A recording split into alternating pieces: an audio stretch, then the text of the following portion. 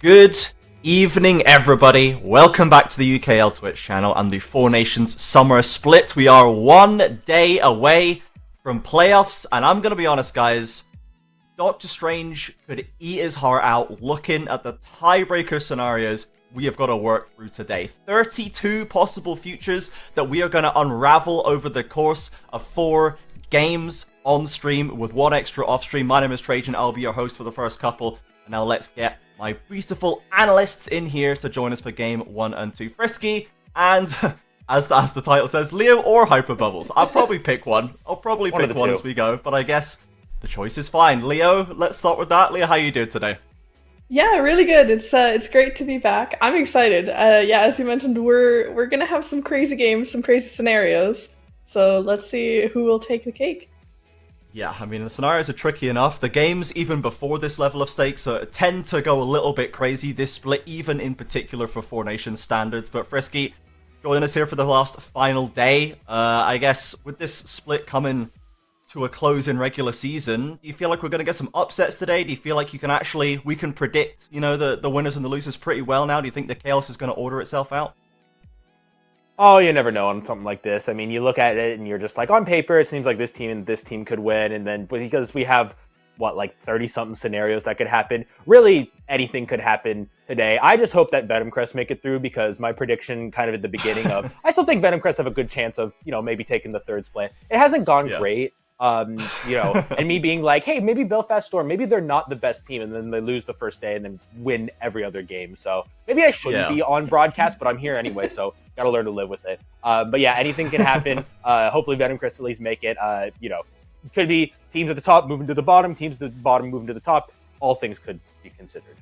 Yeah, we're going to get into that a little bit in this game 1 in particular, but let's get the standings up first to see where we currently sit. And the Venomcrest one is certainly an interesting one to see how this unfolds today. Coincidentally, they are unfolding off stream, by a bad luck for us, I suppose, but they are currently in 9th right now. Venomcrest, the Split 1 champion, Split 2 champion, currently languishing out of playoffs unless they can get the wins that they need today. They'll be playing against Rise Gaming off stream a little later. We'll get the results to you when we have it. But you can see that Belfast Storm, as you mentioned, Frisky, has retained up at that top spot. Quick, though they're not quite as dominant as they were before, they're still in a comfortable second. A lot of muddy waters in the middle ground, and Bandit, sadly, the only mathematically eliminated team from playoffs. They will still be playing today, but sadly, there is no chance for them to move on into the next stage. So, with that, let's look at our first game.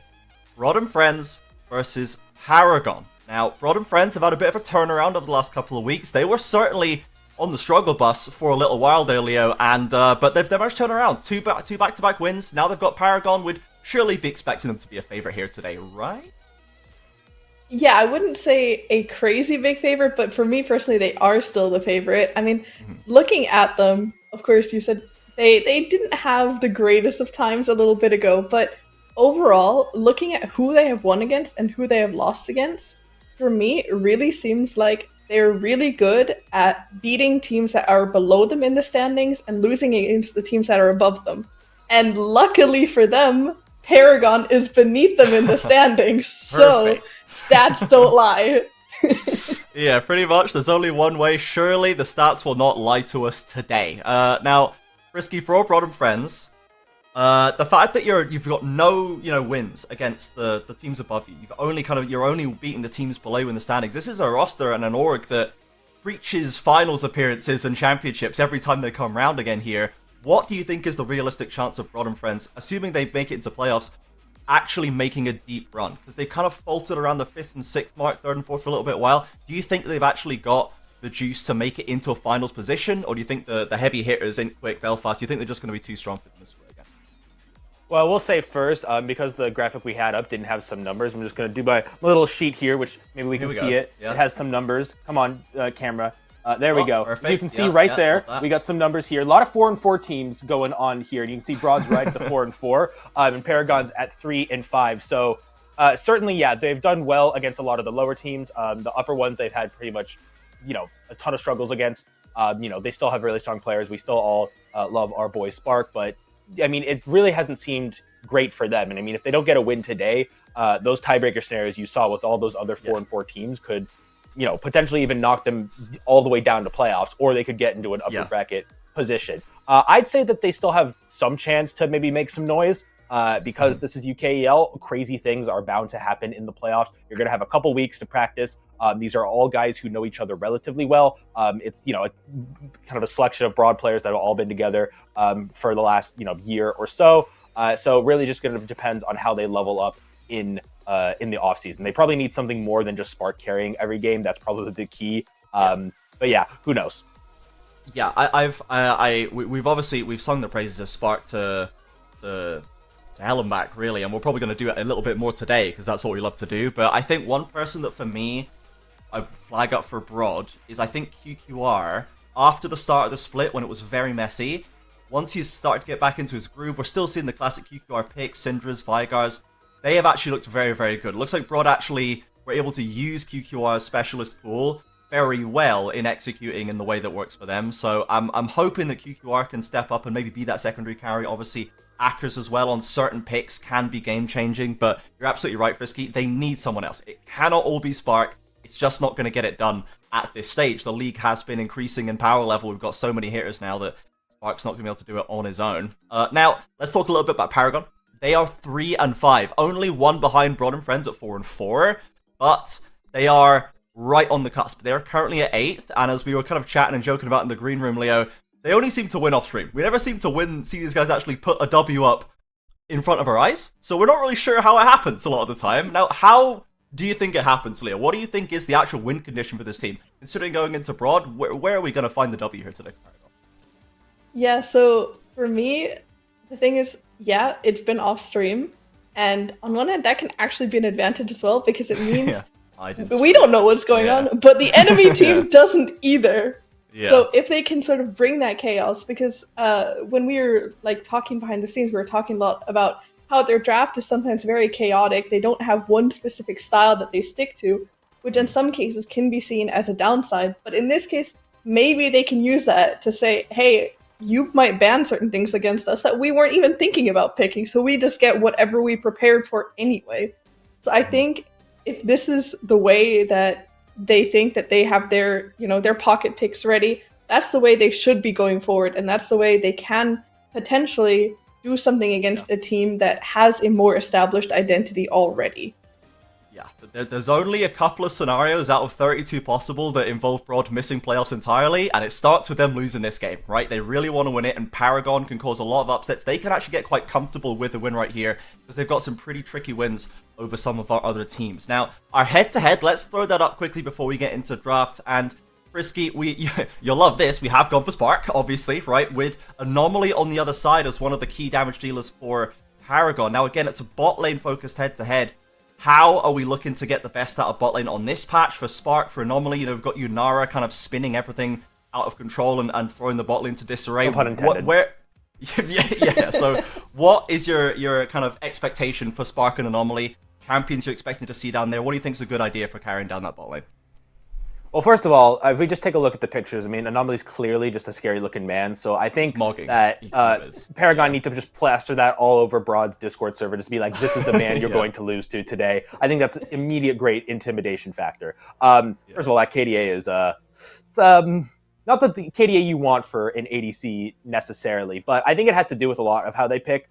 They pick Smolder a good amount of the time, who obviously is not meant to be an early game champion. And the whole idea is just, can we get our Smolder to the late game? Sometimes they do, and sometimes they don't. It's why they only have a few wins. I think the idea is going to be, if they pick Smolder, kind of get Spark as behind as possible. He's going to be a threat no matter what. I think he's going to be worrisome no matter what. So just being to get your Smolder ahead is going to be necessary. I don't think that Broad should necessarily try the same thing, because they just hurt the Smolder a lot. You can just put him in the side lane. He just farms up. Paragon are going to want to stall the game anyway. I think it's just going to be about how kind of each of the junglers handle the respective ADCs on the opponent's team. And I think Anomaly is going to be more key to them winning than Spark is key to winning for Broad. I'll say it like that. Yeah, that is interesting. We were thinking about the junglers as well. Porp especially has really come online again the last couple of weeks, and Bernie was highlighted in the last Paragon game as actually one of the stronger influences there. So they're both very effective, or they can be at least, and we'll see how well they can enable those bot laners. At the very least, Anomaly with lower average deaths than Spark, we can say this. That's the one positive I could find on that numerical chart down there, but we will get the draft up. I believe the draft's coming up right now, and then we'll look at predictions afterwards, as I believe we did have one small graphical error on there, but I imagine we'll see what the feeling is like across the desk for now. So as we get into draft, we're looking for B1s across the side. Leo, if we're Broad and Friends, we know that essentially Spark is a win condition, but cannot be the only win condition. Do you think, or I guess, what do you think Broad actually need to prioritize in the draft phase? Is it getting a good jungler for Pop? Is it getting Akra's comfort? Is it just getting the best AD carry you can get onto their carry down in bot lane? Yeah, so I actually think that, especially with the rise of, for example, the Scion in pro play, that's just something to look at because the champion is quite strong right now. And as we saw from the past games, it's just such a comfort for Akers that I really think maybe that's just the way to go. If you know in the top lane you want to have someone who can just chill on the weak side and that you can let your ADC and your mid scale up, you're always going to have some sort of AP control mage in the mid lane anyway, so I don't think you need to prioritize that. You're going to have some sort of fighter in the jungle, so you can trade one or the other. If you want a Trundle or a Xin Zhao or a Jarvan, you can mix and match those, but the Scion is one of the few picks that people keep going back to, so I think the Scion is where they should be looking at the beginning. Now we have had a standard mid lane B1, the Azir obviously very, very high priority in this patch, and I like that Paragon tried to protect it, taking the Veigar and the Xerath away. It has put QQR on the classic, Syndra. It's kind of gone down the flowchart, and Syndra's the next available. There's the fighter in the jungle as well that you mentioned, Leah. Now, Frisky, for Paragon, well, I guess we've got a Volibear to look at here as well, and you can tell me a little bit about how you think that works into a Xin Zhao, because both of these champions are supposed to be very strong duelists, right? Yeah, they're two strong duelers. Both can do a decent amount early game. I think Volibear you expect to kind of usually get like an item or two to be an even better dueler, but I actually hear a lot of junglers talking about it, him still having a ton of pressure in the early game. And I've actually heard people especially talk to him about as a Xin Zhao counter. So I think the fact that they picked that into that, could be really good for what Paragon is clearly trying to do. You obviously have an Azir Syndra lane, a pretty standard kind of, I wouldn't call it a handshake lane, but a lane that you're not really expecting one team to come out on one side or the other. You're expecting just two mid laners to just farm, maybe add some jungle influence, but likely just to put it somewhere else and just kind of waiting for both those two picks to hit their mid game spike. But really, it's just all been, no bot laners so far. It's just been all top side of the jungle right now. You've kind of got the classic Renekton into Anabessa there. That's also, I think, a very, how do you say it? People say that it's going to be a Renekton win, but I disagree with that. I think it's very how you play it. Like on paper, it should be Renekton winning, but I've seen plenty of Ambessas come out on top on that lane. So really, it's just going to be on how Akers does it. And we've seen Akers have some up and down performances, so I don't think there's any guarantee that the Ambessa is going to lose this. Yeah, I love Akers' Gragas top lane. I really don't like his Alistar support, I'll say that much. But he has gone for the Renekton up there. So as we get through the second round of bans, it's going to be bot lane focus. Leo, if they've not gone for the Scion, they've instead gone for scrapping, right? They're actually going for a bit of combat up there. Is that now they have the Xin Zhao and what we see from the top side, is there a way, I guess, or do you think they're going to have to completely change away from that kind of plan in this bot side? Or what kind of bot side are you expecting for Spartan Zeta, I suppose? Is it just going to be a standard kind of scaler and engage, or is there anything you'd like to see to round out this comp from them now they've locked it up? I would still like to see something that can do, on one hand, quite some late game damage, but still have poke. So potentially something like a Corki or a Varus, so something that can do both. Because, yeah, as you said, seeing the Renekton now instead of a tank shows that they are more willing to fight in this top side now. So not everything is going to be going towards the bot lane constantly, because the top lane is so volatile, as you mentioned. So we will see how that goes, but unfortunately Varus is banned, so my dreams for that one is crushed. But we will see. Paragon sadly listened in and heard that one, did not want any part of it. They already banned the Yunara in first rotation as well, so we'll see what Spark's going to do. We've seen a lot of Jhin from him this split, and I'm worried that we're going to see it again, not because it's bad, but because we maybe would prefer something else to round out this composition. But Frisky... We'll let Spark lock a champion at some point, but Frisky, we've got the Swain locked in here for... Are we Swain Poppy bot lane? I guess it has to be. That we are. Okay, They have to so be. in comparison with the Kai'Sa Alistar, a lot more standard. Frisky, talk to me about Poppy Swain bot lane and maybe what the thinking is here. What's the goal with this? Well, certainly I'm a little surprised that they went for Alistair right off the bat. I think I really like Alistair for the comp in general, but I think just picking out on R4 when there's still chances for it to be countered is a bit early to do that, and that's why they kind of go with the Poppy right off the bat. This is, though, the whole point of the Swain is just, and kind of with the Poppy and kind of with the Azir as well, is just let them engage into you first and then just soak up as much damage as possible. But that's also you saying as a bot laner that I cannot do the same level of, give the same level of KDA, the same level of movement that Spark is able to do on his ADC. I need something slower. I need something that soaks up more damage. I need something a little bit cheesier. I'm kind of surprised that they went on the side of Broad for the Kai'Sa, but I mean, this is a very standard comp. I mean, you've got lots of single target engage. You've got a lot of people who can pick off really well. You've got the Alistar who can cover the front line well, and then it's just going to be the Kai'Sa cleaning up as well as possible, potentially getting on the back line. The thing I worry about from Paragon is that there's a lot of merc tread value you can get from Broad. I mean, you've got 3 pretty AP people. The Ambessa is going to be able to do a decent amount of damage, but if you really want the Azir and the Swain to be doing as much damage as possible, both are probably going to get some level of Liandry's and Blackfire or something like along those items. I mean, it can be really easy for them to just kind of soak up a lot of damage and makes it hard for Paragon to do a lot. They're probably going to have to try to get ahead early and keep that lead the entire game.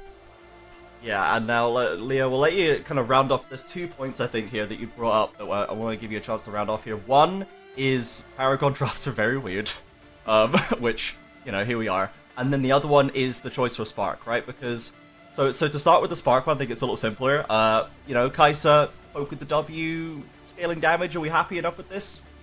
It's not my first choice, but it's also not the worst. I think it is definitely a champion that, if piloted very well, can be successful here, especially if you can stay out of that range and just keep doing damage, and whenever someone gets low, then just ulti in and execute someone. But it's not going to be easy for Spark, I will say this. Yeah. But yeah, on the side of Paragon, I mean, we did ask for chaos. This is definitely chaos. So if this is what they've practiced, I think they will feel a lot more comfortable with this specific comp than Broad and Friends will be facing this specific comp. So, that gives them a little bit of an edge. The question is that enough of an edge to take down Broad and Friends?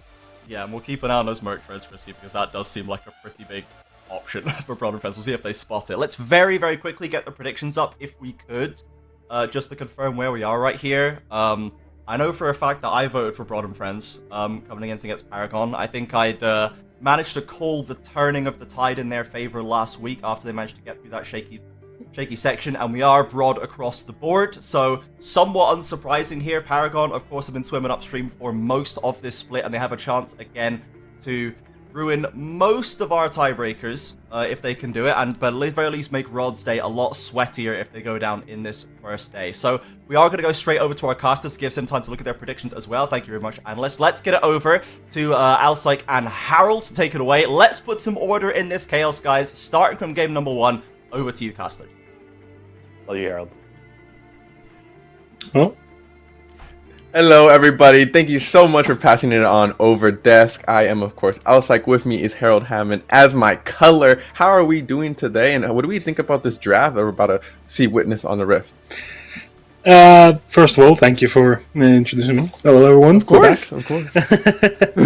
But yeah, we were having a few words about this draft while we were waiting. We certainly were, because there's a bit of mismatch of identity on the side of Paragon. And yeah, I mean, you have somebody that wants to go in. You have some champions that want to fight back and peel. You're stuck between two worlds. You have the Swain that could work really well because Alistar is very immobile in lane, and you can just get to stack your passive with Grasp. Yeah, but it's not great. On the other side, it's not looking great. I don't think those are the champions that were picked. They are not. Very close, but not quite. I will say, I think something that was very interesting, considering that we obviously had the head-to-head shown to us by production, right? It was both ADCs. it definitely seemed like the Paragon draft kind of revolved around getting a good bot lane for themselves, probably predicting maybe that, yeah, the carry for Broad and Friends is that bot lane oftentimes. And so I like that they kind of try to predict that in draft or try to work the draft around that. My issue kind of was with the way they went about it. Like you said, the Swain does get a lot of advantages up against that Alistar, but I think you were commenting to me earlier too that the fears are that if this Swain can actually like build up enough of a lead in lane, coming out of lane, what's he actually going to achieve throughout the game, right? I personally think Paragon's draft has some issues kind of closing the gaps in team fights, and that's really where I'm going to be most concerned for them. If Broad and Friends can get first move onto any major objective, you know, I really am concerned if Paragon, let's say, want to rotate from mid to bottom river, mid to top river for Baron or Drake.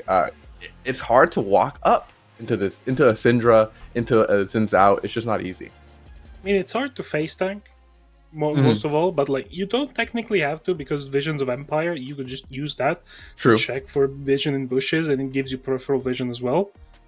But that's an ability that has a very long cooldown. Even in Very the long later cooldown. game, it's about And you max it 15 last. to 12 seconds, and you max it last right now, especially even on AD carry. But even in top lane, you max Q for damage, and then you max the E for the grab. And to the surprise of nobody, our predictions are on the broad side. As much as Paragon have showed glimpses of greatness this split, it's not been enough. And honestly, Broad, ups and downs, but they've looked better. Yeah, they definitely have. Both these teams, I feel like this series will be very indicative of what is to come for the rest of the day. Important game here for Paragon, as of course they need this win up against Broad. A lot riding on this and their chances to continue on into the playoffs. Top 8. So Broad are going to look to stop them in their tracks. If there are any Paragon fans in the chat, send them all of your prayers and thoughts and love, because they will need it. Yeah, I'm looking at a few of the runes and the summoner spells that were taken. There is no cleanse on Spark, which is worrying for me. Interesting. Yeah, There's a lot of CC coming through, not only from the bot lane of Paragon, but you throw in this Volibear with the Thundering Smash. Yeah, That's another really consistent source of stunning. I get if the Ghost allows you to kite out the Demonic Ascension coming through from the Swain, but is it that worth it when maybe you get just caught by a never move, and then you're kind of just stuck there? that is true. I wonder, I think I was mentioning a little bit earlier as well that Spark was actually the one who got that final pick, the R5 counters, something you usually reserve for support. And I would think it's kind of like maybe a player diff, ego diff kind of thing. Maybe he opts into this Ghost because he thinks, I'm just not going to get hit by CC. I'm going to dodge it all. I'm going to run away from it all. And I don't need to worry about getting, cleansing that stuns, because I'll just never be stunned. Yeah, I mean, I think at this point we also have seen the the Spark Kaisa clip from last split about 2,000 times. So there's no doubt of the mechanical ability of this player, especially of this champion. But as we see here, Mara is taking a lot great of trading against. Yeah, just going this back and matchup forth. this matchup should be Renekton favored if you don't take 4 tower shots. That's super low health here, and that's gonna mess up the rest of his lane. He has to take an early back. The top wave is stuck there now as we panel towards the bot side. Spark and Zeta still having a kind of a push here. I wonder what the priority pop is gonna be in these lanes. What do you think, Harold? I mean, I would say the priority Broad should have priority in both actually most 3 lanes at this point, especially for their first early levels. But then, like, this bot lane on the side, as you see here, Pop might be looking for something. He's thinking about it.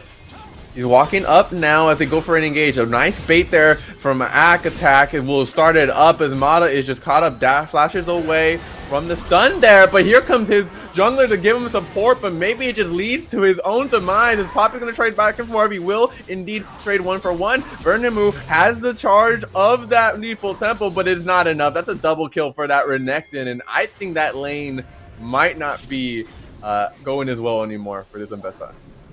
Yeah, I mean, Akers just gets the good trade now. He also has the red buff if he wants to stay in the lane. He doesn't really have to leave. He has the Fury stacked up. you see here, more trading the bot side. Zeta trading a little bit of damage for a turret shot in the back. I'm not sure I'd take that, because that's just an Alistar combo. It's not that much damage even at this point in the game.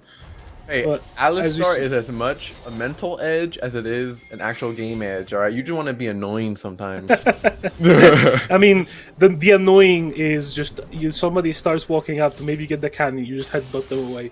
Yeah, exactly. And then you when press you can Control do things 3. like that, I mean, like, you gotta use it to the full extent there. And even though he takes a tower shot, I'm sure he's, I'm sure he's gonna be perfectly fine. The lane continues, but QQR is just gonna go ahead and see back to the mid wave. And all in all, aside from that top lane skirmish, the rest of these lanes have been pretty calm. Both of these sides just seemingly wanting the trade. As I say that, Pop is walking up. Zeta gonna messes up the engage there with the flash. Overrise, but will indeed hit the stun. Anomaly now forced to trade his flash back, and it will end in just the summoner spells being used. Zeta, okay. Flash pulverizes the air. It was an attempt. It was an attempt, okay? Yeah, I think if that lands, there is a kill going down on Anomaly, but Yeah. yeah. Now, Anomaly is running the Unsealed Spellbook instead of any combat rune. I mean, it gives you access to the level 6 you want if you want the exhaust on top of the Ignite coming through from the Poppy. But as first resets have come through, we see lost chapters on, the two mages that really want those. It is on the Syndra and on the Swain. In the meantime, the Volibear is going for the standard build, looking towards getting the Cosmic Drive. Zinzao, as per usual, he is going to go towards that Sundered Sky. And top lane, I would assume both of these champions are going Eclipse, but I would be pleasantly surprised if one of them chose to forego the bad item that is Eclipse and just go for Shojin, which is statistically the better item on most bruiser. I think that would definitely please not only yourself, but maybe a lot of the viewers who are watching now, maybe in support of either Paragon or Broad. I will also say I think Death Dance is always a nice alternative to Eclipse as well. On Renekton, in particular this game, that top side, a lot of AD coming through from these champions. You do see the Darkseal, of course, on Burning Moon, but I don't know. I always like the assist. The armor is nice, allows you to tank up more damage, keeps you alive longer. I also wanted to comment on Anomaly's Unsealed Spellbook, as you had mentioned, because the lack of any other, sort of combat room, like look, typically you see a Conqueror on that Swain. Do you not feel that that's going to dampen his impact in like these earlier skirmishes and team fights? I mean, the big thing is that Swain has a lot of base damage and a lot of sustained damage as well. You can, on this champion, you can run, like, what I usually run on Swain top lane is Grasp, and that's not necessarily a damage rune, that's just a scaling rune. Now I don't anymore because they killed Grasp for range top laners, but... But, it's a rune that just allows you to, like, get more scaling, and Spellbook kind of does that, as in it cheats you having to play a more difficult, maybe 2v2, where you can maybe get an early exhaust. As you see here, more trading going down the top lane. Akers just fully stacks the Conqueror. Crocodile, he has that bonus, he has that text. No, yeah, they have the same AD just because Malamars was able to just have a better timer reset. Is Renekton, and he just wins. On the same similar, I should say, XP levels as well. I think it's just that top lane skirmishing, that's what the top laners do when they get bored. They just decide to hit each other in the face. As Paragon are going to be able to take themselves these rubs, but it takes 3 members, and Broad realizes, missing the wind becomes lightning, might delay the start of the fight, but Madame Mars going in early. You're alone there, buddy. As Bernemu tries to follow up on his top laner, will lose his life in the process, and just like that, Broad and friends have secured themselves a massive goal lead as they're still chasing it down. Zig gonna get caught up, but now Anomaly is here. 3 members inside the Demon Flare. He does indeed get the first charge off, but no Conquer means he's not gonna heal as much. It's okay, Zeta doesn't need it. The Unsealed Spellbook value was enough, and he clearly showed the benefits of it there, as he now will be rotating down to the bot side, and what quickly looked very bad for Paragon turns around. Yeah, I mean, a fight that just started with the snap engage going down onto the core, basically, of the Paragon. As we see here, everybody turning on Mars, the exhaust going down, make sure that he cannot get any damage here. Zig is just trying to buy space, but it's not enough. But then run over Chase. They just go into the Yeah. choke thinking they just have this kill into Zig, but Zig still has the flash, and then Anomaly comes through with the demonic ascension and the ghost running from the unsealed spellbook, and he's just able to run these people down. QQR is now flashless into a Volibear, which is, yeah, you're playing into Volibear Azir and you are a flashless Syndra. Not good. Not good at all. You're gonna have to wait 4 Yes! minutes before you can play the game again. Sprumble, I do want to point out he's gonna take some damage right now, but in that last fight, I didn't mention him a lot, but he really did a big job there. He was very patient to wait for the Xin Zhao to dash on in before he actually pinned him to the wall, and then was able to flash on over and knock up QQR, forcing his flash out as well. Just a really nicely played fight on that latter half there from Sprumble. Hey, Elsa, Yes. look at top lane items. Oh, there it is. He learned. He listening, man.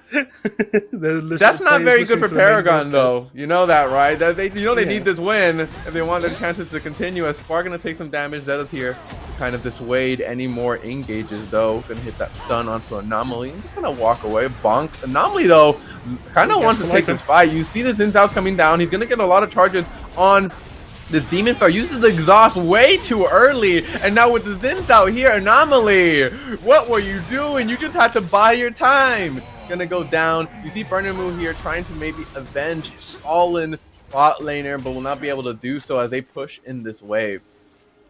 Yeah, I mean, Anomaly had the full complete item. He had the Malignance in inventory. It wasn't enough. But Oh, you see here, Zig a going for the shuffle win. from Zig. Now he's gonna try and chase down QQR. No flashes you mentioned earlier, but he's okay to just walk on away. Pop now, though, making use of the fact that you have no Shuriman and shuffle, and Zig will fall down to the dirt, turning into some sand himself. I mean, the vision on the side of Broad is making it so that they can make all of these plays happen. Look at the bot side of the jungle, and tell me how many blue wards there are. Lit up. It's dark, like you just stepped outside into like a twilight zone. All right, and meanwhile for Broad, it's lit up like a Christmas tree. Yeah, and that allows Pop to just rotate freely through this jungle, and as such, he's able to just make an impact in the mid lane. I mean, Zig did a great play. He found the shuffle, he knew that his laning opponent did not have the flash, and he just tried to make the play happen. As you see here, I think Sprumble's just going to try and bail out Mada. Maybe they try and get a kill? The stun does not land. Actors will indeed pop both the Dominus and Flash. Now Burnamu and a 2v2 versus the bot lane. Anomaly popping the Demon Flare, flashing away, does indeed hit the crash down, but Spark is just better, kiting them on out. He did not need to cleanse until he did. Now finally gonna go down. Burnamu does a lot of damage. First item was that AP, so he dishes out a lot of AP damage. Yeah, I mean, the Volibear going for this build, first item, Cosmic Drive, just makes it so that on every auto you just run like a madman. Or mad bear, I guess. But yeah, we see in this fight, Bernie is just trying to get on top of Spark, but the Supercharger and the Ghost coming through makes it so that there's so much space being bought. Anomaly forced to flash early, but the single target damage coming through from the Kai'Sa, even if you miss the Prey Seeker, is just enough. And now then Bernie has the mark of the W already running, so it's an easy kill follow-up, but still, the side of Broad, they're going to be happy with this. They are having control of every single lane. But as control is now held by Sprumble, QQR is gonna get the R off and actually will trade back onto Zig. Going into Vision there, a little bit of a mistake. They're gonna start up this Drake. Spark and Pop want to change it though. The Alistar is on the way. What is the Paragon's decision? They looking maybe to just take the fight, gonna back off from the Drake now as control of the river goes to Broad. They're gonna now back on up, finish what Paragon started. Paragon, this is a critical moment in the game. Are you gonna fight? Are you gonna let them take it? They're just gonna let them take it and back on up, keep their chances remaining. yeah, now we're running into the issue that you were mentioning earlier, where if you don't have control of the area, it's really hard for you, if you're Paragon, to just approach this Broad team. You have the Xin Zhao with a Crescent Guard at the ready. You have the Alistar. You have the Kai'Sa that's able to just dish out a lot of damage through all of the control that the side of Broad have in these zoned fights. And Zig might just be caught out of position here. Zig just wants to get back to lane, will be knocked up, stunned up, and knocked down. And now Sprumble looking to get one back, but the ult there from the Alistar, Unbreakable, does indeed let him live there. Sprumble not going to clear this wave out, and Zig cannot catch a break. Yeah, I mean, that 55% damage reduction on the ultimate really making tower dives an easy possibility. But now the Steadfast Presence is down. Oh, Sprumble looking to get the trade. Will indeed do so. Now he's going to try and make it on out of there. Spark making use of the Killer Instinct to close that gap. And Killer Instinct be the case. He is going to go down now. 3-1 for this Kaisa. Yeah, in the meantime, Bernie makes a good use of the tempo and the presence of the enemy jungler in the bot side, and him and Mada just take down Akers. The Paragon are not backing down from the fight. No. It's just that Broad have a better understanding on when and how to fight on the map to make sure that they get the most possible amount of resources out of it. Their timers have been perfect. Like, they correctly predicted Ziggs would be going down, rotating down to this bot lane. They had Spark already there laying in wait. You had Pop and Zeta come down. It's just they're understanding the movements of the enemy better. Now Burning kind of caught in a sticky situation, gonna have to stun up Pop. Does indeed get hit by the Scatter of the Week. Anomaly is here to back up his jungler though. Burning has to use the crash on to get on out, and with that the fight just me over. Mata wants to continue it. Zeta gonna walk on away, and with a nice Polaroid to delay that engage, they will be able to walk away with all of their lives. Rod now having control of the mid wave, want to go maybe start up this Rift Hold. I mean, that was just Bernie being greedy, as we saw a little bit in the picture-in-picture, the replay of the kill in the top lane. It was just a simple, easy-to-execute gank on the side of the Volibear, but Akers will still secure that turret for himself. This Renekton is comfortably in the lead in this lane. Shojin completed, going towards that Black Cleaver, I would assume. Actually, no, that's not Black Cleaver. That's going to be a Stridebreaker second. This is the build that most LPL Renektons have actually been running, but as we see here, another fight happening in the mid lane. It's a 2v3. This fight remind me of the LPL here, Harold, as they're going to try and take down this Alistar. Indeed, do force out the Unbreakable. Long cooldown there that they ought to be tracking, but it will not result in any kills. But as you were saying, yeah, this build straight on into that Stride Breaker. What is the benefits aside from the obvious slows that you get from that? Well, it just allows you to be in the fight for longer because people can't kite you out as easily. You get the slow, you have more wave clear, so you have to commit less time to do clearing waves, but then again, Renekton and clearing waves is very much synonymous with itself.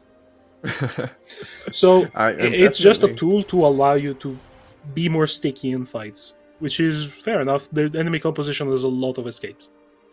I mean, yeah, and when you're the amount of fights that have happened, right? There's already barely 17 minutes in the game, 17 kills, 1 kill per minute, and so it's been a scrappy one here from both of these teams. As you have mentioned before, though, Paragon have not given up. They've been able to kind of stay within a 3 to 4K gap in gold consistently, and they don't let that scare them. Right? They don't let the fact that they're behind scare them. They are making sure to be there at the objectives, try and trade kills across the map, and hopefully they can continue to do so, and that will lead them to a win here, which is very much desperately needed. Yeah, well, as we see here, the Swain, we're at 17 minutes, Swain has 17 stacks of passive. That is criminally low for playing into a melee support. That's not the greatest there. It's unfortunate too. Where would you normally like to be at this moment in time? I mean, probably somewhere around the 30-40 mark. He's really behind. Yeah, but I really also think behind. the fact that that Broad was just able to play backwards until they didn't have to, but as we see here, a little bit of engage, Anomaly's forced to flash out. When it becomes lightning, does indeed tag him and slow him down a little bit more. The Croc is coming, hits that turret. He's gonna go and try and hit yet another burning move, trying to stop them. Maybe decides not to use the smite, does use it by the end, but it's too late. Burning move. Now they're gonna just get that free damage on the turret, back on up towards this Drake, and with a chunk ADC, they're just gonna have to wait for him to get back. Has the TP available though. Where is it gonna go? He's pinging the ward on the back there. Has a nice flank angle. Burning Moose starting up the fight. They are not aware of the swing quite yet. Now just rotating up to him. Rumble and the rest of the team have to support this Anomaly. But what are you doing? The rest of the team from Broad is here. They now re-engage the 4v5. The main damage dealer is gone. As Pop's trying to stay alive, Mata will be able to not survive long enough. Burning Moon now gonna chase down this Kaisa, will indeed be able to get the Renekton, but Spark give a triple kill, looking for the Quadra. That Volibear is too fast though, and with that they'll just take the 4-for-1 and they'll take this dragon. Broad have ballooned this gold lead to nearly 10k. And yeah, and we're falling back into what we were pointing out earlier. The side of Paragon has no vision. There is zero vision in this control. Anomaly TP is here, and he is just ISO'd into Syndra Kaisa Renekton. It was an Like- admirable attempt, I think. They needed I mean- something like that. I mean, you could say that. You could also say that TP sucked.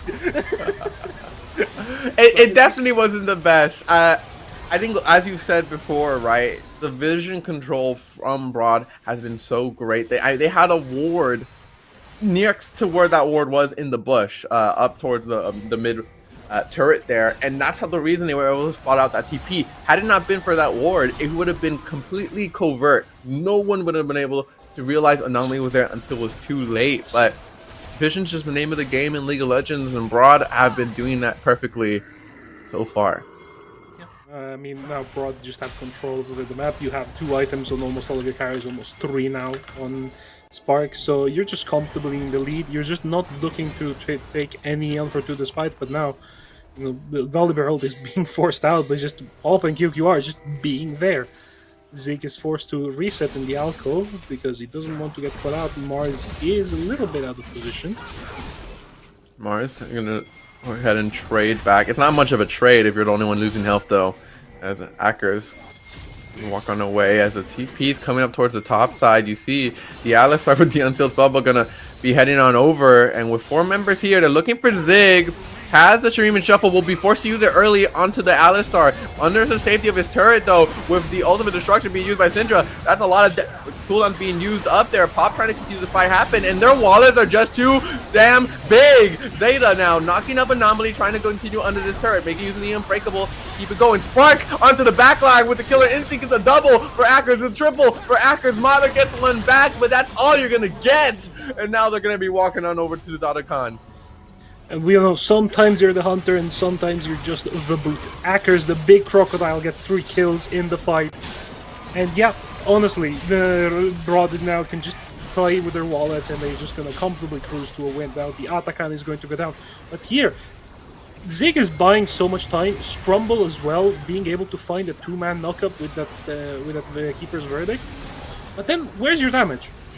Like, with Zig gone, you just lose all of your DPS. Mars is trying his best, Anomaly's trying his best, but Anomaly's too squishy. Mars is just not enough. He is trying to clean up on the back end of the fight. He takes down Zeta, but it's not enough. No. I mean, a 1 for 4 for the second time in a row is not what you want whatsoever. It's for the record, it is Mata's first kill this game, so he will not end this game killless. That's something that you should be proud about. Burnabout now getting that shield, training a little bit onto Akers. A TP coming through, and Broad thinks they've overextended now. Burnabout gonna have to run away, making use of the. He's going back in. Actually, he's bobbing and weaving. Gets caught by the Scatter of the Weak, and then takes some more damage off of that. But Paragon, they know they're at a disadvantage here, and they're just backing up. Oh, nice Shuriman Shuffle trades his life for the team's opportunity to kill him, but QQR and Akers are able to kite them out. Burnabout trying to chase them down as the rest of the team is on the way, and they get these kills. But at what cost? It's gonna be yet another 4 for 1 here for Paragon as they're trading back Burnabout, trying to extend this fight as much as possible, but with that near ace here, and they're going to be pushing in this bot turret. Yeah, I mean, this is just Broad controlling the tempo, and again, having the vision to take these fights. The only reason why Zeta was able to buy so much time with the Headbutt Pulverize combo is because there was a ward next to the Tribush that wasn't control warded because it was behind the wall, and he was just able to combo the Azir. And that just buys you time for QQR and Akers to walk back up and look for the fight. Now, Akers does not commit. I think Nada could have just been dead there.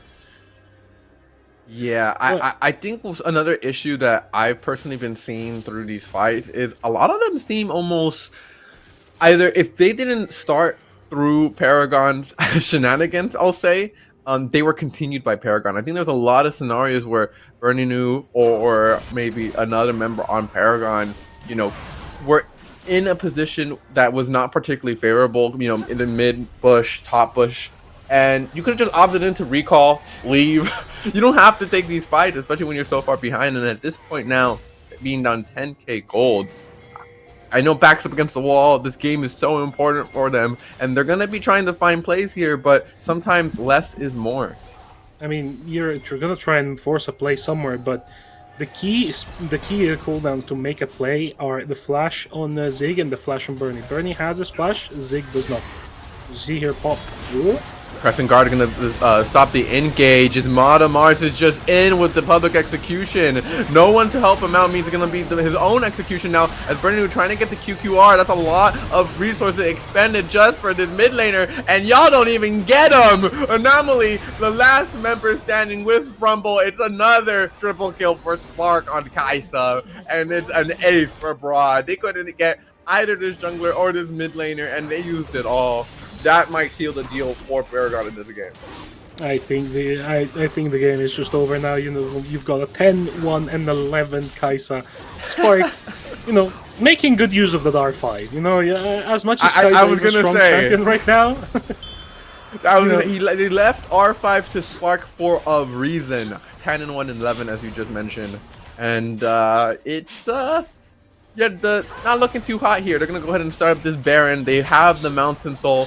They have a 15k gold lead, and with only inhibitor turrets remaining or Paragon, I don't know what they can do to come back in this game. I would say backdoor, but there's two first turrets standing still. I think this is just, you know, the victory parade on the side of Broad. You're getting everything you can. You're getting the Soul, you're getting the Baron, and now you're just going to group as 4. You send one on the side lane, and then you just look to end the game.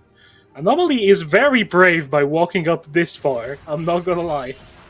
Hey, when you're this far down, you need to do anything you can, alright? You're trying to make use of what you got. As Pop and Zeta think the same. They're trying to chase him down, making use of the Unsealed Spellbook. Will actually catch up to Sprumble, but forces that steadfast presence. Bernie New now is going to trade back onto Ackers as the Malda Zig got up. It's Ackers 1v2ing them. Spark Killer Inksink down. He steals that kill. I'd be a mad croc, and QQR finishes off Zig.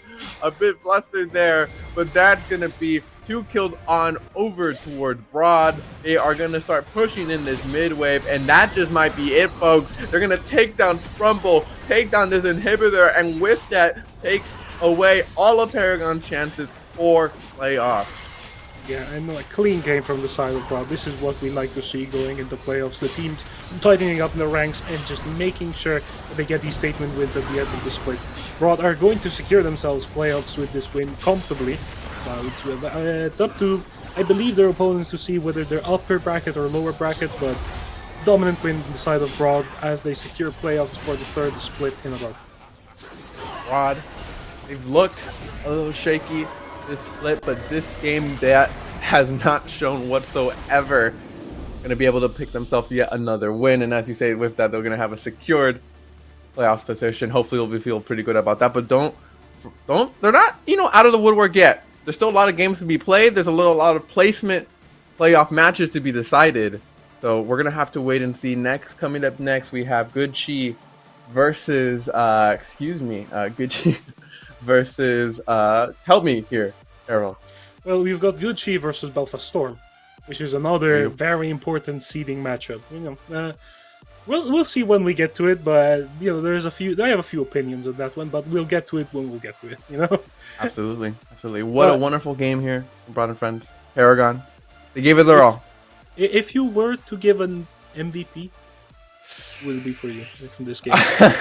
I think that, I think there's a lot of very key players here from Broad and Friend. I think the obvious choice, obviously we were looking at the head-to-head, is Spark. I think there was a lot of scenarios where he made plays that I think looked really hard.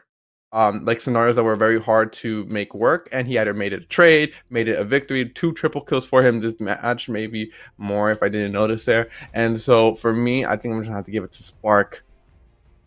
I mean, I personally would give it to Pop. I think he was there at the right moments in team fights. He always prioritized making space for his carries. Underrated performance on the Zenzao, not the most shining performance, but an excellent performance, making sure that your carries are protected and you're making the right thing for the team. He did what he needed to do throughout. At every point in that game, he was making the exact correct decisions. I completely respect that. Maybe you even convince me a little bit, but for now, I'm gonna go ahead and stick to Spark. We'll be divided. Yeah. All right.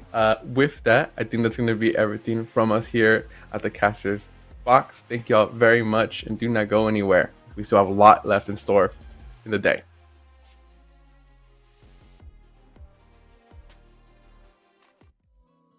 Thank you very much, casters. A pretty cut and dry win for Broad and friends. They have comfortably locked themselves playoffs.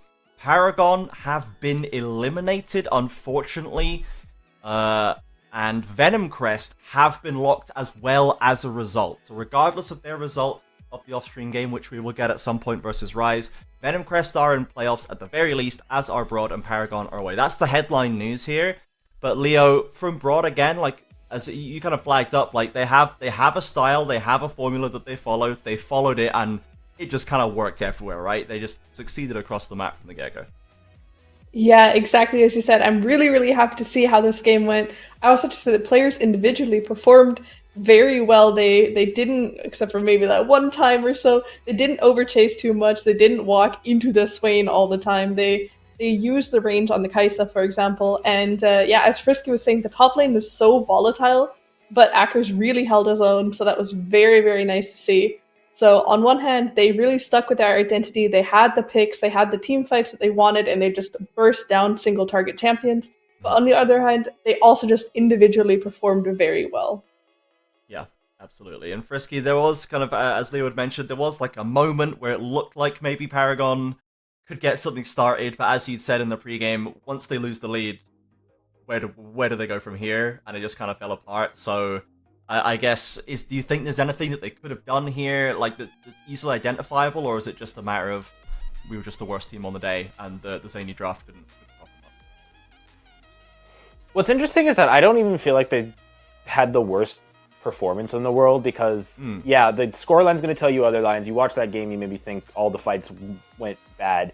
But I think they started some of the fights okay. I think the Volibear getting in there and then Zig on the Azir had some actually pretty good shuffles. They caught QQR out a couple times when he was maybe a bit too far up. I think they could have done maybe a little bit more with that. Either they just didn't chase as much, or the bigger thing, which is if they just had a better comp. I think if they just had a better ADC and something that could actually do damage in those team fights, they're using the Azir ultimate in conjunction with the Volibear getting in the backline could have done a lot for them. It still would have been necessary to try to get rid of Spark, and that was always going to be a factor in them. But yeah, I mean, with not really having an ADC, not really having the DPS, I mean, Akers just threw himself into the back of their team and then just was able to do as much damage as possible. So were they the worst team on the day overall? Yes. Could a better comp have given them something more? Absolutely as well. I get what they're doing. They're like, we're not going to beat Spark in the bot lane. Let's just try to go for something cheeky. But instead, it's just, it's trying to blow up a balloon, but there's a hole in it, so it just gets you nowhere in the end. Yeah, sadly could not make much headway. Let's get the match stats up very quickly here just to see how that one panned out, and it is going to be, I imagine, some pretty large numbers for Broad. Leo, we can see that, once again, Spark is dealing, the lion's share of the damage, but again, QQR, Akers both stepping up, Pop even as well, not too far behind, so I guess circling back to the point that we were talking about before the game about Broad needing to be able to not just rely on Spark, how would you review this game for Broad, I guess, through that metric? Was it just a Spark wins kind of game, or how much do you attribute to the rest of the players on the map? I do definitely think that Spark had a really big impact. I mean, looking at it now, he was 6 CS away from Flame Horizoning, so that is definitely an achievement there. Yeah. Looking at the gold difference as well is huge. But I don't think it was just Spark. Definitely the rest of the team also stepped up. So, I mean, just accuracy, as we were saying, in that volatile top lane where the matchup can technically really go either way, and Ambessa is not a champion that can just be ignored. She can be really strong. And the Volibear, he definitely did show up multiple times in that top side as well. So I think Akers really drew the pressure very well. And I think that's actually what helped the team shine so much and get to this point. Yeah, absolutely.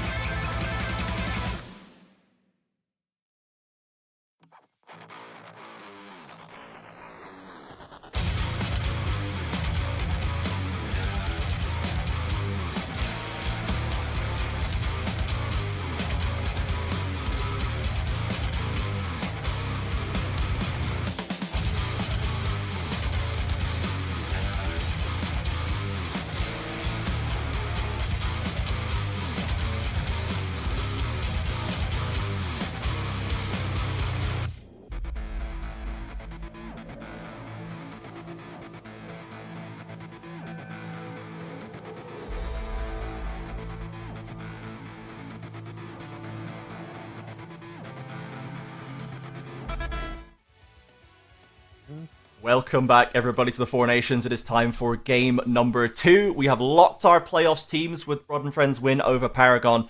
Now it's time to see who is going to secure the upper bracket in playoffs that gives you that advantage in double elimination, gives you that extra life to play with in the all-important playoffs stage. So, second game, Good Chi versus Belfast Storm. Now, Good Chi, Leo, I have been tearing my hair out at Good Chi for splits upon splits with the potential they have shown and their inability to turn it into actual performances in this split.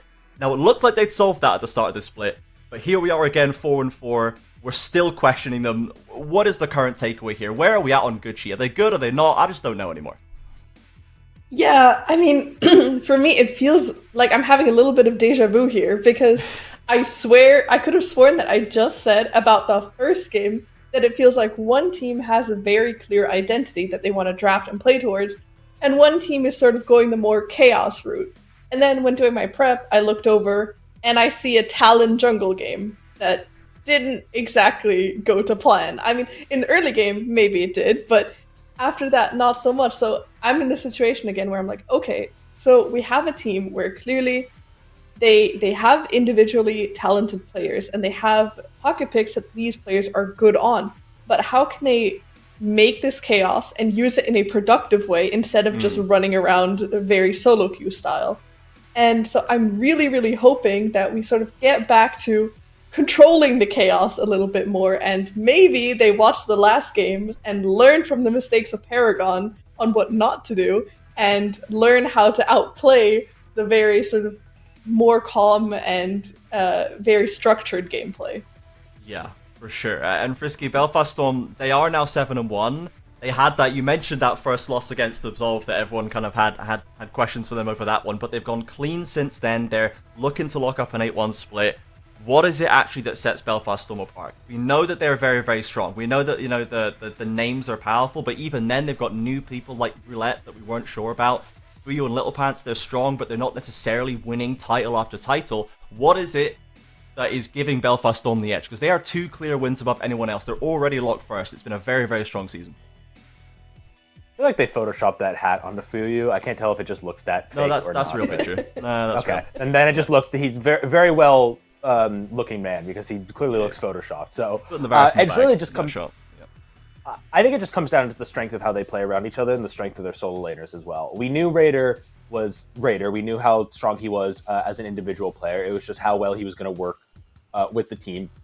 The first game he had, you know, showing promise in the individual lane, but then as the game went on, he didn't really seemingly coordinate with the team well, and it gave Absolve the win. But I think just over time, he was just able to integrate more into what the team wanted, what Roulette wanted. Limsey's still been able to have his carry performances. We know he's always been that guy. It's really just how they all play around each other. It's just they all know what kind of champs they're picking. They know the kind of players they are. They know the kind of player that Raider has. It's just when do we let him go off, be crazy? When does he need to pull it back a bit? When is it the bot lane's chance to do something? When is the mid lane's chance to do something? It's really just comes down to consistency at the end of the day. And in a league like this, where consistency is less common than maybe in some other leagues in the world, it's as long as you just kind of are consistent performing the entire time, you're going to be able to be on top. Yeah, absolutely. I think that says it very well. And the Raider question of it all is a question that we've had before in the Four Nations. I remember literal years ago when we had Raider coming in on the X7 side and the difficulties they had integrating his playstyle that Belfast are having much more success with. So it does seem like if you can harness this guy, there's great value to be had. We can see the Good Chi roster now here as well. Loopy, Quasi, Kurosh, Maro, and Chompy. And I guess to stick on the top lane dynamic very quickly, Leo, Loopy is a guy who has always as well been a little bit off the wall, has had slightly stranger picks, has been kind of one of our good surprises over the last couple of splits with things like the Urgot coming through a little bit more supportive and utility top lane up there that has overperformed from expectations. What is your expectation for this into Raider, though? Because Raider is like the wrecking ball in top lane right now. How much hope do you have for Loopy to actually be able to contain this guy? I think it's going to be so incredibly draft dependent and matchup dependent because I think both of these top laners are able to, if they get a really good matchup and if they get that really strong counter pick, I think they're able to do a lot of damage. Of course, I think Raider is favorited in this, but I don't think we should be discounting Loopy here. Yeah, for sure. We've learned not to discount Loopy over the splits. We absolutely will give the guy respect he deserves. Now, we have, unsurprisingly, of course, all predicted Belfast Storm once again, so there's no need to go too deep on that one. I'm sure we can all work out why. But the actual head-to-head that we've chosen here is the mid lane. It is Limsey versus Kurosh, and Kurosh, again, is a name with a lot of history with, UKL titles under his belt in the past on Tempest, and then Limsey is a guy who people, I think, also tend to underestimate, maybe just the amount of time he's been around, but he does have a lot of playmaking potential as a very effective mid laner. And Frisky, for this mid lane matchup, given what we've seen from both these two players, they're both playmakers in that mid lane with an AP favoring. Where would you give the advantage, I guess, to which side? Because there is, entire teams around them, but in the mid lane matchup for Limsey versus Kurosh, if you had to give someone an edge, who would you give? It's interesting how to kind of answer that question, because I think mid lane is such an interesting lane for a head-to-head because it's, can be so dependent on how the side lanes are interacted. I think it really does depend on how well Raider does, because if Raider's going to soak up a ton of pressure and draw attention to Good Cheese jungler all the way up to the top side, then it can be really easy for Limsey just to be able to pick something that he's really good on in the lane and then just kind of dominate the lane and then be able to move down to bot side. I think just in general with how Belfast Storm is able to play, how Roulette's able to play with their solo lanes, I would, if anything, give Limsey the advantage on that front. Now, if it was just like in the Baron pit 1v1, late at night, the boxing gloves are off, or in the back we're fighting, it could really go any way. Yeah, exactly. Yeah, average night in Stoke. yeah.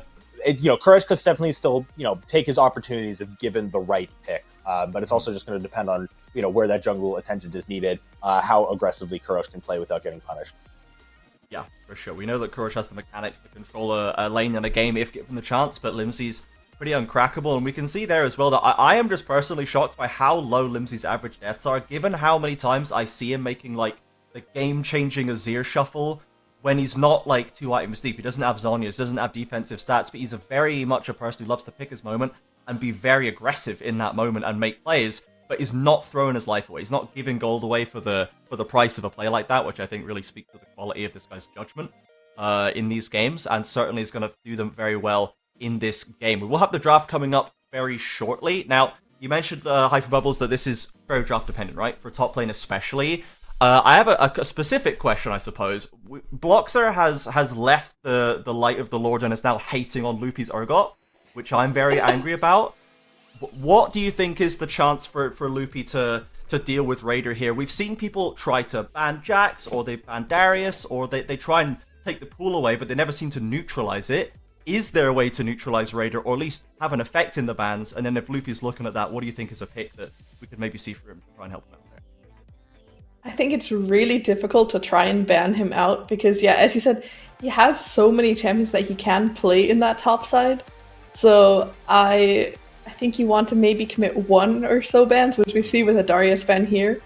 But I don't think you can commit all of your bans towards it because he's still going to find some top laners to do damage with instead. Unfortunately, the Urgot is actually banned. I was very excited to see it myself because I do think that, yeah, Urgot is just one of those picks where it's if you're so comfortable on the champion, then even if a matchup isn't necessarily that favored, you can make a difference and have more of an impact than expected.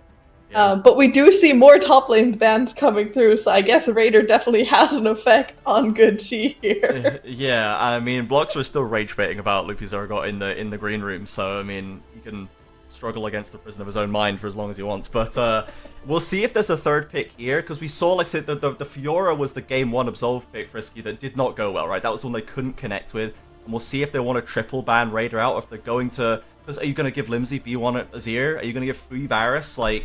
Frisky, what are we now seeing? They surely have. there's surely the floodgates are open, and there it is, right? This is surely a tough call. I mean, if so much of their emphasis is on to Loopy, which, obviously it is, I think it's not surprising that they're just let's just get rid of Raiders' best champions. Obviously, the Darius and the Jax is stuff that's been banned out over and over and over again. The Olaf stuff, we've seen him play a little bit as well. The only problem with that, though, is that I feel like it's just hard to ban out somebody like Raider, who's got so many different picks.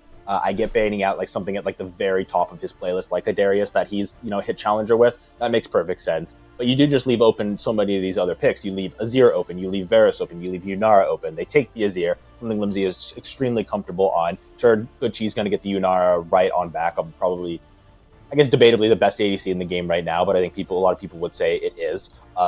It's trades that maybe Gucci are happy with, but how much is it going to limit what Raider can do, what Raider can pick? Yeah, we've gone for a fairly standard mage answer in the Victor there, so again, likely going to be a bit of a handshake lane. Jungler's non-dependent there. We'll see what Belfast now wants to lock in. We've obviously seen quite a lot of aggressive junglers from Roulette to my memory, things like Viego that aren't super common necessarily right now, Leo, but given that we have, once again, it's all been focused on Raider, the doors are open to whatever they want to do. Are we just going comfort all the way down, like and maybe considering the Yunara? We've had the Varus answer. What's your feeling about the Varus, or what you can do about Yunara in the bot lane?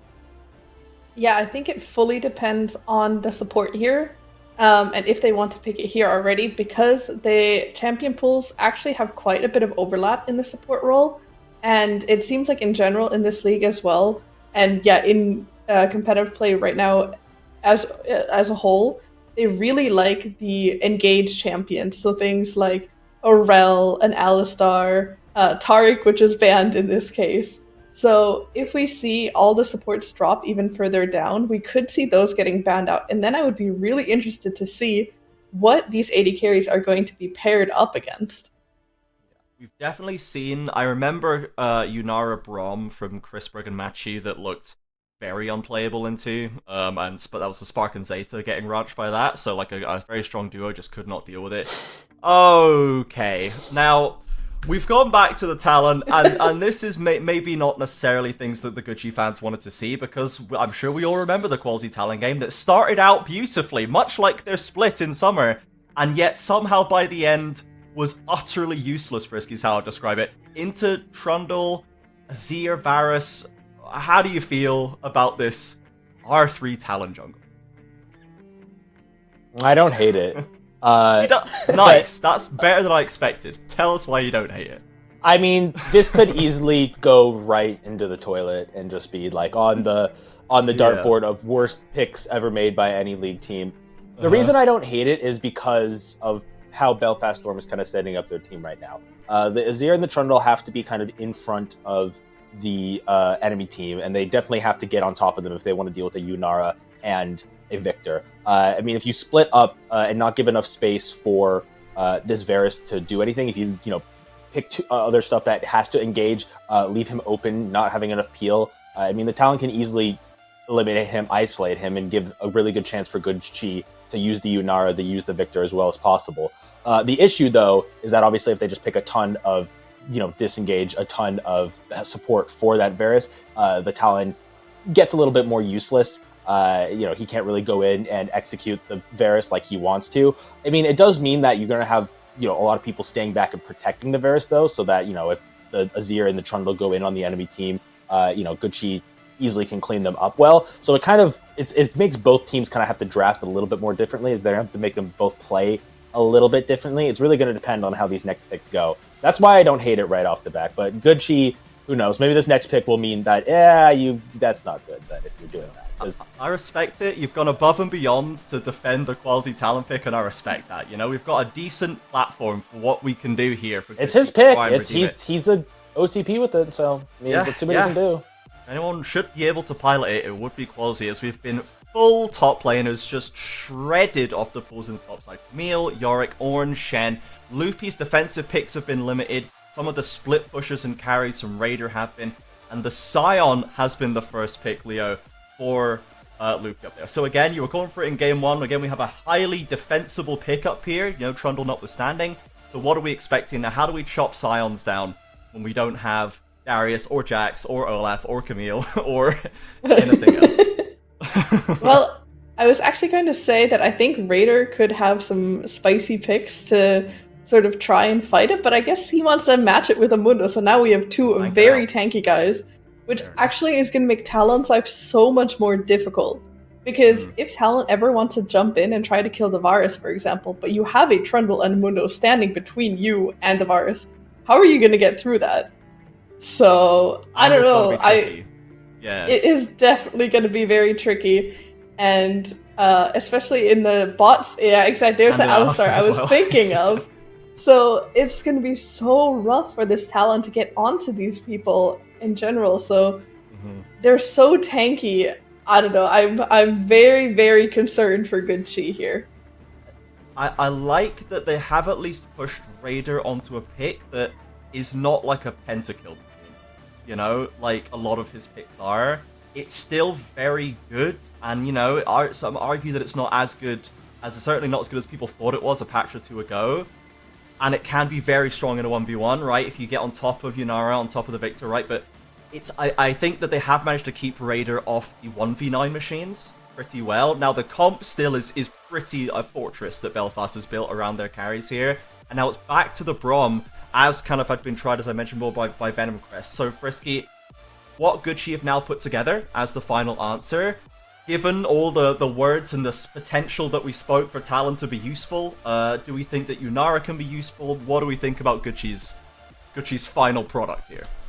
Remember what I just said about, hey, they need to draft to enable the Talon.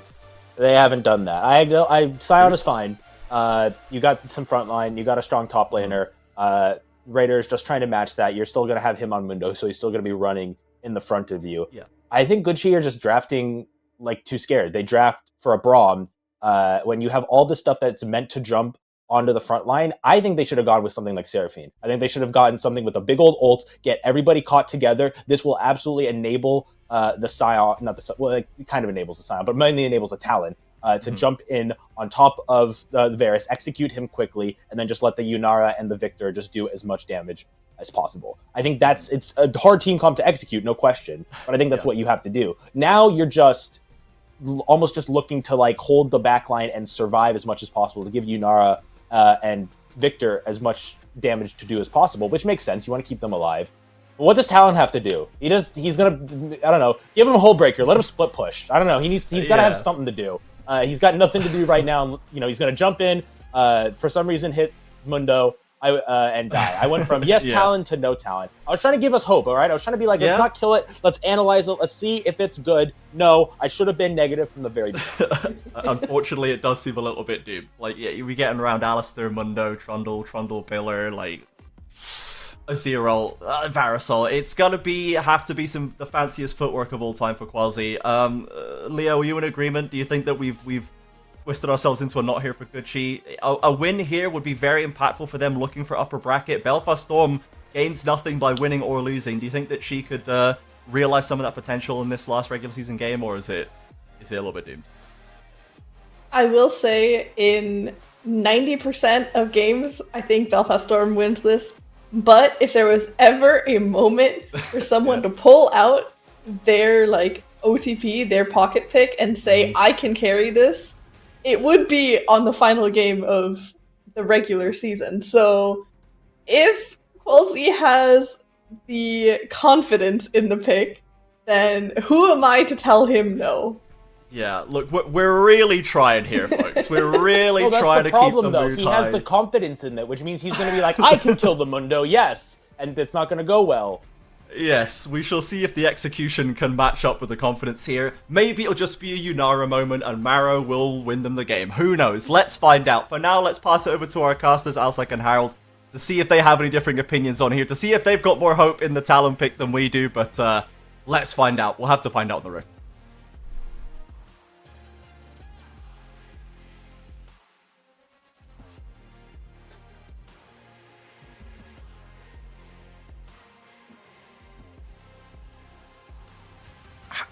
I'm curious as to. Let's talk about the draft, Harold. Obviously, the desk had their predictions, but what do you think? You know, going into this game. I mean, there's a lot of good on the side of Chi, in my opinion. There's a lot of like very clear-cut team fighting in the Victor, the Yunara, the Sion in front with the Braum, and then you throw in this curveball of the Talon. And I'm not sure how to feel about that one. I'm not gonna lie. It's a bit like I understand it's a comfort champion for Qualzy, but is it something you want to look towards in a game where you could secure yourself maybe an upper bracket berth in these playoffs?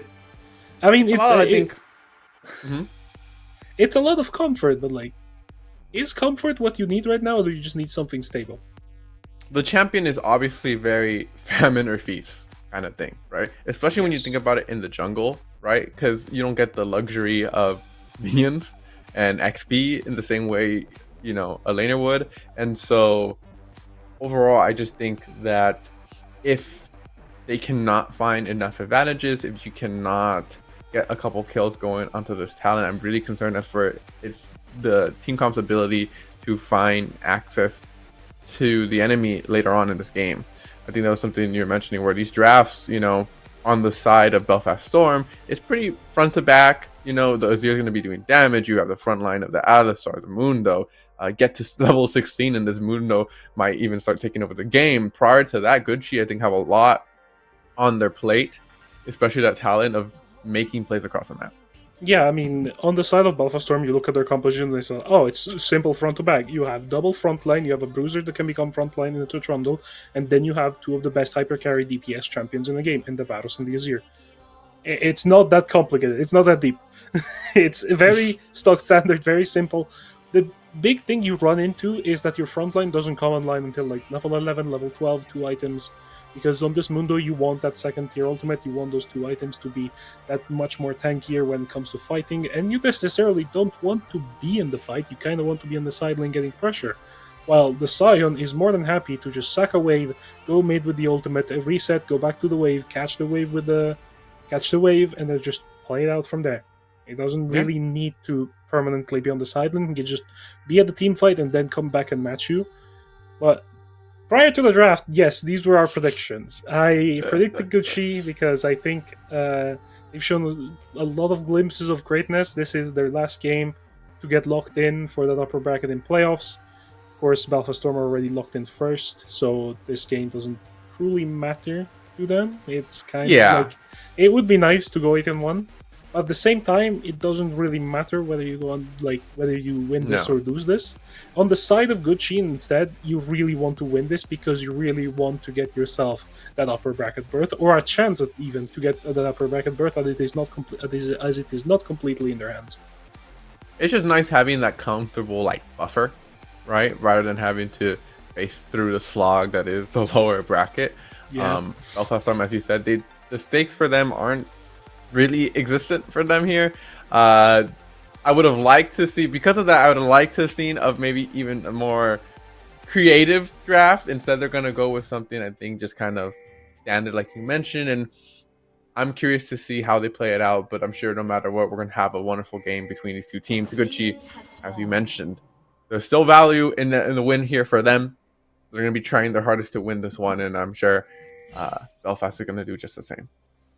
Yeah, and now as we see the lines of scrimmage getting set up, you know, the Raider is on the enemy side of the map, loitering and throwing, you know, infected cleavers at the Loopy, while Loopy is just there to receive at this point. The Scion, you know, has the pressure in lane the first early levels, and then the Mundos just starts out scaling, and like once he gets his Heartsteel, it's kind of, you're just trading Heartsteel procs for Heartsteel procs, and the Mundo just kind of stat checks you at some point.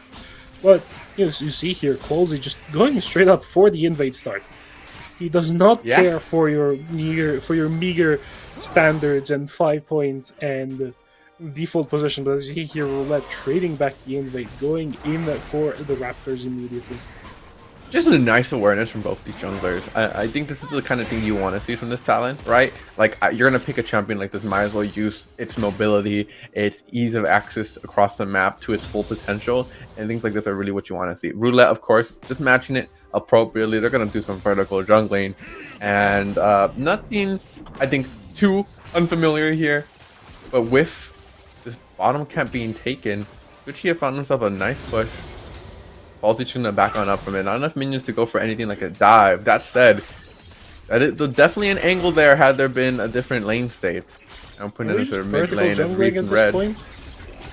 Go on. Roulette is just going for every single camp in the top side of Qualzy. Qualzy just going back to his bot side right now. They're just trading vertical. As we see Yeah. here, this could be a dive on the Sion. Sion is not that strong early game. His shield, he can take damage, but he cannot tank that much. There's a Trundle with a pillar if need be. But, they will just... He's already lost a lot of health, too. Roulette's just going to back off. He's going back for his camps. Loopy's just going to be farming in this matchup. And, when I was with the Bandits, Loopy, we drafted a lot of Sion for him. Yeah. Like a lot of Sion for Loopy, because the champ can just neutralize so much of the laning phase and then just become a late game threat and late game just a frontline powerhouse. As you don't really need to force anything in lane. You can just farm and scale and farm and scale. But on the other side, Raider on this Mundo, it's another champion that just wants to farm and scale. But once he has scaled, he offers a lot more threat than the Sion. The goes where it pleases passive makes it so that every fight you take, even if you fall off that first layer of CC, and to be honest, there's not that much CC coming through from the side of Chi, you're just gonna keep running at your backline. And Yunara, a famously low range AD carry, might just get caught in the trap of... Oh, Qualzy. Roulette walking on down, sees Qualzy, might just have to jump over this red wall here, will indeed do so, kind of gets the fancy footwork there, tries to stop it with that pillar, flashing across is Roulette to catch him, and with the Alistar in the perfect position, the reaction to coordination is perfect, they'll get that first blood, and this Talon jungle already off to a bad start. Yeah, Little Pants gets himself the first blood with the roam up, the Thunder Cow immediately going for the kill. A lot has been said about this split, and I feel like a lot of what has made the noise in the scene is the fact they brought in these two big talents, over from former, larger scenes like the TCL and the Arabian League. But slowly but surely, Fuyu and Little Pants have been one of their most consistent parts of the map. Game after game, they've had excellent performances to just carry Alpha Storm through to this 7-1 mark that they sit at right now. No, it shows here, right? Unfortunately, it was Little Plants who got that kill on the Talon. You would have liked to see that go on to someone else. Regardless, the quick rotation, the moment they spotted that Talon, he started moving on up, and it was helped by the fact that Fuyu had some manages there. Now gonna pop the ghost, and Until I Die is finally meeting that fate there, as Fuyu's gonna be able to take him down. One kill going over to this Varus, as they've already built themselves about a 2k cold lead at the 6-minute mark. Yeah, there's Chompy just being a little bit too far up. The Trundle is one of those champions that, after having seen so much of it top lane, I don't think of it as a strictly early game champion. It's more of a scaling, like 1 or 2 item champion. Yeah. And then you realize in jungle, the power of Pillar is just kind of ridiculous. But as we see here, the Maro and Chompy are playing up. They're trying to find these windows to play. But the Yunara is not an early game champion. And here, Chompy just goes too far forward. He takes a tower shot. And then Roulette is just there to cut off the passageway. Maro's forced to flash as well. I mean, it's And just overall, great reaction there. Yeah. From Little Pants to not get the pulverize, knock him back towards them. I wonder, I don't know what the decision making was there as well, because it just kind of felt out of nowhere there from Until I Die to engage on Varus. Does indeed get the summoner, but at what cost? Yeah, I mean, you get the summoners, but then you're just forced in a situation where you're still laning into an Alistar that hasn't used any of his spells. Like, you've just forced forward to try and get the stun down with Winter's Bite, but not enough. Maro doesn't really have that much damage right now, as he is opting to go for the Yuntal build, I would assume, with the BF sword and the dagger in inventory, instead of the more popular, especially in pro play, Blade of the Ruined King or even Kraken Slayer. I actually think I would prefer the Blade of the Ruined King build here, considering there's a Mundo in the game, but the Qualzy now has a level advantage over Roulette invading his jungle. We're making full use of the level 6, but you see, look at the map, rotating on over is Limsy, and they're gonna go into the Qualls, misses the shuffle, can't quite get over the wall there, a bit unfortunate, as a nicely placed Storm will prevent any form of engage from either Roulette or Little Pants. Yeah, the gravity well, they're just doing so much work to try and deny the space on the side of Belfast Storm, but Qualzy going for these aggressive invades, trying to force the advantage on this Talon. He has that slight CS advantage, but Roulette has already impacted the map twice, with the gank in the bot lane and the fight in the river. So this is just becoming a question of, does your Talon pick, pocket pick, just outvalue one of the better meta junglers right now? First pick priority in a lot of leagues globally right now. Yeah, we're trying to see that right now. We see already that he died once early on. He's going to take one of the scrubs right there. And the concern now is, as he has that Dirk, he is ahead on the farming here. But in terms of impact on the game, it's all been Roulette. And what use is going to be a Talon who, is up CS, has items, but you're like 15, 20 minutes into the game and your team has just died repeatedly to ganks and counters from this Trundle. Yeah, I mean, the Trundle is just able to have so much pressure on the map just because there are pushing lanes on the side of Belfast, and also, they're just moving more aggressively on the map. They're just more proactive. They're just looking for more avenues to make a play happen. It just feels like on the side of Chi, you pick this Talon to move the Talon around the map and have the pressure point in the jungle with the quicker farm timers and just having the level advantage that we could have seen around that blue buff. And then you don't have priority in the lanes to make a move and protect your Talon while he's invading. See, this is carry jungler 101. You want strong lanes because you want to play for a proactive jungle play. We saw this so much from Rogue of yesteryear in 2022 with Inspire, where you had Odo and Larson, two of the best laning players in Europe at the time, just being able to generate so much pressure that allowed them to just play forward. Another example is a little bit different. The Dom1 Kia of 2021 and 2022 and 2020. Nightmares. When you have Nuguri and Showmaker getting priority for Canyon, it kind of makes it simple to play this carry style of jungle. But the first item is coming through for a few of the champions on the Rift. We see that the Rod of Age is completed on the Victor. I think it's a fair shout. Maybe I would have gone towards the double burn build with the Leandri's Riftmaker, Blackfire Torch, considering there is a lot of frontline on the other side. But that Rod of Ages just gives you a lot of safety outside of laning phase, and in team fights it just allows you to have that extra stat check bar with the HP and the mana. So I don't hate it as a choice. I think there is other avenues that you can go towards, but as of right now, the game is really slow. There are 2 kills on the side of Belfast. There is a 1k gold lead, probably mostly generated through these CS advantages. We see a 15-14 CS advantage in the top lane for Raider. We see a slight CS advantage in the bot lane for Fuyu, and a kill on top of that. This is an on-hit Varus. He is going to hit hard. He is going to match pound per pound the damage that is coming out from this. But now, as we see Maro engage onto Fuyu, it was Little Panther went up to walk on up, trying to hit the stun. Will indeed do so. A nice flash to dodge the combo there from that cow as Brian, the Lion, Little Pants will be going down as well. Double kill here for Maru as they're now going to try and take this Drake. 2 members up mid and jungle, but Limpsy's so low that it looks like they're going to have to give this one over as they're going to kind of keep chasing them down. A wonderful storm there from Courage will help secure that kill, and that's going to be 1-0 over towards this Victor here. And just like that, the goal lead is shifted in the favor of Good Chi.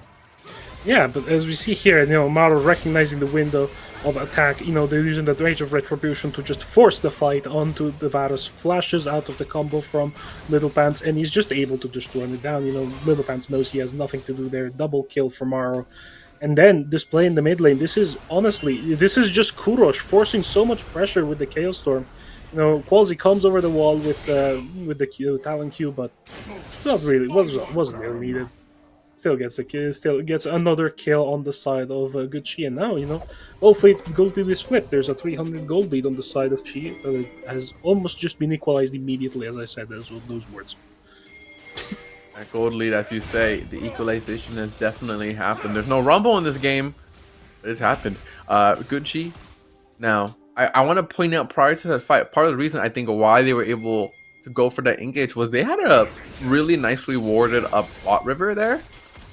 Due to wards from Chompy, due to wards from Quality, they had perfect vision on Little Pants walking up, leaving his ADC alone, and I think that's part of the reason why they were motivated to just take that fight when they could. They knew they had the man advantage as well at that moment in time, as they have the jungler in the mid lane. And so all in all, well done from Good Chi to make use of that vision, make use of these macro plays. Yeah, and as we said, the bot lane from the side of Belfast Storm has actually been their strongest point. They're probably split MVPs as of right now. Fuyu and Little Fans have been really good all split long, just making these plays, just making sure that they have a stable laning phase and showing up when it matters to the team fights. No team fights yet, so we don't really have to comment on that right now, but as we see a little bit of an engage coming down from Little Fans. Little Pants looking to engage as well, being at the back on up. Exhaust onto Fuyu will deny some of the damage coming out from him if they want to chase this out, but that pillar slows them down so much. A nice flash over from Quality will be able to confirm this kill, as now with a Little Pants eating dirt, they'll be able to back on up, get themselves even more of a gold lead. Now heading over to the mid lane, Maro and Fuyu going to trade blows here. Kind of want to walk up. Careful there, Fuyu. Does not have the chain of corruption. He's going to take a punch of damage and disrespecting Maro a little bit. I feel like Fuyu could have taken the fight. He has that Blade of the Ruined King if he decides to step up, but he doesn't have the safety of having his support with him. He doesn't have information about enemy jungler or enemy support, so I think it's fair enough that he just takes a short trade and then just backsteps. He has the lifesteal coming through from the Blade of the Ruined King, so he's going to be able to heal up a little bit on this wave. As we see here, Qualzy has gotten that second Drake already in the back pocket after all of that. And yeah, not really much to say other than Cheat now utilizing their tempo advantage, having Maro completing this first item, just being able to get this so much pressure in these fights, with the Age of Retribution going down, and just able to get these extended fights where, you can get your Q to go across multiple members. That is the one thing I see as a possible issue, is this Yunara is just going to be able to shred through your front line.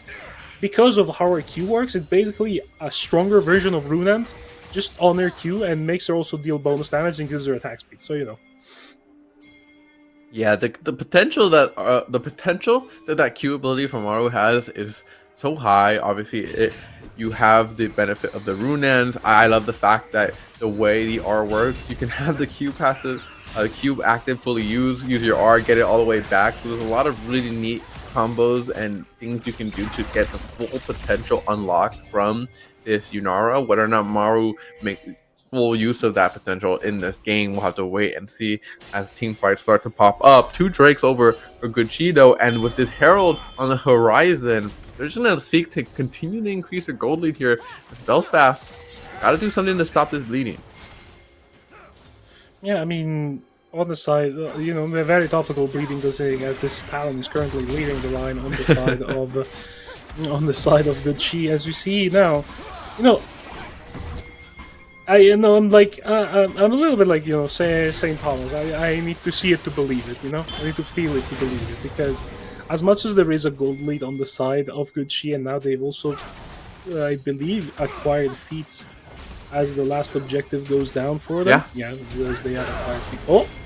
Oh, nice flash forward. Looks to be dodged by Fuyu, but he cannot do so. Quality trying to get in, but the pillar providing too much coverage. Now back onto the back line, makes use of the Noxian, the supremacy there. Will be able to confirm the kill onto Fuyu. He's going to keep on chasing Little Pants, and just like that, they've been able to turn this skirmish into a whole lead. They're going to go push on midway. Meanwhile, Raider on the top side of the map, he's been resigned to just split pushing a huge lead in CS, but right now it's Good Chi that are the focus. Yeah, I mean, like I was about to say, see it to believe it. I want to see these more set-in-stone team fights where you're playing with your front line, where you're playing with everybody. But that was a very well punished 4v3.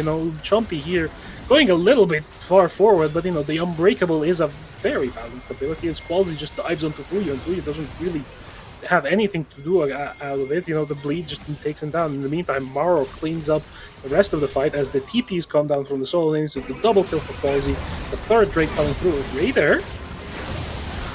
He is Gonna be able to take that Drake now with a great shuffle there, opening up this fight for Belfast. And as quickly as it started, it ends here as Raider gets 2 shutdown onto this Mundo, already level 13 at 17 minutes. Gonna look to get even closer to 16 as Loopy trying to prevent anything more engages from Little Pants. But boy, Limsy in the head-to-head, he's showing up. Yeah, I mean, Limsy kind of just, you know, the Victor had forced the TP, was just forcing the fight. You know, the Mundo is level 11. He has that Wormhogs completed. He has a lot of health that he can live a lot longer in these fights. Just able to buy enough time for Limsy to then TP in and make the play happen as Loopy dies while trying to protect the tier 1 in bot lane. And the tier 1 in mid lane also goes down. So much fighting going on, and good Chi, we were praising them so much, and then so this fight low. happens. They're just staying on the map for too long. They disrespect Belfast and their ability to get back here in time. They don't reset. They don't have the necessary vision. Only a couple wards here and there. And because of that, although they are able to secure that Drake, Loopy here, as we see, gets run down here under this turret. There's nothing that they can do with a Mundo here tanking all that damage. And that kill does indeed go over to him. Hey, look at that. Winning the 1v1, quote unquote. Yeah, 1v1 is easy when you've got 2 of your friends there holding it down for you. As we see here, a little bit. It's not like he was already up 70 CS before that, but yeah. As we see here now, a little bit of a punchback coming through from the side of Chi, getting the tier 1 turret in the mid lane. But you know, both the other 2 sideline turrets are still up and available. And in the meantime, on the side of Belfast, you just have the scaling composition that is now getting to its item breakpoints. Fuyu has completed 2 items before the Yunara does. You know, the on-hit items tend to be overall slightly cheaper than crit items, but Runans is not expensive. And Maro hasn't completed Runans. He only has that Yuntal Wild Arrows in his inventory. So this is a bit of a sticky situation coming through from the side of Chi as you're just trying to get back into this game. You have the Stalin that's insanely fed. 2 lethality items already completed, a lot of movement speed, can get around the map quite quickly. He has a 2-level lead on the enemy jungler. He has a 40 CS lead on the enemy jungler. And yet, as soon as it comes to these team fights, you have this unkillable Mundo in the middle of everything. As Raider's just gonna walk up, minion in range just to give him the demolish proc, and that Q all it's gonna do is just pop the passive. Raider doesn't care, he has that Warmogs, will be able to heal it back up. No objectives up on the map, but they're still trying to get priority over this top river. Otacon is here now at the 20-minute mark, finally on the top side. Kind of interesting. I feel like a lot of combat happened towards the bottom, but I guess it was just you know, 2 tanks slapping each other, doing a lot more damage than just 80 damage. that may be the case, yeah. It's a wet noodle fight until it isn't, you know? And then you get to the damage graph.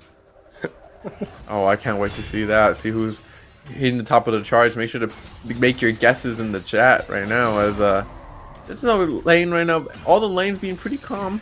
20 minutes in, not much for people to do with no major objectives available. Of course, his Otacon is here, but Limsy protecting his top side and Korosh doing the same for his own team means that it's going to be pretty hard for anyone to start this without a pick or anything like that.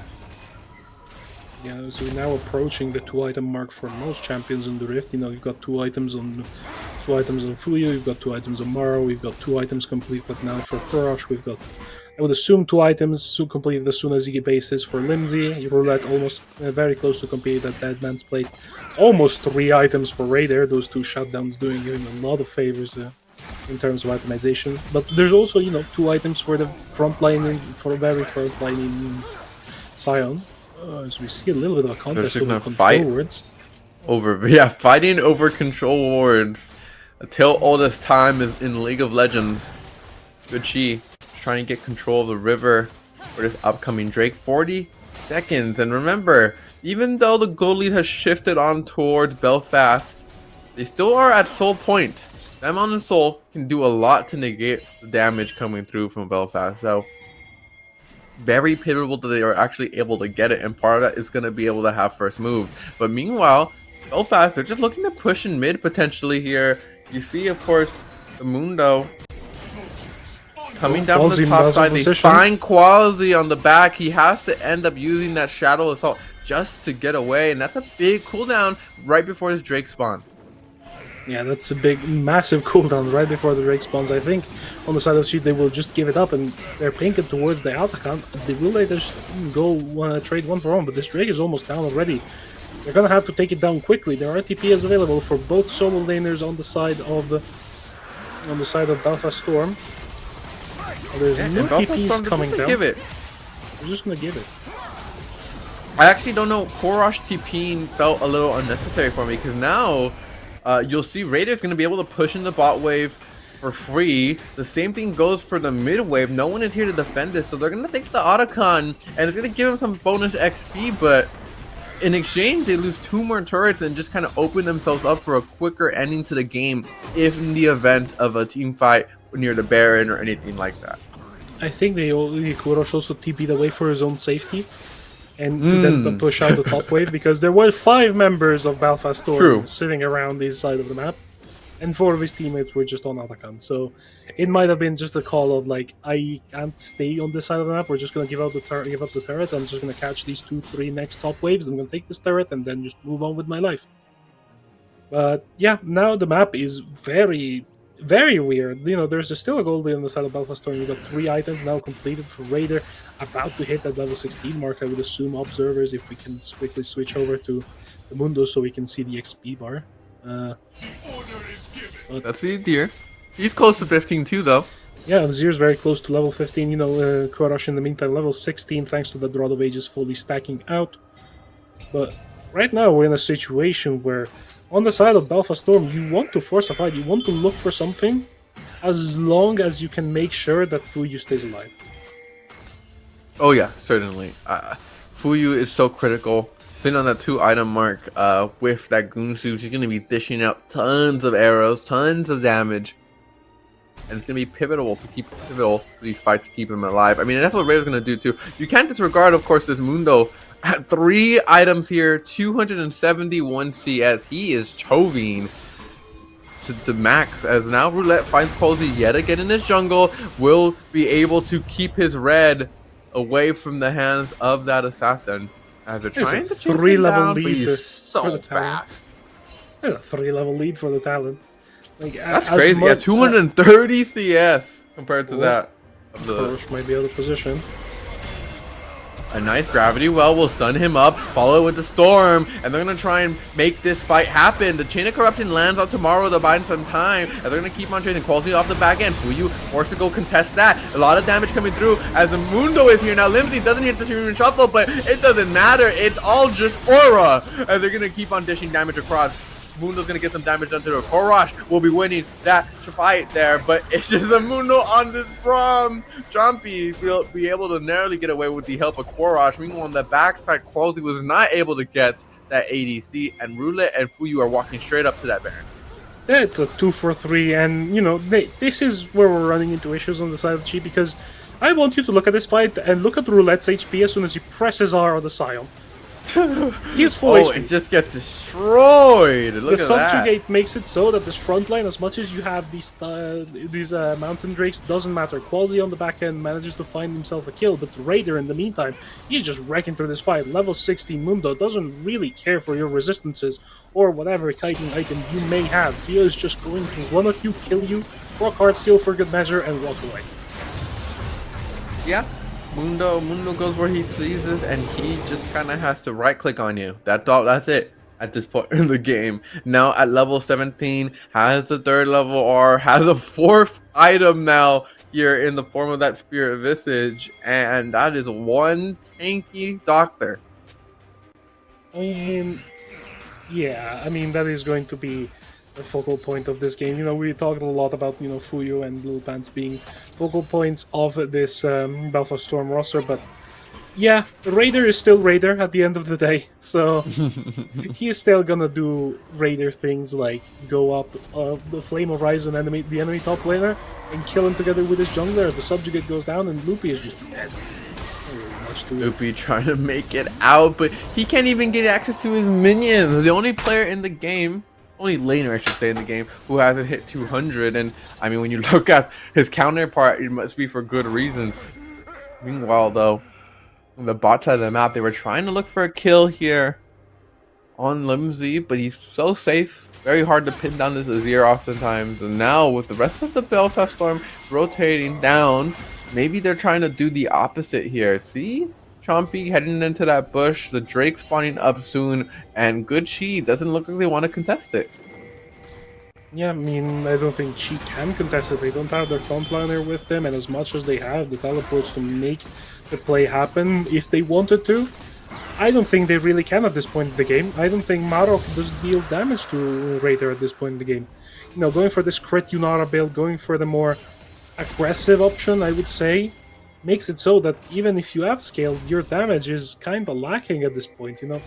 You're trying, like, I was talking about earlier, you know, the builds of the Yunara builds that we've seen in pro play.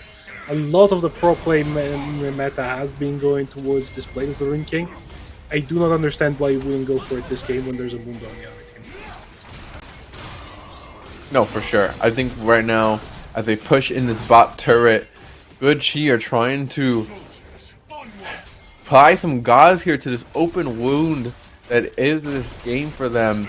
Able to make it to 3 Drakes, and unfortunately they have not been able to contest any of the resulting ones afterwards. The team fighting from BSG is too strong now as the fight starts up. They open it all up onto Roulette. Now into the backline is Qualzy, but he just gets blown up on from the bot. Is Little Pants with a knockup onto Chompy. He's gonna go down as well. Maru is just gonna fall to the big rampaging Doctor in the backline, and with that, a triple kill for Raider. Just as a little bonus there, they're going to be able to Shreem and Shuffle that Zombie Corp and push in one final wave to close out this game. Belfast Storm Gaming are going to end the split 8-1, number 1 in the seeding as well, and will obviously be headed to the upper bracket. Yeah, they've ended their regular season 8-1. That first loss of the split on that first game, they just a blip in the radar for them. Belfast Storm looking dominant. She looking a bit all over the place, I'm not gonna lie. Yeah. I think It started off good. It started off good, but you know, the questions we had about draft then came in a lot well as soon as we saw the first actual set in stone 5v5 team fights. Quasi was very much ahead of the tempo of the game, and it didn't really matter because the enemy frontline was just too strong. Like you drafted one tank into the Trundle. Trundle's just gonna be able to subjugate said tank. You no longer have a front line. They do because they have a Mundo. Quite simple, yeah. Really. It is quite simple. I think, as you mentioned, the fact that Maru, it felt almost absent in a lot of those team fights and skirmishes, either because frankly he just wasn't there, or didn't have the opportunity to dish out the damage he wanted to. He was so constrained by the fact you have this hulking Mundo towering over you, constantly trying to chase you down in fights, that you couldn't actually access any of the backline. It was all up left to Qualzy, and by the time they were at like the 15-20 minute mark, Fuyu was too strong. Like, it was just, if you traded, it was almost always certainly a 1-for-1, and it would just result in a loss of the fight regardless, because Fuyu is not the only carry on that team, right? Yeah. Even though that bot lane has been playing so well this season, this is a very well-rounded out team, and you cannot count any single player out. Yeah, I think, I'm not even really gonna raise the question of an MVP. I think it's just Raider.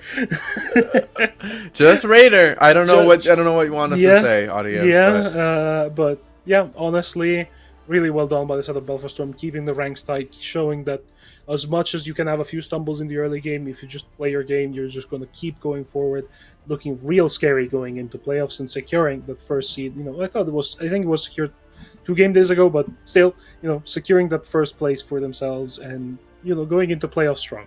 But now it's confirmed, you know? Yeah. I mean, even though there was nothing that could change, it's still confirmed. Yep. I believe so with that, any final words, Harold? I believe that's all the time we have today. All right. Well, it was a pleasure casting this first half with you. Thank you very much, audience, for watching, and we're going to throw it back to the desk until we see you guys next time. Bye-bye.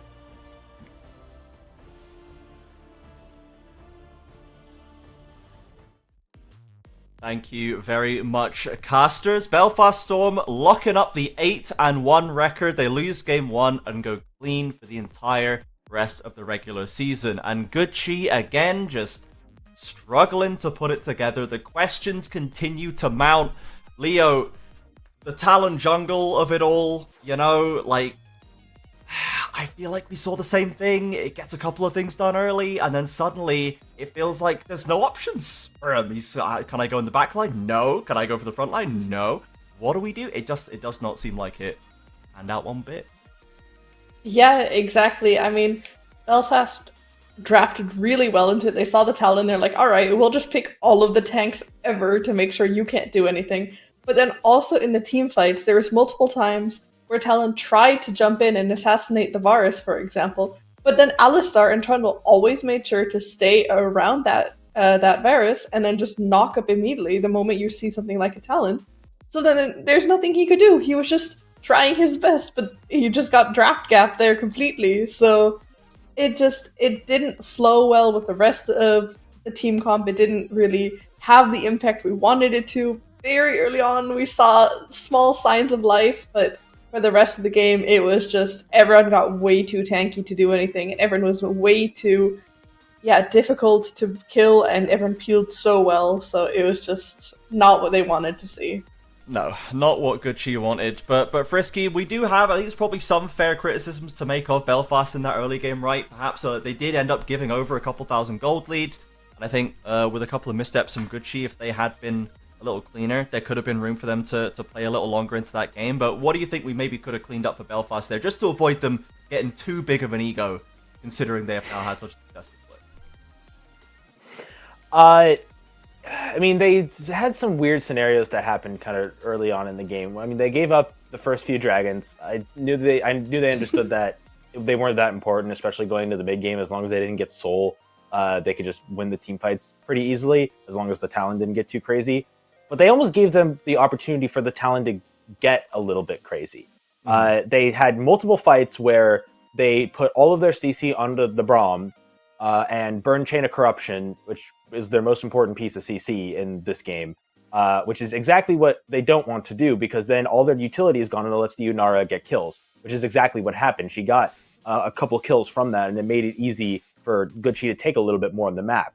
Belfast pretty much got lucky and was able to flip the game because they got one big dragon fight because they hadn't backed Gucci, because they were going to lose dragon from that. Kind of a tough scenario to be in. But that allowed them to win the game from there. They allowed the Mundo, who was scaling very nicely, to win the game from there. But they were just, I think, playing a little bit too uneasily in the early game. I mean, if you're not worried about who you're killing, don't throw your CC onto people who aren't important. Don't throw it onto the Braum.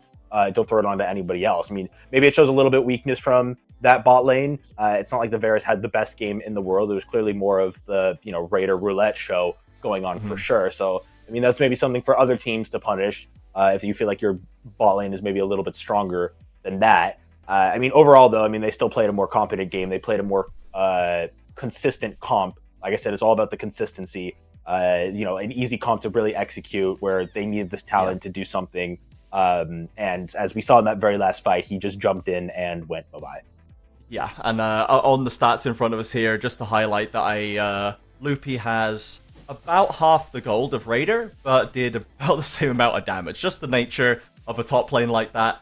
130 CS down, 043 to 8-0-2, but his damage for gold percentage is going to be through the roof for this game, so props for that, I suppose. But ultimately, yeah, it was nice that we got to see Kurosh and Barrow get a little bit mechanical, get the solo kill, more or less a solo kill in mid lane, the 2v2 kill in bot lane, the punish onto Fuyi there from Marrow, the flash over the Alistar engage, right? So some nifty stuff from Gucci, the mechanics are there, the core skills are there, but as you say, Frisky, the consistency, absolutely not. As you said, Leo, the drafting, very confusing at times, and we're still looking for the solution for Gucci. Now they are in playoffs, they have qualified too there. We'll see if they end up in the top half. The later desks will have to math that one out for me, but for now, a lot of questions for them still going in, and Belfast are sitting pretty at 8-1 without too much to answer for. Now, a quick coverage of what happened off stream. Rise did defeat Venom Crest, so Venom Crest slides sheepishly into playoffs in 8th position. Now, I believe because they have not still won any of those games, they're still not technically locked for RPS, because they haven't placed high enough on regular season points, so they will still need to perform in playoffs to lock that, is my understanding. Again, we'll confirm that later in the day. but that is certainly not where they expect it to be. And Rise can be happy with the upswing they're still on, so they'll end 5-4, and they'll be comfortably looking to, at the very least, tiebreak for playoffs. Now, Leo, I believe you have pared down some of our tiebreakers for us. If you could go through how we can still get tiebreakers, because I think there are still ways for us to have them. Yeah, so actually it looks like it's right now a 50-50 scenario, whether either we have no tiebreakers for upper bracket or whether we have 3. So Sure. there's a very big chance to have chaos, and it all depends on the next game, which is Bandits versus Bulldog Academy. So if Bandits win, then we should get no tiebreakers. But if Bulldogs win, then we have 3 tiebreakers from what it looks like right now. Okay, well, we shall see if we're going to have a full work day on Thursday or if we're all going to get to sleep in that day. But for now, let's go to a break. Thank you, Leah. Thank you, Frisky. Thank you, Alsic and Harold. And we're going to pass it over to a break. We'll be back with a whole new desk, whole new casters, and 2 more games to decide the final standings here in the Four Nations. Don't go anywhere.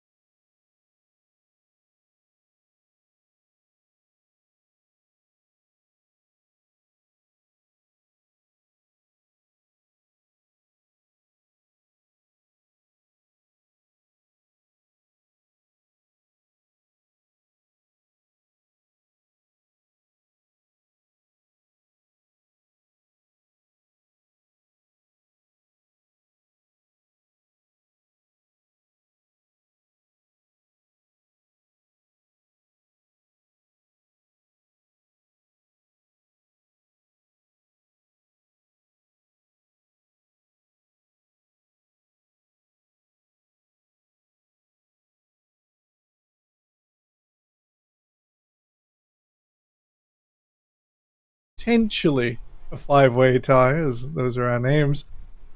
And now just nothing. 50-50 on whether we'll have a tiebreaker at all. I can't complain. Nick, can you complain? How are you doing? I'm doing quite well, Trey. Oh, you're actually temporal now again. The evolution has gone through. The southernering of it. Yeah, I'm quite well. There's a 50-50, as you said, that we have games on Thursday or not. It just means that, do we get a free evening or do we have to work that day? Which one would you prefer, Rob? I'd enjoy there being tiebreak. I know production wouldn't. I know a lot of people probably wouldn't. But I think having tiebreakers would be really, really exciting. I think we've had two close leagues so far, and I think it all coming down to that one or how many games will be played, I think would kind of sum up the split as it's gone. And I think it would be really, especially exciting going into playoffs, right? Because some of those tiebreakers will be matches we haven't seen for a while, and I think seeing how teams have evolved is going to be really, really important. Talking of evolution, our first matchup tonight, the Bandits versus Bulldog Academy. A team that went stone cold last this split. Or rather, to start with, Bulldogs Academy. That is not Bulldogs Academy, so never mind. We're going to move on. Bulldog Academy, a team that absolutely won 0 games last split into keeping themselves alive. Never mind, we're still playing back the last game in our heads. That's all right. We're gonna carry on without the graphic. I guess 0 games last split into the revival, into nearly the upper bracket. I guess the lineups were switched up, so the players that you saw on the Bandits were actually on the Bulldog and vice versa. But oh no, even worse. That was half of Belfast, but never mind. It V-mix things, right? We're here. Right, so let's start off with the Bandits, because, I'm Dutch, and if I really know Dutch people, we get energy from making other people's day miserable. Meaning that since the Bandits are already out, they got nothing to lose, and they will be on full energy today to make the Bulldog Academy go down. That's basically it. So, the Bulldogs, you have a tough fight. It's maybe their hardest challenge yet, Rob. Not in addition to the Dutch curse, which I can attest to be true. Normally with like a wry smile afterwards. This version of the Bandits are coming online. It's at the last moment. It's way too late, but they are here. Finally, way too late. Like, let's be honest, let's not even beat about the bush, is it? It's far too late for them to save their season, and they can't get top 8. But it's good to see them picking up these wins at the back end of the split, kind of showing the performances we expected to see early on. They did have a few subs. Let's not forget that. This wasn't their full roster for most of the split, but I think that generally this should be seen as a very disappointing split for them, even if they come off of this at 3 and 6, right? With those 3 wins at the back end of the split. They just need going into, relegations. They'll be going into relegations, I would say. They're still an absolutely terrifying team. And if this roster stays together as the team in relegations, you're going to give them the favourite to sort of get out of that mess. But hopefully they can have at least a good showing in this final game, because I think for them it is going to be a matter of pride to show that it isn't just a sort of lucky latter end of the split on the last 3 games. Talking of pride and lucky ends of the split, Bulldogs, they're still the perennial underdogs in my brain, because through all of spring, underdog was the word. And on a sense of pride, they are rocketing up the table, seeing as it is so condensed. Nick, are we scared of the Dogs tonight? Well, I'm not. I know how powerful the Bandits will be tonight, but I think overall in the entire league, Bulldog Academy has been very surprising in a positive way. Winning fights they didn't in the previous split. They were, I think, the bottom 2 teams, if I recall correctly. And now they're actually challenging these top teams, making them sweat a little bit. So I really like the glow up from this team. It's been powerful, Rob. Is it enough to challenge the Bandits on their current strength? I mean, at least I'm going to spoil my prediction. I think the Dogs take this game. Big up Jolly. I want to mention he's been picked up as a coach for the Dogs. We'll see that maybe on the roster sheet in a bit to spoil that. But Jolly, he's a good lad in the scene, and I think the Dogs have actually shown quite a lot of promise in this split in some of their wins. And I think the Bandits. I also pray the Dogs win because I've had a prediction that Dogs get top 6, so I need them to win for my prediction to come true. And I think they've just looked really, really good in games we've kind of counted them out. This is a game many people at the beginning of the split would have said Bulldog Academy have no chance of winning. So that just makes it even more likely to me that they'll win. Absolutely none. Now, in contrast, the last time we saw Bulldogs, we do need to spin the names of the teams around at the top. Mike will not be getting his Heimerdinger. The shock of no one. And, that big sort of central strength will have to be a champion that is not his one-trick pony. Yeah. He did pick up that win against Venom Crest in that almost 60-minute game we had on... I forgot what day it was now, on Thursday. I lost track of time. But he did pick up that win in like a 60-minute barn burner, so he's not going to get that. It's not that surprising though to see them go now for this Nico. This is a faulty pick through and through. Mr. Mike in the mid lane. If he doesn't get his Ari, he doesn't get his Heimerdinger, he usually goes towards like a Nico. He's not brought out the Quinn yet, by the way. He has got like 1 million mastery points on Quinn as well, and he's not brought out the Quinn mid. But this is again faulty. He's got a strange champion pool. We've got some strange players in the UK. This is also not that surprising. Zin's our incredibly strong jungler, has been for so long. This is going quickly. Lunker for Wukong. This is all kind of expected at the moment. Once that Ari comes through, this is kind of expected how you pass out the draft. Nick, this wouldn't be the first time I've seen Lunker pick Wukong into Xinjiao, which is one of the few 1v1s that Wukong doesn't get to sort of push the envelope in and use the full strength of the champion. Is it just that valuable to get the 2 Cyclones for the rest of Bandits to play over the top, or is there more? I mean, you're pretty much right on the money. I think the fact that Wukong has the ultimate that he has, it brings so much uncleansable CC to a team fight that it's always worth it, because 2 knockups means that there's a couple of auto attacks from an AD carry that cannot be triggered, and it's just so much damage loss while your team can still do it that potentially you can get a pick off before the enemy can even like damage you. And it just means that with the Wukong adding so much to a team, you need displacement to counteract him, or you need to press, for example, the Nico R at the same time so that Wukong gets to deal with the same thing that he deals to others. Yeah, it's that extra pressure on your opponents. Yeah. Rob, with Lars locking in his Fiora so confidently once again, before we see the reply from Bulldog, has Lars' Fiora been enough? Has he ruled the league this time around?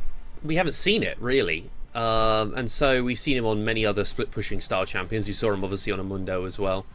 Played it very split-push style again there. We obviously all know, those who watched when Lars was first in this league, how good he is on this champion.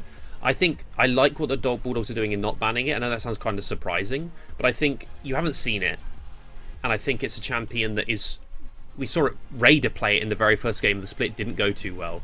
Often has to warp the entire game around it in terms of, is a split pusher, team fighting is very hard. With the bug fix on her ultimate, giving the healing not based on the number of vitals pop, but just on the fact that you die, you get the full healing. Maybe a bit better at team fighting, but overall, there's a pick here for Harry Carey and the Shen that is very good into that matchup. Not as good at split pushing, but can neutralize that lane. So I don't mind them letting this Fiora through at all. All right, Nick, what are we looking for in this second phase now? Support bands flying in from both sides, and I notice no AD carries yet. Yeah, no AD carries yet. I think in regarding to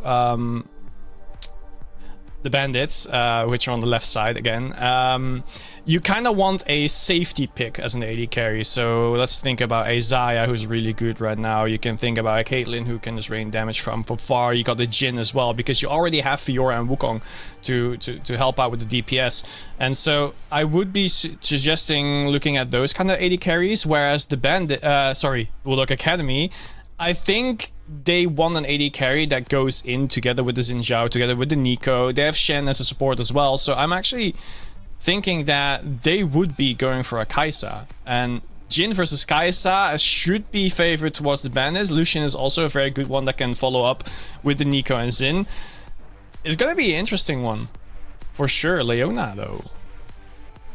The lockdown's there. The Bandits have banned away the Alistair that could maybe react to Nico in the moment. Rob, what are we looking for here? Last few picks on the block. I mean, you've still got Kaiser for the side of Bandits if they really want to. I'm thinking more about what Caviar plays as what he prefers as a player. So I'm assuming this long pause. Okay, there you go. There's a Sivir that Caviar likes. There's stuff like, I mean, the Varus is obviously off the board, but does like stuff like the Kaiser as well. Yanara's gone, so you can't take that. I think it's going to be comfort. I could see a Sivir. I could see a Kaiser.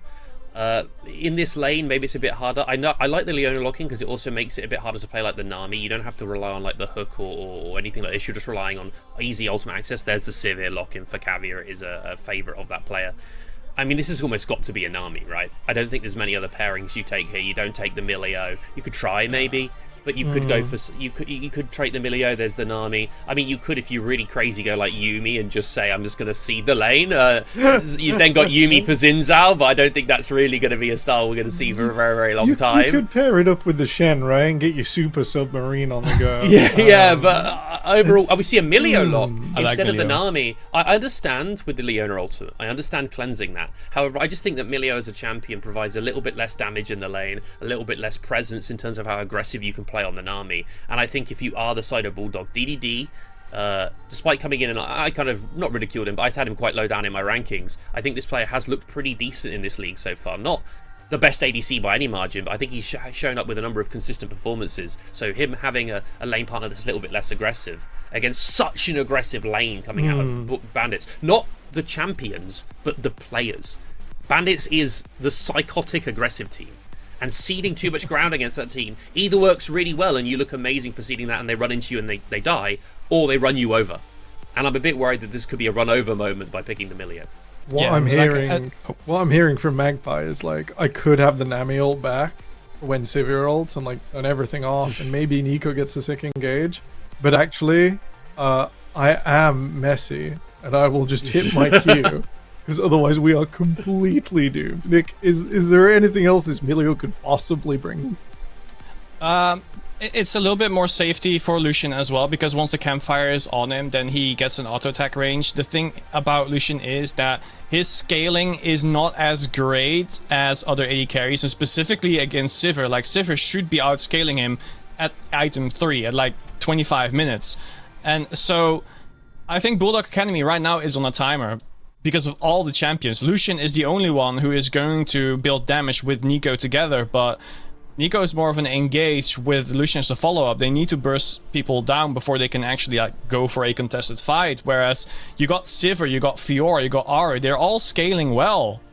And it's rough for Bulldog, I think. And that is not a pun I intended. Oh my god. You only just got it. Yeah, I like that. My dinner is in the oven. I'm going to be sitting with you, audience, watching this game, stuffing my face full of chicken. You can't handle it. You can't handle it. You can't handle it. He's got me completely. Rob, what are the big dynamics? We're focused big on the interaction between Milio and Leona here, and I think it's fair, because as soon as that breaks out, we're going to have the chaos and have everyone else coming out over the top. Is there any other big dynamic we should be looking for? Is it going to be the Bandits, like this 2v2 out of mid? I think we've spoke Sion and Cho'Gath so much, and that's like the Four Nations top lane of this split. I think for multiple teams, Ari Wukong has been our mid set of two. That is like a big It's unit. okay. It's okay. I to be honest with you, in terms of mids here, it comes down to a lot of how Faulty ends up playing his early laning phase, because we've seen him on the Nico have some great performances and also had some really, really poor performances as well. And so if Nico can come into this game and actually have that one-shot potential on the Ahri, she's not going to get Spirit Rush off of a gank from the Xin Zhao. So I think there is going to be a lot of cases here where it comes down to Faulty's performance on one of his better champions. I think Rue has shown pretty good performances on the Ahri. Not an Ahri player, plays the Vlad, plays the Long, but shown to be pretty good on a number of these champions, including the Victor. And I think that you should, the bar here is Bandits' mid jungle should be beating out the mid jungle of Bulldog just on paper. I think it comes down to Faulty performing a lot better. I also want to highlight this top lane though, because Shen, if you make mistakes on this Shen and you bail from this lane with the wrong timed ultimates, you give up the entire control of your side lanes to the Fiora. And it's a similar problem that a lot of Shens have, where they're so used to being panicked, especially in comp. I've got to join this fight because my ultimate is the game changer here. If you mistime that once, Fiora gets 2 plates, you've lost lane. You can't play the lane anymore because she just out trades you and you can't trade back. And With that's that the big thing to look with at that here. in mind, if I put you in Harry Carey's body, are you going Korean style with teleport, or are you EU style? EU style, and you're gonna lock the ignite in, and you're going for that 1v1 to like push the Fiora down before you leave? TP every time. I'm a Shen player. I usually go Ignite, but in these matchups where you have to match a split push, a really heavy split pusher, I'm not talking about someone who can kind of do it, but only Fiora is, that's her job, is to split push.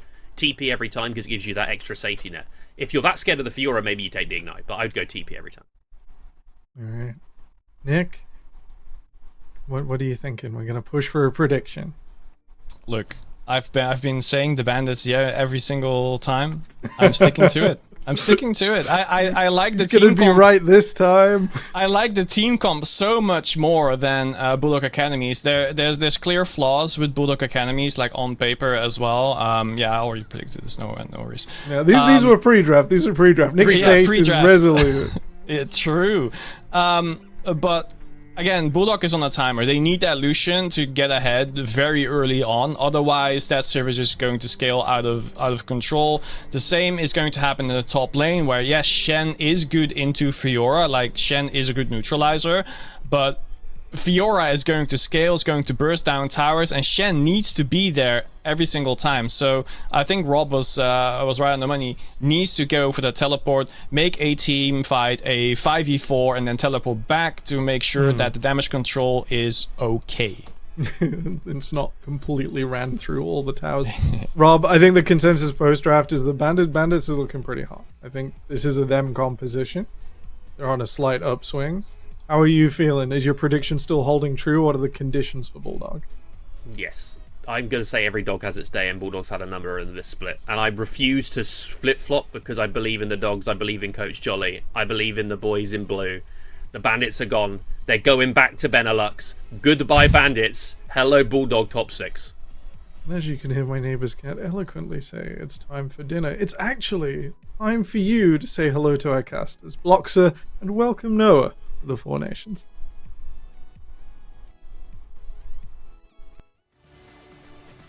Thank you very much to our amazing desk, and hello to everybody. This is my first day in here, so I'm a little bit nervous. I really hope that you guys can forgive me. My name is Noah. I'm joined by amazing blogs. So why are you laughing at me again? Don't laugh at me. I do feel nervous. Please be gentle. Hey, every single time we end up doing stuff together, you're like, oh, I'm so worried about it, and it's great every time. This is going to be the best time, and we've got such a whack matchup because I cannot believe that Lars has been given his Fiora. Like, I'm watching this draft, I'm like, is it last year? Have I gone back in time? How are we letting this happen, especially in such an important game?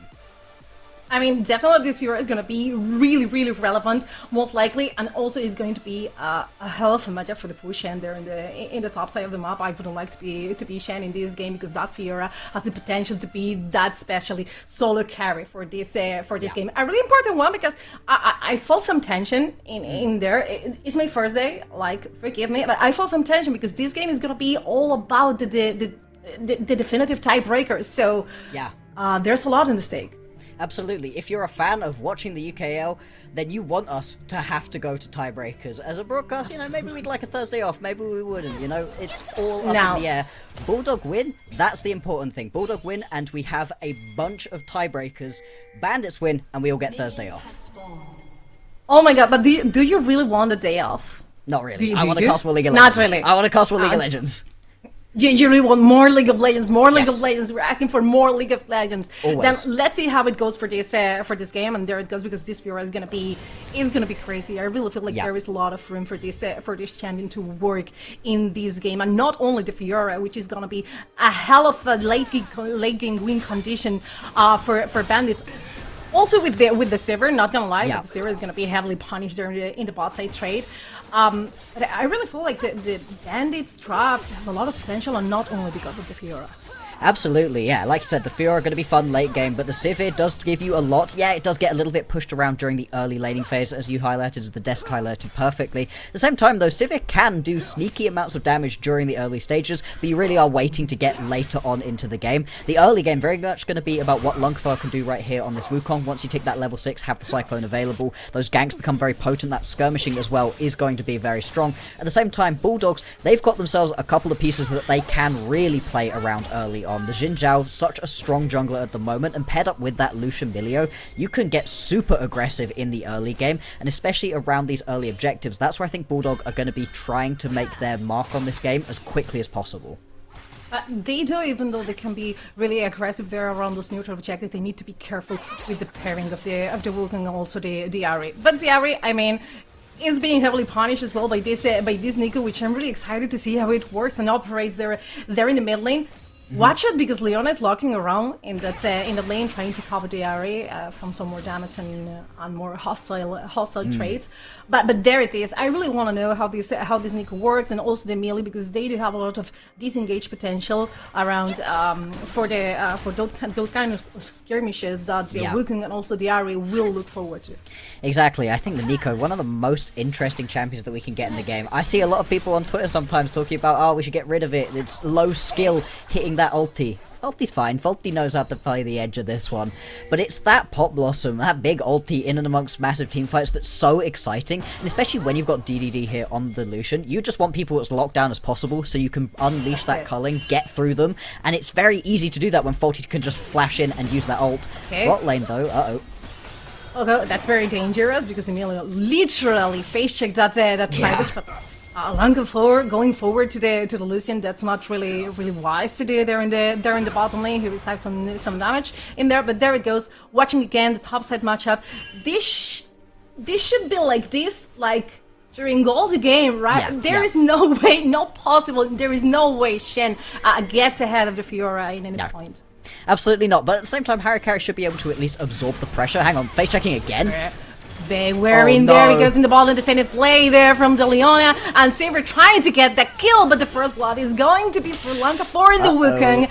There it was, he counted and ganked again. That's unfortunate right here. Just, again, face-checking the brush that you possibly shouldn't have. I don't think they were expecting Lungfoa to have stuck around in the bottom lane for anywhere near as long. He spent a long time there. Now, another dive. DDD? Okay.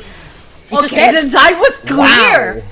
That's that clean. dive was clean, like better dives than you really see this Wicking. Okay, and no the pun LPL, intended, yeah. but those were better, Yeah, I'm surprised to have seen that be that clean. DDD thought he could sit underneath and just catch that wave. Obviously isn't going to be able to. I think it's very impactful who gets these kills right here, right? Lungfo is able to pick up that first one. Cavi picks up the other. That's a couple of the main carries right here for this team. And this is surprising, right? Coming into today, Bandits, they've been on a bit of a win streak, but it's not been a win streak we've actually been allowed to see. Beware the town, and this is Caster Jinx. This is Caster Jinx. And it's No. fine, because that is so close to the solo kill, and Fiora has to dash and flash away.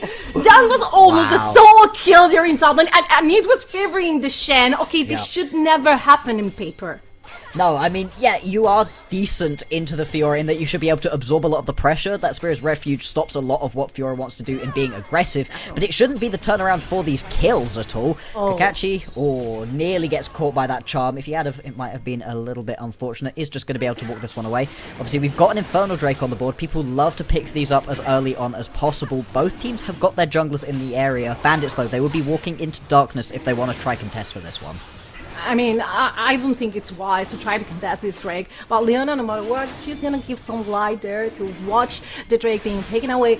But Bulldog's Academy, Nico also joining there in the neutral objective, and now, will you want to fight, or do you just want to run away there in the ball lane? It's gonna be ball lane pressure for Bandits to trade for the Infernal Drake, but Nunca4 had another idea, just DDD dashes away to a safe position, and this fight is never gonna happen if the Bulldog's Academy do not want. Especially not pre-level 6. The second that you've got the Cyclone available for Lunkafoa, that's going to put him in a better spot to actually be able to fight. Same thing with having that Solar Flare, but obviously at this point in the game, you're nowhere near that. Oepis isn't going to have that ulti for a little while, still stuck at level 4 right now. So here, in this situation, Bandit's just giving up that Drake, not going to be the end of the world. Yeah, you would like to have an early Infernal, but still, it's not going to be too bad for them overall.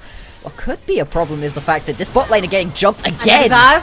And another dive and another dive, but there you go, Shen ultimate joining there in the fight in the bottom lane. You need to respect that Shen level 6 and DDD somehow is still alive. That's Harikari grabbing the kill in the bottom lane. But look at this, that's Lars having a free lane there into the top lane. Yeah, that's a kill, but at what cost? Exactly. I like the fact that they give the kill over to Harikari. He's obviously sacrificing a ton right here to leave, to go join up in the bottom lane. Needed to, otherwise DDD would have been dead. So he gets the kill, at least it means he's not falling massively far behind. It is going to bring the lane swap through for Bulldog Academy as well. But as you highlighted, right, that's a ton of plates going into the back pocket of Lars. It gets him a little bit of a CS lead as well, which is going to be really nice for him. I think as well, you're going to be quite happy as Bulldog that you can bring your bot lane up to the top side of the map now. Right as those grubs are going to be spawning, it's going to force the rotation out of bandits, but they're going to arrive to this wave state late. Just not going to be ideal for them, a little bit slower on this rotation.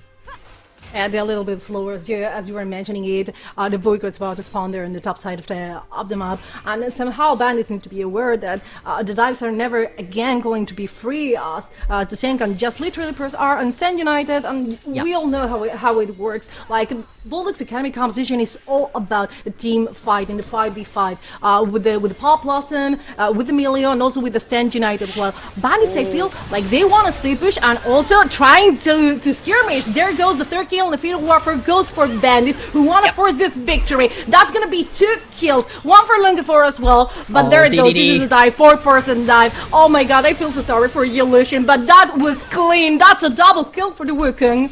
That was a clean fight for Bandits. Absolutely gorgeous, and because it's right around the point at which the grubs spawn, you're also going to be able to pick them up. The rich get richer right here as bandits. They make the cross-map play work, and so far, I think Bulldog, their biggest enemy has been brushes. They just haven't been able to see into any of these brushes. They don't have the vision available to keep face-checking, thinking that Lunkfoa isn't going to be there, and he's been there almost every single time. 3-0-1 now on this Wukong. He's been playing out of his mind so far. He gets kills. A kill also goes over to his ADC, to his mid laner. It's just feeling real good for the Bandits so far. And this is surprising, right? All of the wins that we've been seeing out of Bandits have been off of our screen. It's been on the off game that we don't get to see. We haven't been able to look at Bandits and what they've been doing better since the start of the split when they had a rough time. And this so far is telling us it was all through Lunkfoa. He's been playing so well. Yeah, I mean, we can make an idea of what they did better so far after watching this early game and how it went, but they need to go for across this path all during the game. That's a 5-on-1 in the kill counting. That's more than 2k gold diff in Bandits' favor. That's not a short advantage for Bandits to take so far in the game. We're not even in 10 minutes ahead, so that's a massive gold difference so far. Gold difference and reflecting in the items, right? The fact you've already got that Trinity Force completed right here, a little bit of an aggressive build. Uh-oh, Olympus. You want to fight? You want to engage on the Leona, who's absolutely on her own, but Fiora also wanting to join the fight, and there goes Senate Blade, because Longaford is there, and living away, flash away from the side of the Leona, and they're trying to dive, but that was reckless, my friend. He's gonna die under the tower, and Longaford just grabs another kill. That's 4-0-1 for the Wukong, and TP coming through there in the bot lane. Ari just joining the fight, but it's just too late. Yeah, a little bit too late right there from Ryu.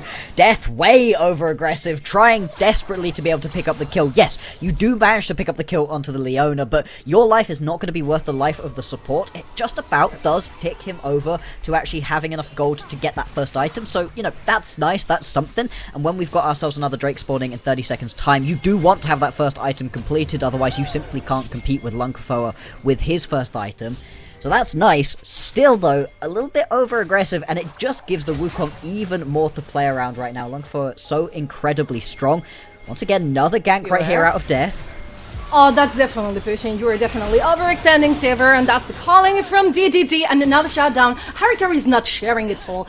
Those are 3 kills for Bulldog's Academy, and 2 of them are in Shen's hands. That's not the best client possible for those kills. You want one of those kills at least to be on your AD carry. But DDD grabs absolutely nothing on the other side of the map. Okay, on this side of the map, they are fighting again because the fight never ends. And Harikari, after using the Stand United, is gonna Stand United his friends in the fountain, because that's not a kill for Ari, who grabs the third for herself. That's an Ari 3-0-3. And suddenly, the mid-game pairing of Ari and Wukong are extremely fast. Yeah, this is the thing, right? Once you get that first item completed, this is where this composition can really begin to play. Yeah, your ADC is going to take a while to come online, but you're ready to fight right now, and that's just not being recognized at this point by Bulldog. They're getting a little bit too over-aggressive, and the big problem with this is not necessarily that you end up losing the kills or that you end up losing the Drake. It's that you're doing that whilst in a deficit in numbers. Okay, well, that's just goodbye. I mean, they're fighting all the time. I really appreciate that you were trying to analyze, but they won't let you ever, because that's another kill for Bandits, and a really clean one. Yeah, Leona died, but that's another kill on the Jin Dao, and that's absolutely crazy. Bandits are playing their game however they want to. 1-3 for the push in Dao. He's still behind, and I don't think it's going to be easier for he soon. No, it's not going to get better, and this is what I was trying to say. You're making all of these plays happen, they're not working for Bulldog and Bandits, they're in a deficit of numbers, because Lars is in the top lane just pushing. He's got himself out to a decent CS lead so far. Beyond that, though, it's just going to be the actual raw gold. Got all 5 of those plates off of the tower in the top lane, and is just going to keep going with the map pressure. Lars does not like joining up with anybody else. He doesn't like playing with his team. He wants to be in the side lane pushing constantly and daring you to come match him with a couple people. Harry, this is going to be another dive, isn't it? It's not going to be even a dive because it will happen outside the tower if Bandits want to, but they're respecting Harry. Harry's life. He's not going to get away. Somebody, he's not getting away. He's not getting away because Leona has another idea, dashing away again. But the solar flare, even if the solar flare is good, I mean, you were not diving. Cavi? I'm assuming in this situation, Cavi doesn't have enough mana for the boomerang blade or something, Do you think the boomerang blade would be enough? I think one boomerang blade there with Young Tails completed probably is enough. If not, use auto attack once and you're fine, right? You're not that worried about Harry being able to turn the play around. Doesn't have the flash available. The taunt wouldn't quite reach. You outrange that just about right there as the Sivir. I don't know. I feel like that was kind of just leaving kills on the board. A bit of an odd one. And honestly, watching Bandits playing like this, I really feel bad for them because the beginning of the tournament was so bad for Bandits. Yeah, it was bad. The victories came lately. The victories came in the last weeks, and it feels so bad because if they managed to grab those earlier, just a tiny little bit earlier, just 1 week earlier, this would be a team contesting for the playoffs. Yeah, exactly. Whereas now, they're going to be out, right? Even if they win this one, it just ends everything. We don't even get more games on Thursday, and it's really unfortunate they got themselves knocked out this early on. I like this cosplay. So much better.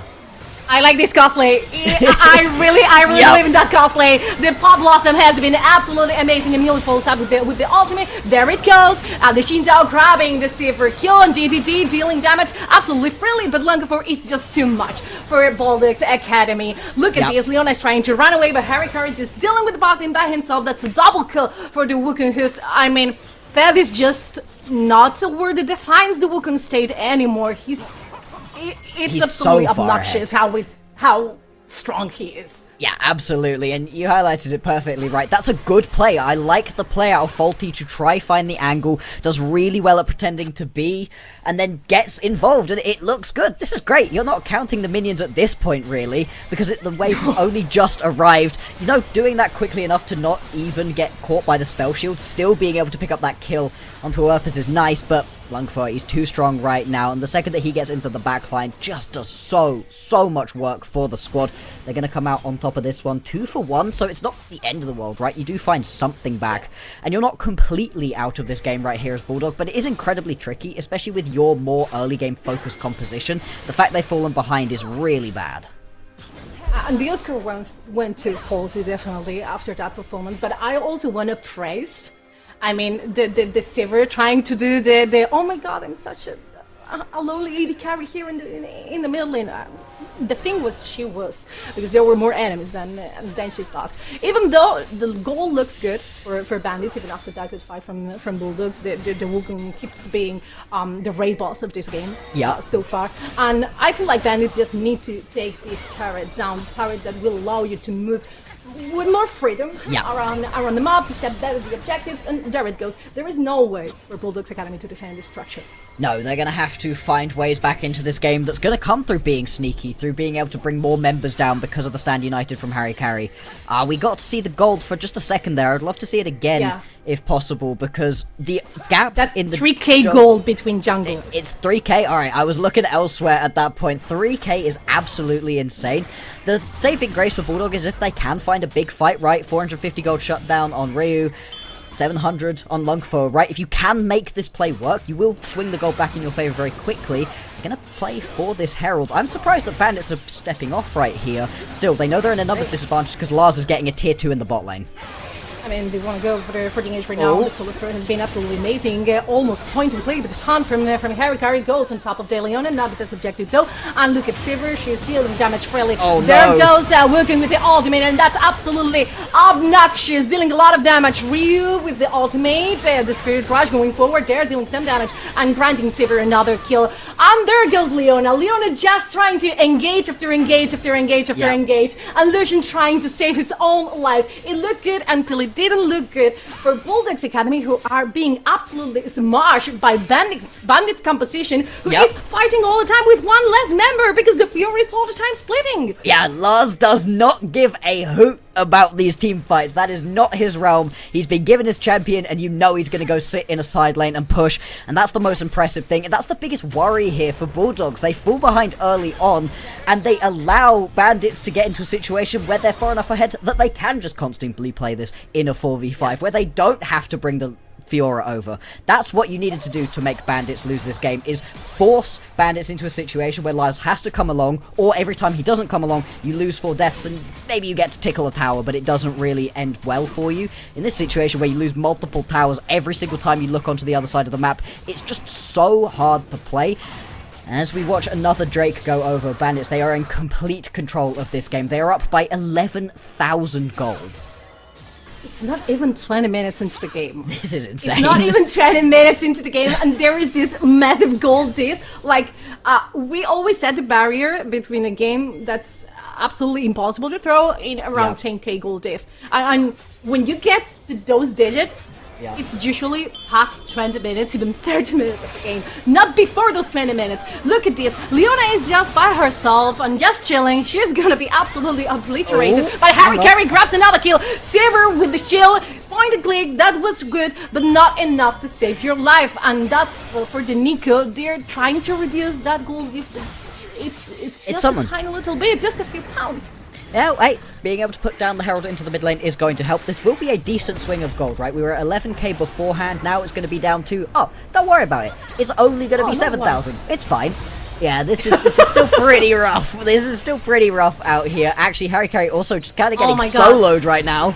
Oh my. Yeah, it's pretty much solo, but I mean, Fury is tanking. It's tanking a lot of damage from the tower. No matter what, it was a solo kill during the top lane. But look at this, at the price of losing all your mid lane. That's a very expensive kill to actually grab. But what is getting me a bit gagged is that nobody's defending the hero. No, they don't care. I mean, expecting that Shen is going to be able to defend the Fiora, it's a little bit optimistic. Like this, engages Olafur on top of DDD once again, and Shinzo dashing forward. The Crescent got, okay, optimistic again, but there it goes, Ryu dashing forward and dealing some damage. That's another kill. The base! Guys, your base! Looking wants a little bit more blood in there. Your base, yeah, the base... I'm in the base at this point, and you're worrying about the base?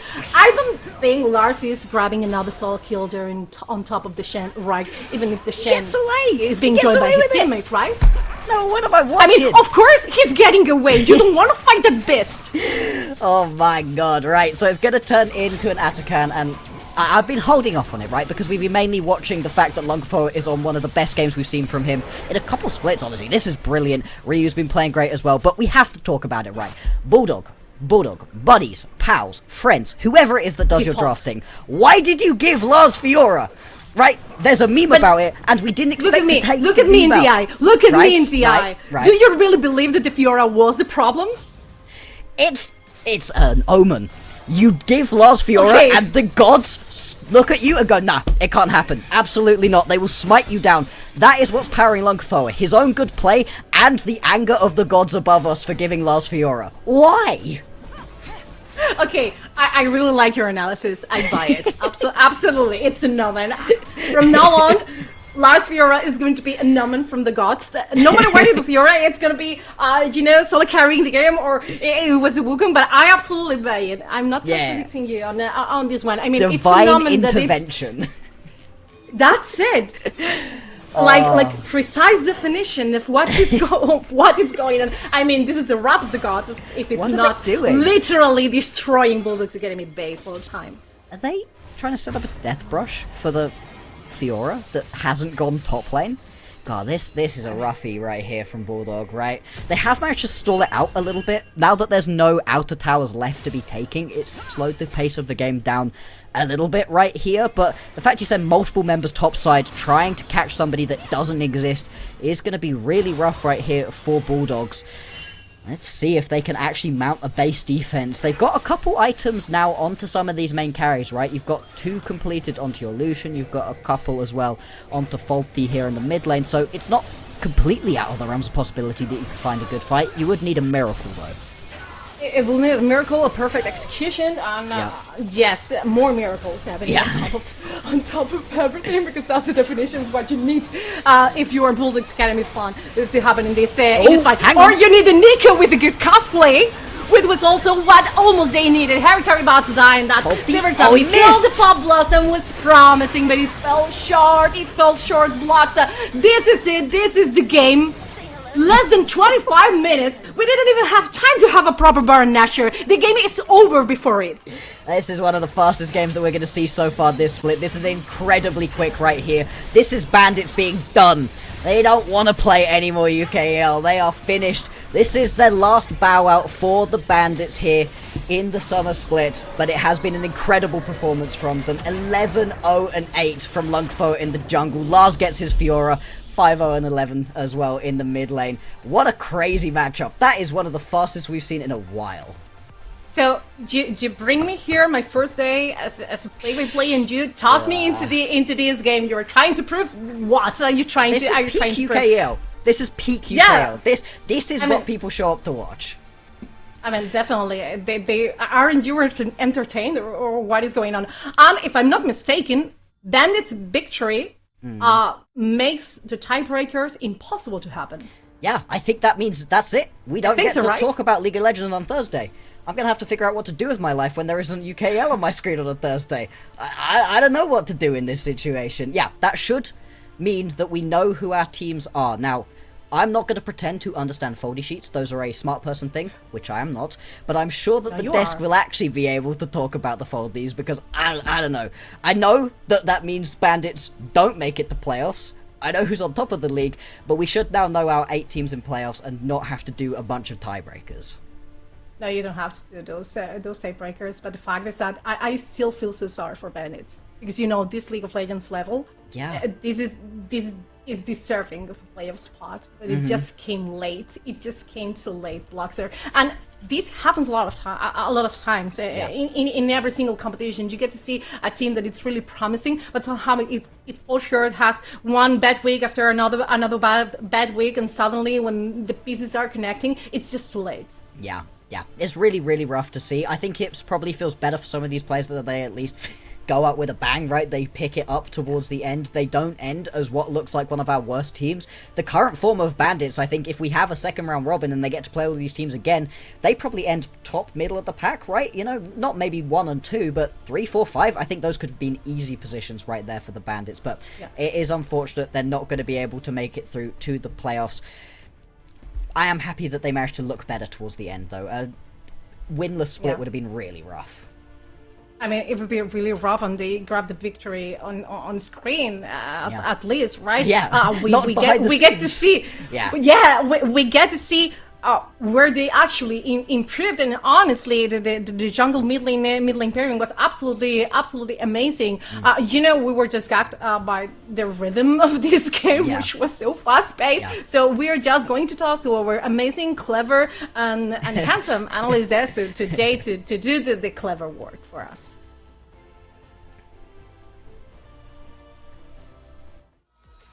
I don't know about amazing and clever. That's what I've got these two folks for. Rob, Nick, how are we doing? We've had a look down our foldy sheet, and I think that's it. I think so. Yeah. I think because of the way the tiebreaker rules work, I have to clarify exactly which one is we know Broad and Rise definitely going to be top 4. They have made top 4. Yeah. I think we need to check about Inkwick versus Absolved.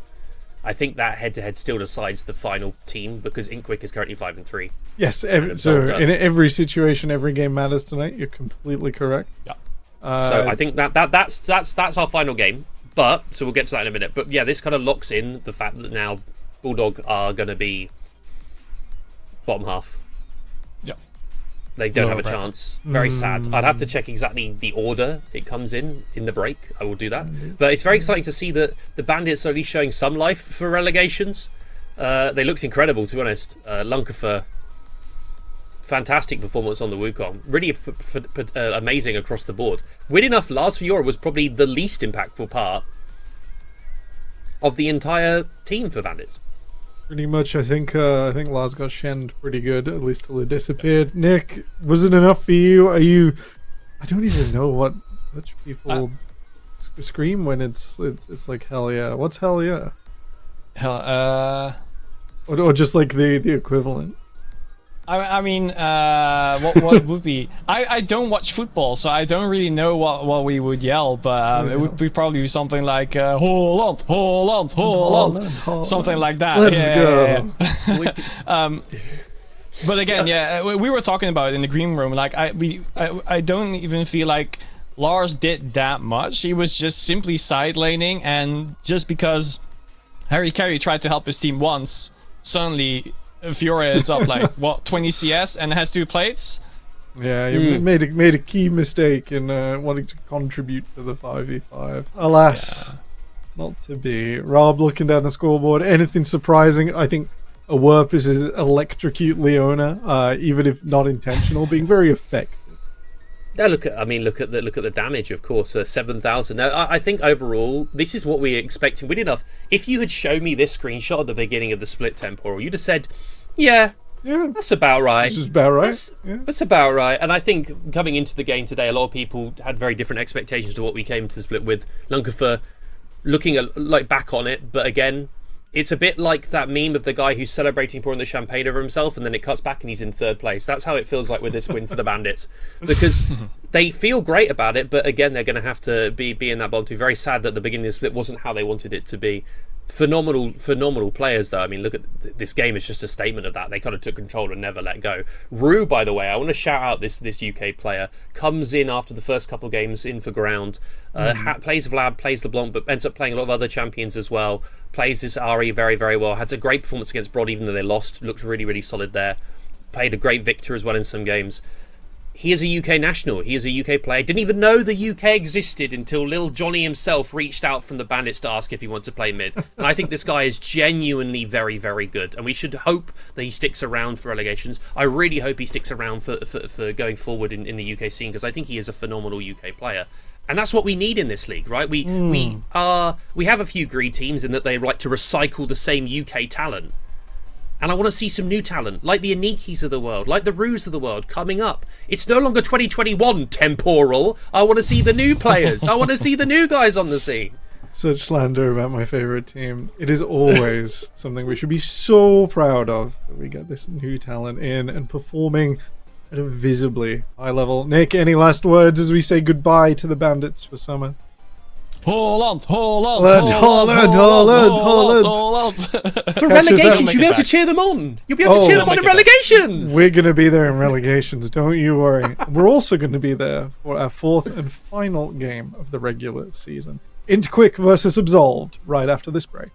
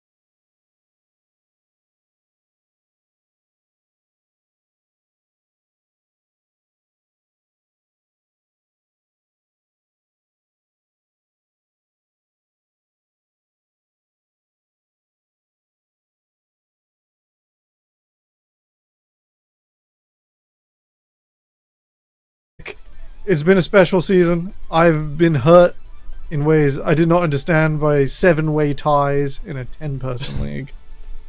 It's been incredible. And to cap it all off, two teams that I think embody what we're about in this league. We've got Inkquick, who we placed reasonably, middle high on our tier list, and then after Prosper revealed how much practice they'd had, this is all pre-week 1, they went in last. And they've grown from what they said they were starting at to their expectation. I think that is pretty fair. And an Absolved team that has come from Division 2, hot as you like, talent they've used for the longest time. And look at their beautiful faces. Here they are, scrapping. I think they can still make up a bracket, but I'm going to let my wizards in the back check that. Yes. Yes. I'm going to tell you yes that they can, because I believe, if I understand the rules correctly, if they beat Inkquick, they should.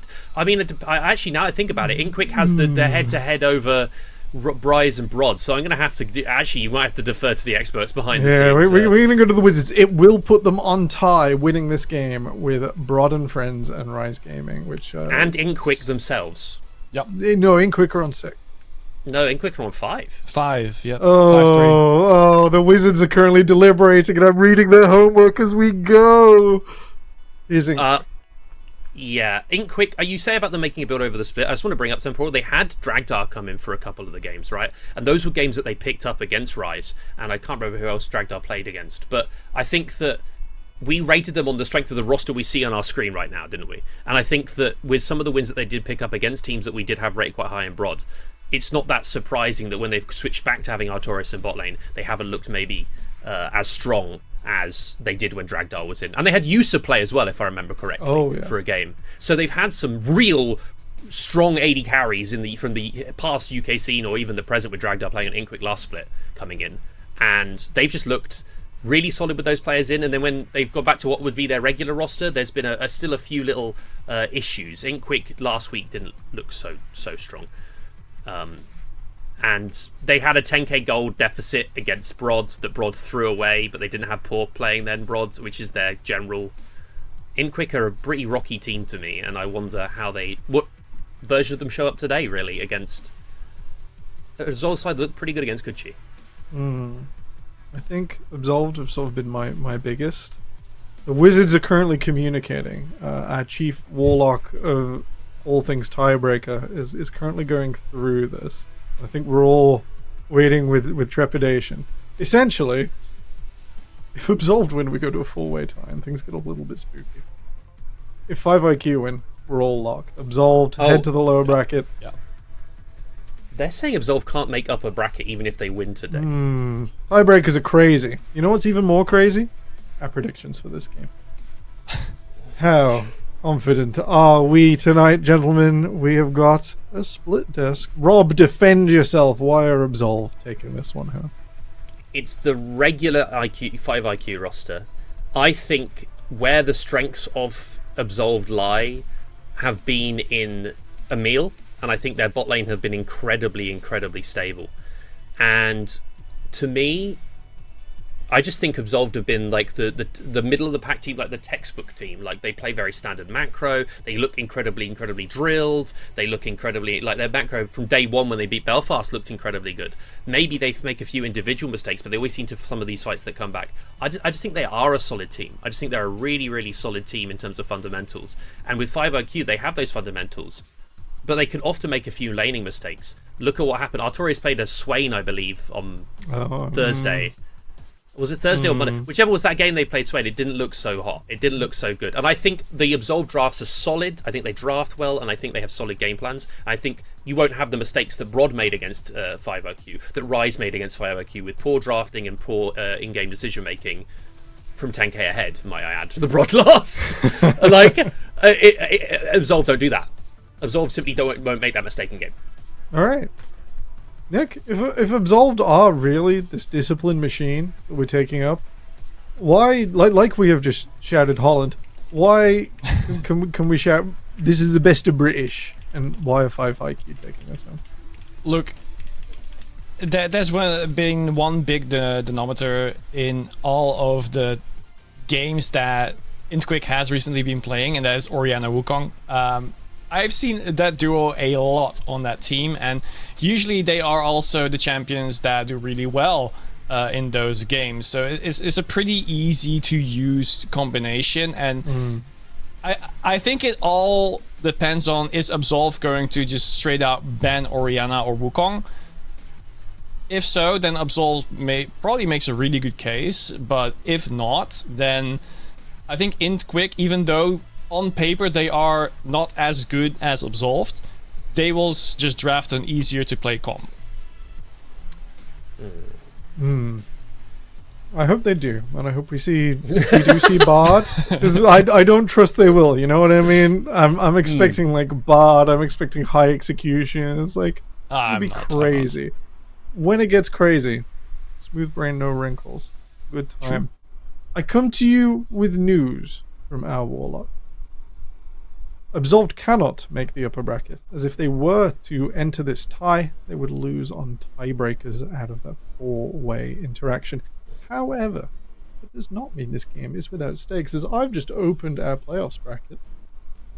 And the difference between coming 5th and 6th is the difference between a meeting either Good Chi or Venom Crest in the first round of playoff. Now, if you are following along with champion points, that means that changes who is going to be your best friend cheering for you in Twitch chat, and people who might want to try and find your local internet substation and just throw something magnetic inside. Please don't do this. That is an awful thing to do for your safety and in general. Please do not sue me. This is not legal advice. But at the same time, that race is absolutely tight. And Absolved winning here, pulling themselves into 5th and meeting Venom Crest first, will extend their chances in playoffs and has a big impact on them as a roster. So, might not be upper bracket, but it is still life or death. And I think that is something we have to keep track of, because I wonder what teams people are looking at into playoffs and saying they're looking scarier.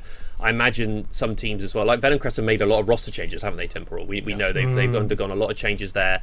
So I wonder what roster they're putting forward, because on their strongest day, how strong are Venom Crest at the moment compared to the Good Chi sort of choice as well? I'm not saying teams would intentionally lose or anything, but which one are you more scared of? Our team's going to make changes going into the split, into the playoffs, because that's a possibility, and we'll have to watch for this game, because I wonder what kind of stuff we see coming out.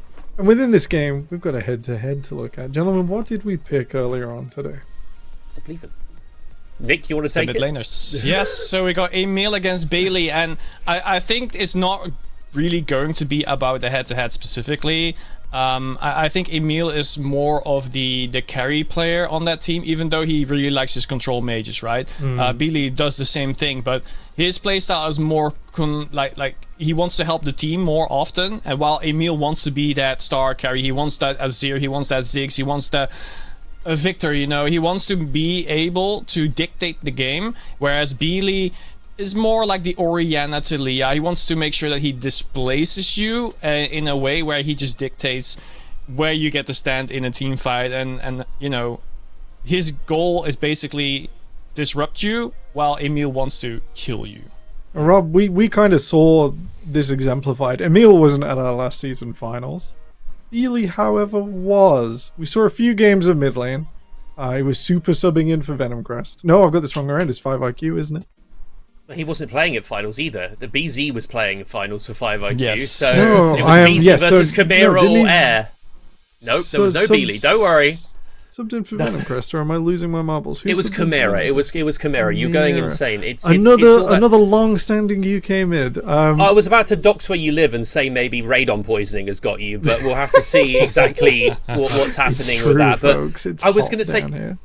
when I define mid laners, I define you either have, or any player, you either have stonewalling players. I call a classic one in the UK would be a loopy in the top lane, a stonewall. He doesn't let you necessarily get those leads, and you have to push really hard to look for them in the lane. But they aren't a carry. They're not someone who is outputting the most damage. They're not the ones you look to for that 1v9 performance. Whereas Emil, he can stonewall, but he is an absolute carry. As Nick said for this roster, Emil looks incredibly good on the Azir. His Azir is amazing. He's very, very good on Syndra. He can play the Talias. He can play these facilitating mages, but in a more carry way. And I think that the reason this is the matchup to look into is, firstly, a lot of the players have changed. on both teams. You've had Tea Time playing jungle, now Darkin in for Absolved in this game. And you look at the top lane, Kerberos has been out, Artorias has played up there. These are the consistent factors, but Emil and Beely are consistent in different ways for their teams. I think nice to see Darkin in on jungle. The starting off, the fiddlestick support that he sort of set their first game alight with was a big moment. We'll have to see if he can pull out something like that in the jungle tonight. Inquick says it's not going to be the Scarecrow though, yeah. I mean, it's still possible for Fiddlesticks to happen, just this time not in a brush, but the entire brush, the entire jungle, it could happen. There's a lot of, I mean, Varus and Vayne being taken away. It just means like a strong AD carries out, plus the typical counter into a Cho'Gath. I think Dognappy really likes his Cho'Gath pick, for example, whereas Trundle is going to be banned out, and that is specifically thing I wrote down because Trundle is an Exodia play against the Orianna Wukong, and I feel like it's gonna be locked in right now. Okay, well, the Wukong got banned. Ooh, Wukong's got. So it should be Orianna plus Nocturne, something else that can bring it We're in, gonna or go would for another they? big combo. J4. Or are they going to walk away from Orianna for once? I think you've got to go. Alright, Thinking about it. they haven't banned the Azir. This is the big thing that's screaming to me is the Emil Azir. Every single time is like, how good is this pick? Smolder is not that surprising. If you removed Artorias' name, you could think he was basically Anomaly coming out. They both begin with A, and they both like Smolder Swain bot lane. So I think that, honestly, this is not that surprising coming out from the bot laner of 5IQ. It could also potentially go into other roles, unlikely. Lydia, though, is something that was banned against Nolty a lot. Because it is one of his more, if you go on his account at the moment, it's one of his more played junglers recently. Good old Mr. Tickle.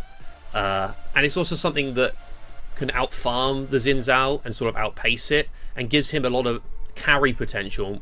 Let's be honest, who's been the Temporal? Who do you think's been the best player on 5IQ this split? You've got to be saying it's Nolty. Yeah, it's Nolty. He's been tickling, he's been wiggling, and I'm sort of digesting this draft because I think Nick was right. I think the plan from Inquick was definitely to go towards that Orianna Access combo. They've slowed that down. The Wukong ban clearly successful, removing a few ranged carries. That could go to Kerberos, could go to Artorias. Has really slowed this draft down. I think both teams taking this game super seriously, because we also have not just seen the Azir jam blind now. Absolved starting to slow down. Muta was an absolute hero on this Aphelios in years gone by. Will be enabled with the Lulu. It means the second phase of bans is about to get real spicy. Yeah, so I don't feel like you should go for a support here. I feel like there's not much you can really go for a counter pick unless you're going for like Nautilus, but I feel like Nautilus together with a Smolder is not that great anyway. Yeah, but still with a Smolder, I still don't know if that is going to be the deal. You're giving up a lot of time and stacks, so you're giving them up already. Blitzcrank. I don't like the Leona though, to be honest with you. I think if you're playing, like, the thing with Aphelios Lulu is you stand your ground, right? That's a stand your ground. Like, if you add the Azir, it kind of has to be banned now. If you play a stand your ground comp with Aphelios Lulu, you really don't want to be going into them with the Leona. I actually don't like this. I think you want to be playing to separate this comp up, because they're just going to stand there with the Xin Zhao peeling, Lulu behind the Aphelios, and not let you play the game. So I'm a bit worried already for the side of Inquick not trying to play a little bit more of a separate kind of style. Like, if you're Lilia, do you really want to run into Aphelios? Like, doesn't he just two-tap you? Inquick really in trouble if we just see, like, two-tap on supported mids here. Like, I was gonna say AD carries as well. Is this Smolder like just guaranteed, not Artorias? Because I was like, oh, if they get rid of Jinx and this, then it's really tough. I was like, do you just play the Smolder? You just accept it. Yeah, I'm surprised at the bans. I read double AD ban as like getting Jinx off the table is potentially very important. I'm not. Interesting. It really is real good right now, and I'm sure Dognappy can push Q 4 times. That champion does not require a big bandwidth of practice. I guess I understand the Misfortune, because with Leona and Lilia, you get a sleep, you get a massive stun, and that means that Misfortune gets a really long ultimate as well. She gets to proc every single part of it. So just being able to take that away, I think, is a very big downside on the damage department. But we haven't seen Artorias play something like that. I think, or maybe once. Now I think about it. It's been a Triss lock. They're holding this flex open, like absolute David and Goliath. Like Atlas has this flex on his shoulders right now. I'm kind of shocked they're going for a Smolder flex. It's crazy. I mean, it's still a good champion. It's still quite strong, but I think there's a lot of champions that kind of ruin Smolder mid and kind of ruin Smolder top as well that are available. There's one of them. Yeah, you know that it's got to go into a Sun unless it's Triss mid, which is fine for Akali as well. So you've basically said neither of these two laners really want to go into Akali, so that's one. The Scion is something Smolder could play into. Yeah. A tank top is okay for Smolder, and at the moment you go that tanky. I'm sure Curb, who loves his tank AD carries top lane, is going to end up playing Shojin, Black Cleaver into Overlord's Bloodmail, Smolder top. I imagine that's where we're going here. Mid lane, I wouldn't really want to see Smolder mid because I think you give up way too much control of the map. For the Lulu. I think Xin Zhao can walk into you for pretty much free, especially with the push that Phelios Lulu. You lose so much of Akali's weakness in the early game, and that you can put her into the tower first. Very, very much odd. R5 here, Nick. We're in the depths. Good heavens! Well, It is Smolder mid, unless it's a Olaf mid. It could be Olaf mid. We don't know. Nah. Rob, you're going too far right now. Rob out. Hashtag Rob out. Get these off my head. I can't see anything that makes any sense anyway. Gentlemen, let it never be said that a Four Nations team will just give up because the last game doesn't move a whole bracket for them. What? Where? Maybe they're just testing the waters. What? If I'm looking correctly, Int Quick will be second seed regardless. Yeah, That's true. Is this just Lilia top? No. I think it's No. probably ends up being, it should be Olaf top. I don't think Yeah. it's Olaf mid. Yeah. I've not seen and Olaf versus Sion since this guy was reworked. Tell me how it works. Does it work? It should be fine. I mean, my concern is Yeah. later in the game where you're playing Yeah. Olaf running into like Aphelios. The lane is fine. It comes up like Lulu Aphelios is a pain really for you because you're playing Olaf into it. Stand your ground again. It's all stand your ground, right? I say this a lot, but Aphelios sits there and you either one shot him or he kills you entirely because he just stands and just outputs a ton of damage. And I don't think the Olaf survives when that. you can just put the Whimsy under his feet. I'm not. Yeah, and there's a Smolder in front. Akali can jump your back line. I mean, I think this is a great Absolve draft. I don't know what Nick thinks, but I think I like Absolve draft a lot more consistent. It's going to be Olaf, Lilia, Smolder. It should be Smolder mid. If it's Olaf mid, that would be beautiful, but I don't imagine that's where it's going. Yeah, it's basically what you said. I just don't know what Int Quick is smoking right now. Like, but I'm interested. You got my attention at the very least. Spellbook Smolder. I've heard some rumblings from a previous UK mid laner. Spellbook Smolder's not bad, by the way. That's a complete aside here. I've seen that. I can jam with it. I've heard that fleet nerfs and grasp nerfs suck.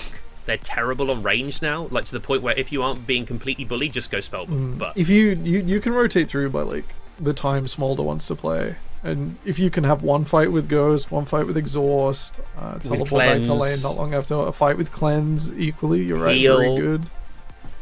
You just can have a summon at every fight, and I'm a big fan of it right now. Nick, are we flip flopping? I know Rob's not flip flopping. Look at that smile. I mean, I might, but I'm so lost in the sauce. I will say that Int Quick wins anyway because they're second seed. So in that sense, we win, right? Results-based analysis. Unbelievable. That's the kind in of my bias I can get UKL. behind. Gentlemen, but- we don't know what Int Quick are thinking.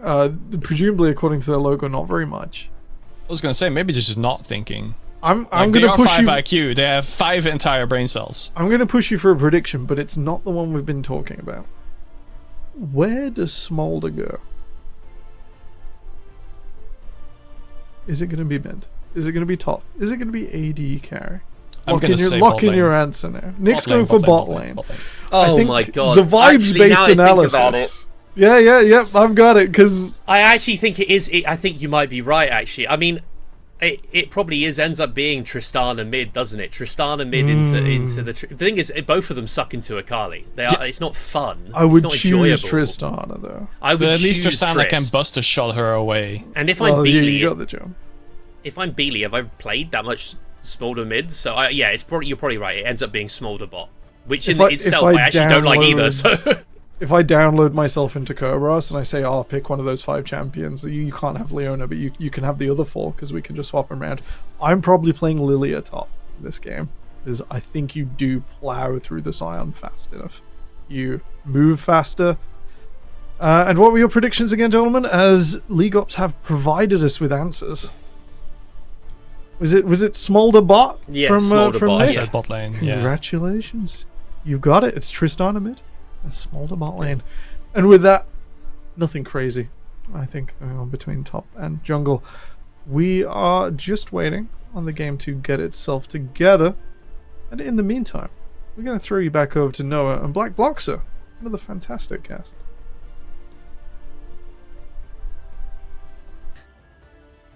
Thank you very much to our amazing, clever analyst desk, and we are back again for the last game of the day. We had a surprise in the previous game, so Bloxer, what is the Four Nations League to offer to us in this last one?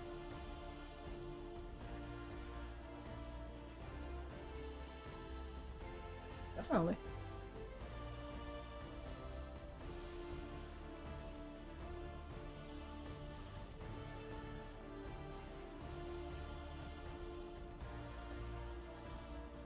Mm-hmm.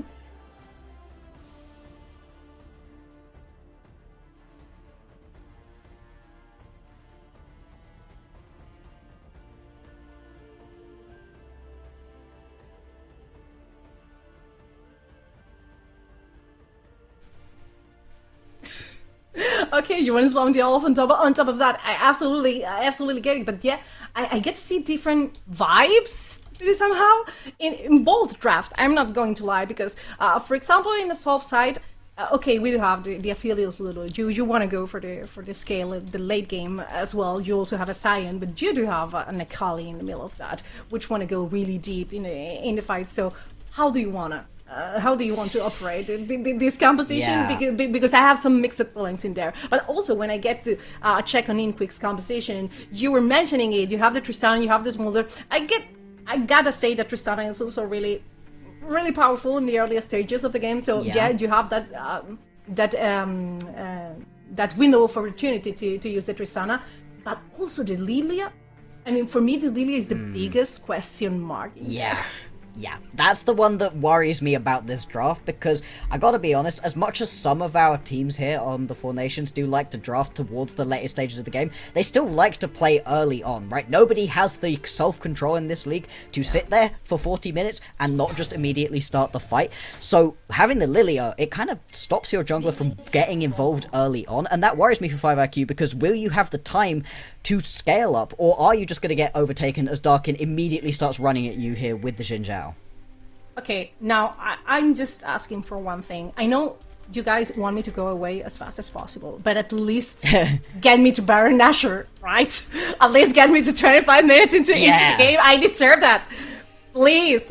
I mean, the last game was so really quick. We never even have the possibility to check the Baron Nashor. It was over before 25 minutes. So I really want this one a game with an Aphelios and a Smolder.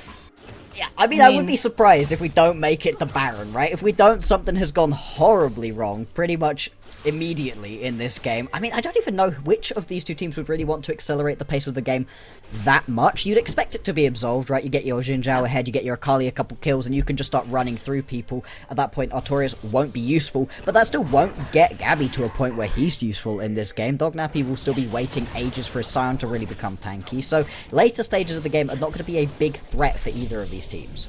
Now, my thing about the Sion is that the question if Sion is going to be unbeatable or he's going to be definitely beatable, it's going to be around what happens with the Olaf. Like, if the Olaf manages to actually smash the lane, which, I mean, you expect to do so, because otherwise you would never literally pick the Olaf in the conversation.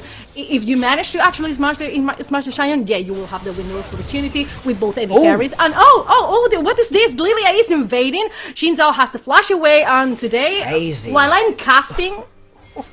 if I'm casting, it's not Xin Zhao's day. Definitely. No, apparently not. I mean, immediately gets jumped right here, and as much as we were talking about how the Lilia kind of just wants to sit in her own jungle, farm up, get to that level 6, then start to play the game, you can equally catch out Darkin before he's got that level 3, and push him around very heavily in this situation. The fact that Darkin now loses that flash is going to make it much, much harder to play out in, you know, these coming stages, right? You've got a lot less gank opportunity. You will have a lot of less gank opportunity. You won't know, but it was a flash per flash situation there in the invade, and now Lilia is invading by Tristana's hand. Look at there, a lot of vision there in the bottom side of the blue side jungle. Mr. Tickle also crabbing there, the Scuttle crabbing in the bottom side, which I mean, based on paper, okay, you push with the Tristana, but the bot lane, the red side bot lane, is suffering a lot. I mean, Lulu is definitely paying dividends. Absolutely, the Lulu really can push you around quite effectively during the early laning phase, and as much as Aphelios is one of those later scaling carries, nowhere near as much as the Smolder's going to be the double range as well. Just going to unlock so much pushing potential right here from Absolved bot lane. They need to be careful, keep plenty of wards around to make sure they don't get ganked. They do a good job of putting a couple of wards. They've actually just grabbed a deep one right here. Going to be able to spot out Mr. Tickle if he comes for a fight down bottom side, and so they can just keep this pressure up. You can see with the positioning, and even stopping Artorias getting back. He's not going to die here, but he is so low.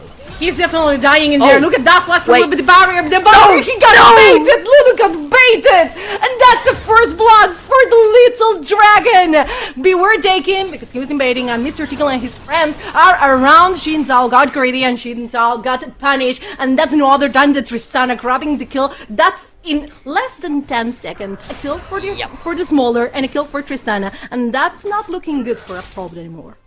Yikes, yeah, we were talking about how it was going great for Absolved, but just over-aggression right there. There's no reason to be jumping that far forwards as Gibble. You have to take a breather, not over-aggress. And the fact that you also then lose a kill over to this Tristana. 5 IQ with this late-game scaling composition, getting these couple of kills in them early, not going to be ideal. Still, you kind of want the kills in Kerberos at this point in the game, right? You're not massively worried if you're kind of just sat there slowly farming up as Artorias and Beely. Really gonna get jumped a little bit, but I don't think this turns into anything. No, should just be able to rocket jump away. It's literally a Tristana. She's gonna jump away, and that's it. But I gotta say that I respect Lulu's flash. I respect it so much. You need to assert dominance somehow. That's true. That's absolutely a way. It went the bad way. But the moment that you see it's not only the Smolder, that he had friends in there that actually protected, you should have expected the result somehow. Yeah, at that point, not going to be ideal, especially when Artorias still had the barrier up and available. You do a decent chunk of damage as Lulu during the early stages of the game, but not that much. You're not going to be able to get through that barrier shield, especially not with friends in the area. Still, we'll see what that really means later on. It is going to be the cull coming through right here for Artorias, so he is looking to still just slowly scale up. Kirby going to have to flash away in the top side of the map. Dognappy also using his, so that's going to be flash for flash top side. Something we have to track as we go further on into this game. Hang on, Artorias should be fine. Big damage back though, ouch. Yeah, something we will have to keep an eye on as we get further on into this game is the fact that Dognappy does have the teleport and Kirby doesn't, so he's just not going to be as mobile, and it's going to be a little bit slower for 5 IQ to get these map rotations off. Yeah, absolutely. That's going to be definitely an important point. And in there in the bot lane, it looked really, really tough for the red side bot lane. They beware, because there it goes the Ragnar, and that's going to be the solo kill. There goes the third kill on the feet of Warford, going for int quick. Kerberos was just looking the bush. I mean, that was cheap, but it looked good for him. Hey. It works, right? That's exactly what you need to do, and Kerberos has been one of the better players here for 5 IQ, really been able to carry them through a lot of these games, and now getting his Olaf ahead early on, exactly what you need to do, especially into something like the Scion that's going to be a big tanky problem later on. Your team composition obviously doesn't super struggle with being able to get through a Scion. Between the Tristana and the Smolder, it should be alright, but you do want to have the ability to just push it around during this laning phase, and now up by 10 CS, going to be coming back to lane with a good couple of items. You can just keep pressing onto this Scion and make it so he's not feeling comfortable coming out of this lane.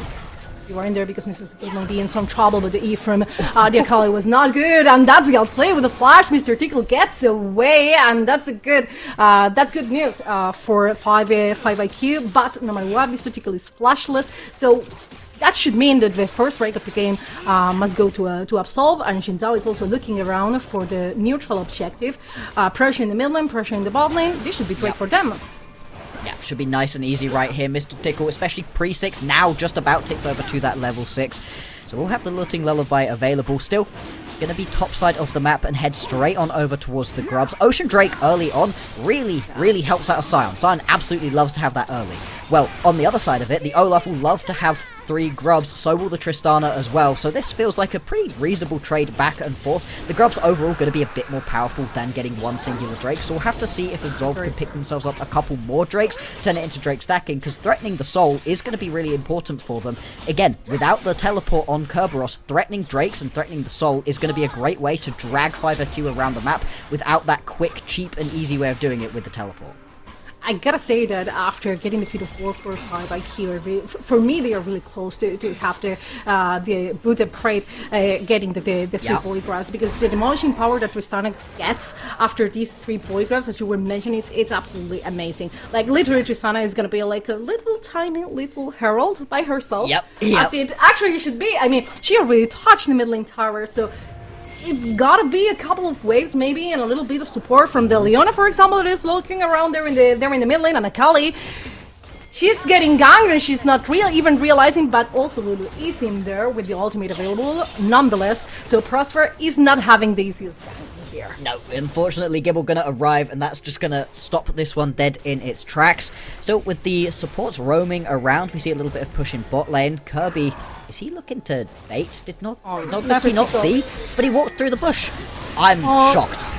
Sing me a lullaby, he blocks her. Sing me a lullaby, but beware, because this is still a 2v1 and Mr. Tickle is in some trouble. Tickle is getting killed by the Scion Zombie nonetheless. So this look good for Absolve. Prosper face checking in there. The Zenith Blade not looking good, not hitting Gabby at all. And also the Lulu threatening the red side bot lane. I gotta say, Lulu is the carry, at least for the first 15 minutes. She's scarier than Aphelios. Gibble is all over this game, just constantly stepping up, taking up a lot of space. This is something that you can do with the Lulu, right? The base damages on this champion are actually pretty high. It gives you the ability to just push around this bottom lane. Range melee matchup as well, making it easier. That will flip around though, and you always have to be worried about the fact that Prosper can just turn on a dime and go for one of these aggressive plays. I think at this point you're not super worried about getting aggressive, although you do have Mr. Tickle hiding out in the wings without the ulti, so you're not really looking for a gank right now. For the minute, people are just trying to scrape together enough gold to get their first items completed. First items are going to be done up in the top side. It's going to be the Ravenous here on the Kerberos, so he is absolutely looking to just sprint at you. Yeah, even after the gang not looking that good for Inquick, they're in top side, and the Scion Zombie paying some dividends. It's still an Olaf with a Ravenous Hydra and almost 20 CSs ahead. Look at this. This is a bidding. Ow. This is a total bidding, and he's not even used the ultimate. So the Olaf is going to be definitely a threat for the backside of the fight and the side of Absolve. I'm really feeling sorry for the Aphelios, because it's not going to be funny for Gabby at all. Like listening to Olaf's ultimate. Oh! Almost in there! He got a flash, but that looked really good. And Kerberos is tanking. Kerberos is tanking, but he's not dead at all. Kerberos was tanking. This is going too far, guys. You need to just shake hands, go back to base, and not dying in there. Mr. Tickle is looking there in the top side, but the ultimate, there it goes, the Ragnarok, and the Axis is smashing. Doggone, she's got killed, he's got killed. That's another kill for the Olaf, the third one. And no matter what, they were looking for it. They were begging for it. Yeah, damn, that was really Kerberos just flirting with danger. Actually, Mr. Tickle also going to get jumped right here. Darkin going to pop the ulti as well. Does get put to sleep, and that should allow Mr. Tickle to get away. Emil is hunting, though. Unfortunately, Lilia just going to be so quick. Flashes, too. Not sure that the flash was fully needed. I didn't see... I assume? No, I don't know what Emil had thrown out that caused the flash at Mr. Tickle. Hang on. Darkin's still chasing into the jungle, looking. That was, for me, that was a little bit of panic flash. I think it was a right now. flash, yeah. He's still being chased by the Xinjiao. He's been chased to his own side of the jungle. So he was able to actually grab the golems, but still was a little bit dangerous. And the polymorph on top of Arcturus. Arcturus is having a hell of of an awful game. Look at this at the state of this Molder. It's almost 30 CSs behind the Aphelios. So for me, the scaling on 5IQ side, it feels like you're trying to climb the Everest with no oxygen at all. Yeah, it's really, really rough to see right here, and this pressure just not going to be let up at any time soon. Still, overall, it's going to be a 1,000 gold lead here for 5IQ. It's not a massive one. That's not an unsurmountable mountain for them. And so, okay, will 5IQ be able to sort of keep the lead that they've got for themselves? Because they've got themselves the more late game focused composition. They are going to end up in a little bit of a just trough of power as these first and second items come through. That's where Absolved are going to be in a very strong spot for themselves. You can see Absolved just stepping up right now, taking up a bunch of space, and they're going to have another huge control over this Drake pit. There's no way. Dognappy, walk away. Leave. I mean, respect your own life, please. This is Molv. We're talking look about at the history healing for Kirby on the wave. Yeah. I mean, oh my what God. is that? What? He's full health. In every single hell that you can imagine, it's that. That's disgusting, and he just takes two. You are the points English right in the face native. of Dognappy. What word would you use to describe that? I can only Disgusting. figure disgusting. Yeah, I mean that's an disgusting. understatement. That's a horrific amount of healing right there for Kerberos. He's even going to step up into his opposition's jungle, but there's a fight bot lane. There's a fight and a Drake that's been taken down by the side of Absol and Akali, looking again for the engage on top of the poor Tristana that is not able to jump anymore, and that's another kill. They're looking for the engage on progress, trying to grab a couple of stacks. That's the only thing that you're gonna be able to grab. Oh, the crashing guard, and it's not gonna be enough. He missed by a tiny little bit, but the dive should be so easy. The dive should be so easy, but the dive. What are you, my sweet summer child, doing? What are those dives? Oh no, this is peak UK League of Legends. This is what we have on the UKL. I have no clue why that decision was made. I mean, Darkin thinking that he's tanky, but with only a Sundered in his inventory, you are gonna die in that situation. Gives a kill over to Artorias. That's gonna be his second of the game. You really don't want to be pumping free kills into the Smolder. A little bit slower, push the wave in, go for the fight at that point. Maybe it would have worked out. Still, multiple members are gonna attempt to jump Kerberos. Oh my god. Oh no. Into the pause. And we have a pause. Let's see how long it's the pause. Oh my god. You're stood up. You can't I was stand standing. up. I was standing. Yeah, I can't stand You're up. a standing up caster. You guys Crazy. need to make me know that you are putting the camera on so I can pretend that I was not standing at all. You always laugh at me. I couldn't do that. I've got a pillow on my lap. I'm cuddled up right here. I hate standing casting. Anyway, sorry. Considering the amount of action that we have in the previous game, definitely need to stand up.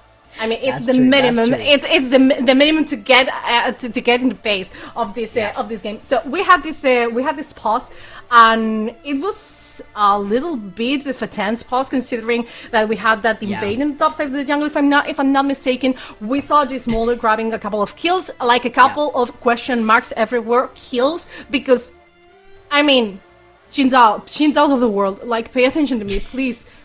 You made these two games, two straight games. Please do not walk forward under an enemy turret. It's not gonna end well for you. Especially when you've got like 40. Maybe I'm being generous here with 40% of your HP left. Like, yeah, that's not gonna be ideal to your surviving on the Rift for a little while. Still, like you said, the previous game, super fast-paced. This one has been a little bit slower overall, but only by a little bit. We are 15 minutes into this game. The previous one ended at 22 minutes, so we've still got another 7 minutes to go, at least, before we would expect for this one to come through. And like you said, we have paused in a really tense spot where Kerberos is trying to run away. We've got multiple fights breaking out all across the board. We've had a ton of Drakes and the Grubs going down as well. And it does feel like currently the pace is in Absolve favor in that they feel like they're controlling the game decently well, but the Olaf top lane is becoming a real problem, and again, they do keep giving over kills to this Smolder, which is going to get harder and harder to deal with the later into the game we get. My question here is, I mean, for me, the Smolder, even though he grabbed a couple of kills, it's still so behind the Aphelios by a huge margin. Also, there is the Lulu factor, who's paying some dividends for Absolve, of course. My question in here is it the Olaf enough to compensate how accelerated the Aphelios is? That's my question in here. If the Olaf makes its way into the backside of the fight and literally obliterates the Aphelios, he's gonna smash him, he's gonna gut him out, because this is how Olaf works. If that happens, yes, the game is looking good for the red side team. If not, for me, the Aphelios is is on a way different state. He's playing tomorrow, not even today. So he's so far ahead. Yeah, and it's not just Emil who's gotten himself into a decent spot, right? It's not just the Aphelios who's gotten himself into a decent spot. Emil's also been able to get himself into a decent spot right here on the Akali. We'll see as we jump out of this pause if it's a kill or if it's a... You need to guess. I mean, definitely, this is going to be a kill, right? Yeah, it's a kill for the Akali. There we go. That is going to be Emil picking up that kill as well.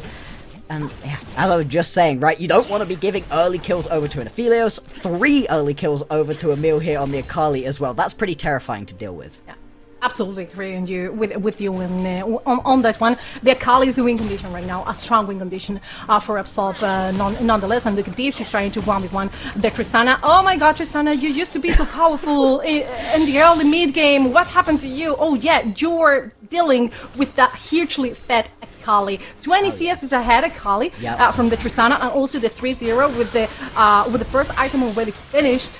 I mean, definitely mid is not going to be 5AQ territory anymore, which means that the neutral objective should be a way more difficult task to achieve for them. Absolutely. Anytime that you're stepping up into a little bit pocket of darkness as 5IQ, you need to be really worried about the fact that Emil is going to be in that bush and just completely rip your head off. We can also see top side right now as well, just this tower going to go down.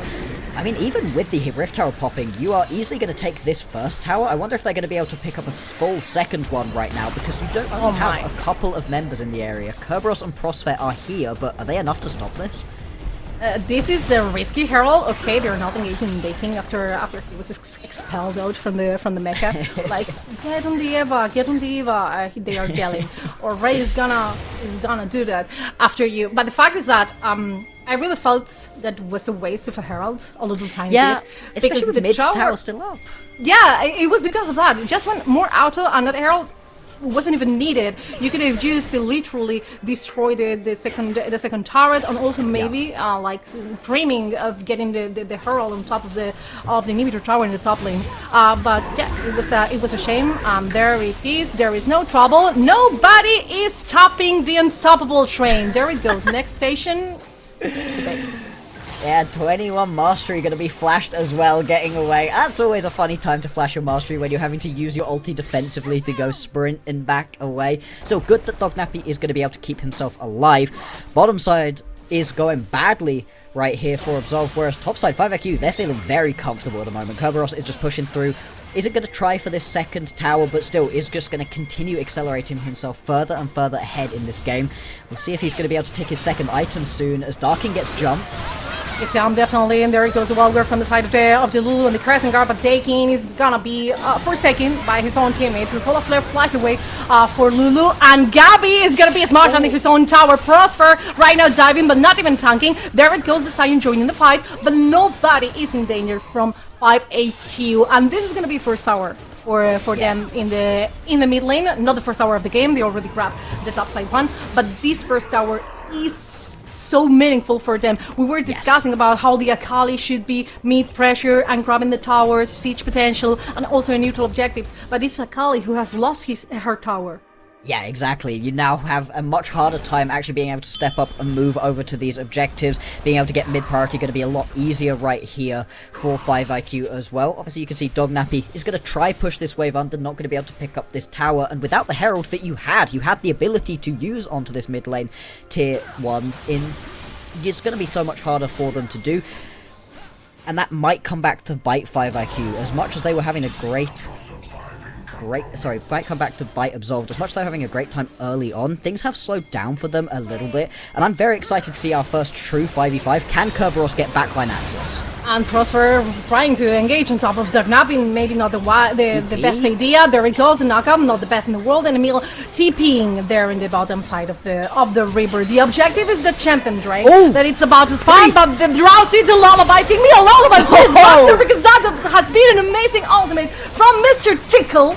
That's not tickles at all. That was definitely was having knife. That hurt a lot. And there goes Tristana looking for a little bit more blood. Dakin. He's going to make it under his tower. There goes the crashing guard. Maybe save his life. And Lilith there as well, but they want more blood. Prosper getting greedy no matter what, and Emil trying to navigate this fight. There goes his Smolder mom dealing some damage and killing his baby. Emil looking for more blood, and after getting Lulu's ultimate, dashing and flashing away from the threat, and that right now 5EQ compensation actually is under his tower, is not gonna be safe. Mr. Tickle grabs a kill, but if it wasn't Lilia, it was meant to be the Buster shot.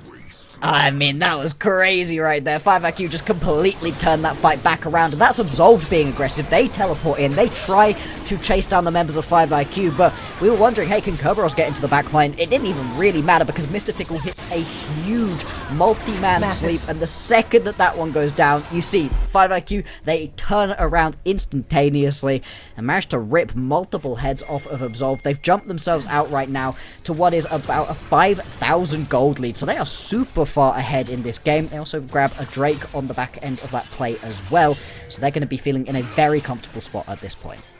I mean, I really respect Miller trying to morph that fight almost by himself, but it was so difficult even for Akali that was so fed. 2 items, even though with the 2 items, it was she against the world by herself with maybe Lulu's ultimate, and he used actually everything, ultimate, flash, and everything to try to self herself, but they chased her down until to his tower, to his second tower, a tower. I mean, they didn't even get the first tower there in the bot lane, but they get to die with Kali in the second one. Right now, I mean, I still think that the Aphelios is not gonna stay ahead, okay? Because right now Smolder is 3 kills and 3 kills are 3 kills, and they are both two items. But the Aphelios is in a good spot, not a bad spot. Let's put it that way. And Akali is still so fed.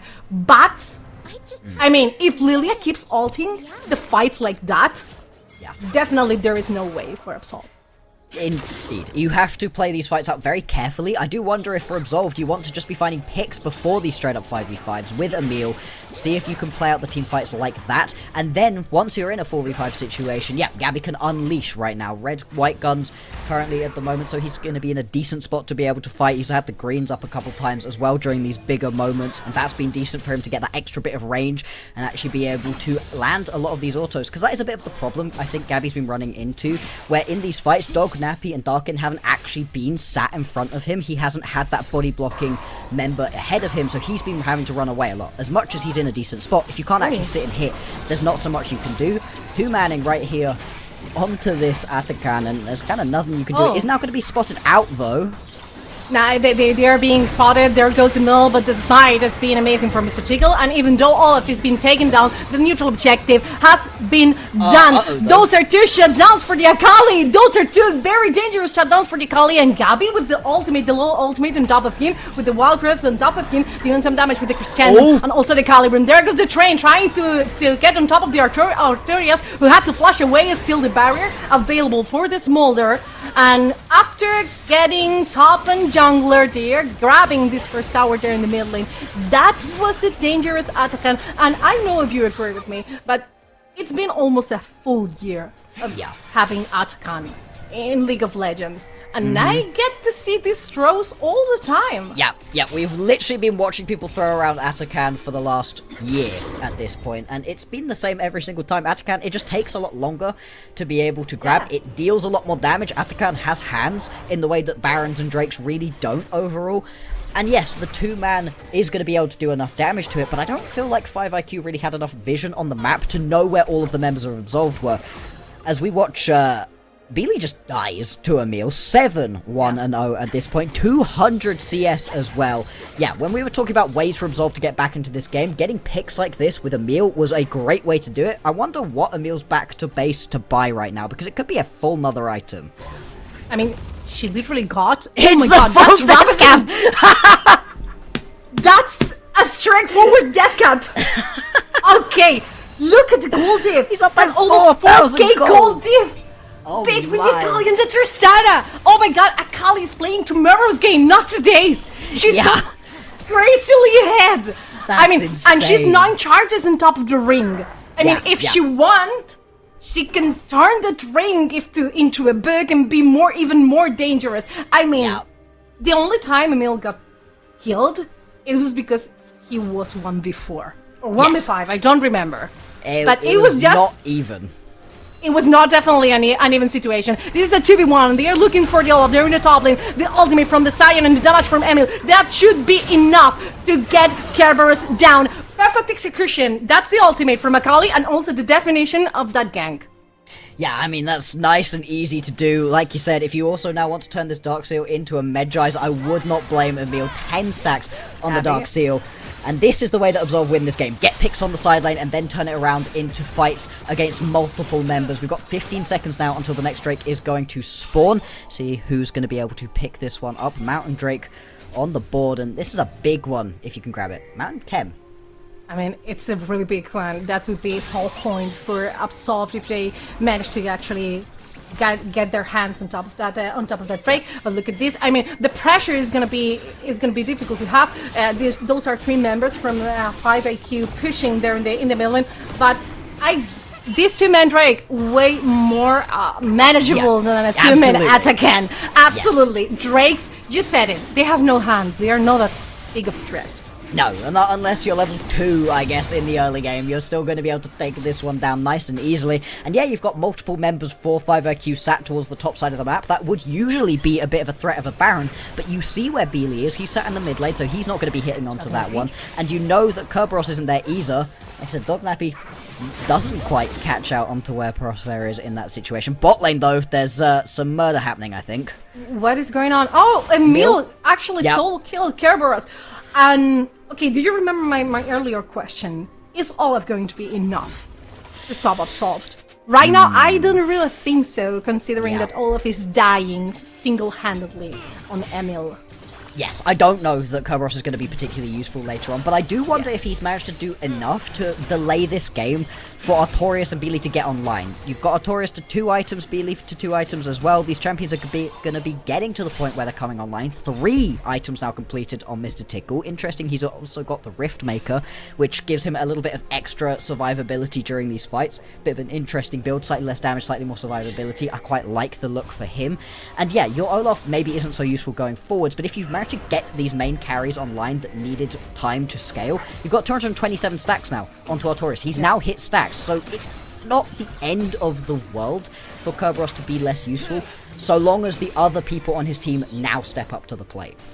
My main worry about Artorias, look at him, oh my god, he's literally invading by himself. Yeah, he doesn't care. Like, looking for kills with no vision, and you know the worst part of it is that nobody can stop him. Like, they literally need Prosper to land some CC on top of the Akali. They need the Buster Shot from the Sana. But Kerberos has no CC at all. 2v1? Look at this. He's 1v2 and he got Sleepy on the small cloud. But there it goes, dashing away. Tristana joins the fight, but also does Lulu. Emil versus the world, and this time the victory is for the rest of the world. That was a 3 versus 2. Versus 1.5, to put it somehow. And okay, that was again a really dangerous gambit. There goes Smolder Mom joining the fight, catching, taking the stun from Leona. Dakin is gonna get killed, and Mr. Tickle grabs the kill. This is a very dangerous situation for Absol, because right now 5IQ with 2 kills on their pocket on Emil and Dakin, they are gonna head straight forward to the Baron Nashor. Yeah, and with these 2 ADCs, you're going to be able to get through this Baron incredibly quickly. You've also got Kerberos down on the bottom side of the map, pushing forwards. So if you want to go and teleport into this fight, here's Dognappy. You're going to be leaving the push going for Kirby. He will teleport in. They're going to try to stop this one, but without a jungler, I don't know what you can do. That's a dangerous trade, and there it goes. This is Lilia's Mighty in the neutral objective, and Phil is trying to clutch the fight with the red and white weapon. Gabby versus the world, planting another tower. Dognappy grabbing another kill, and that's a shutdown after another shutdown. Gabby's still alive and kicking. 3 kills for the side of Absol, and Mr. Tickle trying to get away of this very dangerous spot. And right now, look at the healing on the side of the Aphelios. They lost the Baron Nashor, but they got the fight. And right now the question is, no, there is no question. Dakin is gonna get killed. Dakin is gonna get killed. Dakin is gonna get killed. And Kerberos is grabbing the tower. At least is not going to be the inhibitor because Dognappy just literally joined the fight.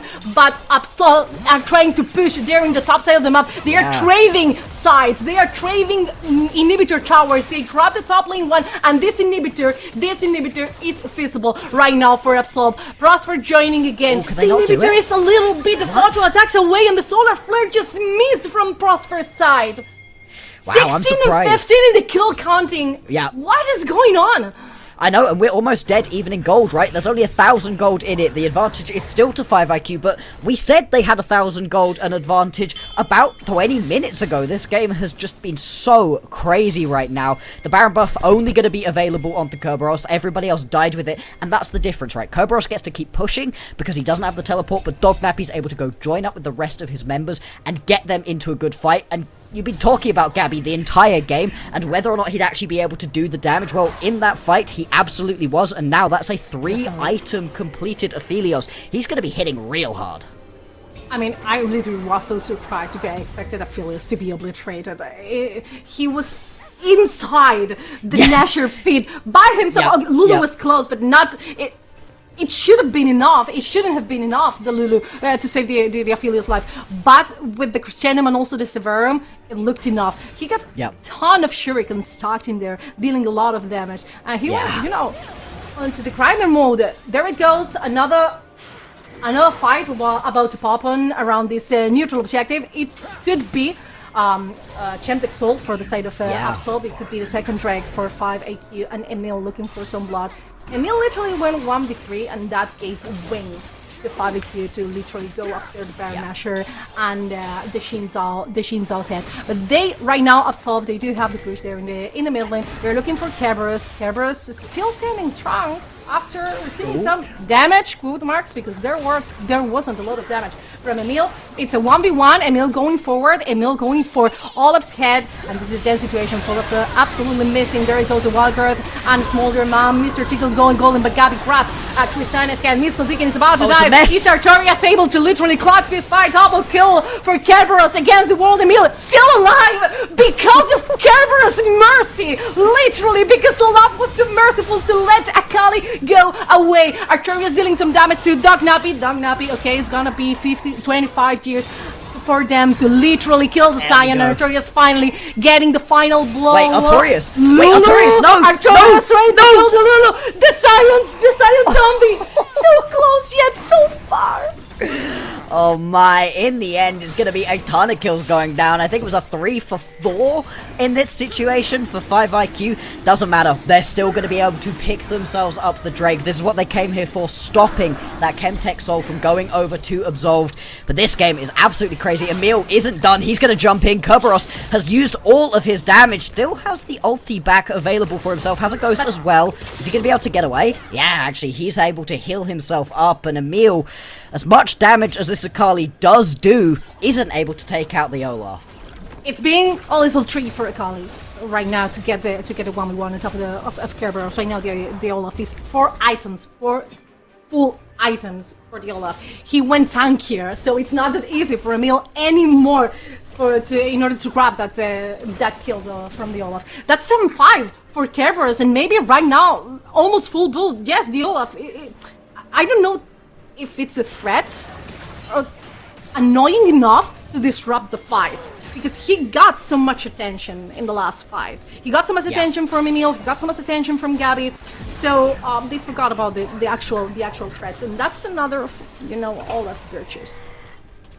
Absolutely, and hey, you asked for a longer game to get to a Baron. Well, we've gotten to that Baron. And I got it. Yeah, I don't even know that this game feels particularly close to ending. I'm in two minds right now, where it feels like if one team just finds that fight where everything goes right for them, it could end in the next couple of minutes. At the same time, if we keep getting fights like this, where almost everybody dies, it's a complete mess, that is just going to be very tricky to actually find enough of an advantage to end this game, and we might end up going longer and longer, right? Without having the ability to get that Elder anytime soon, because we're still waiting on that final Soul Dragon to go down, that is slowing things down a little bit as well. Still, 4 items now completed on Artorias. I'd love to know how many stacks on this Smolder as well. I'm imagining the answer is lots and lots of stacks on this Smolder. And probably just going to be able to rip people's heads through. 300! Yep, this Smolder is going to be hurting. It's harding. It's already harding.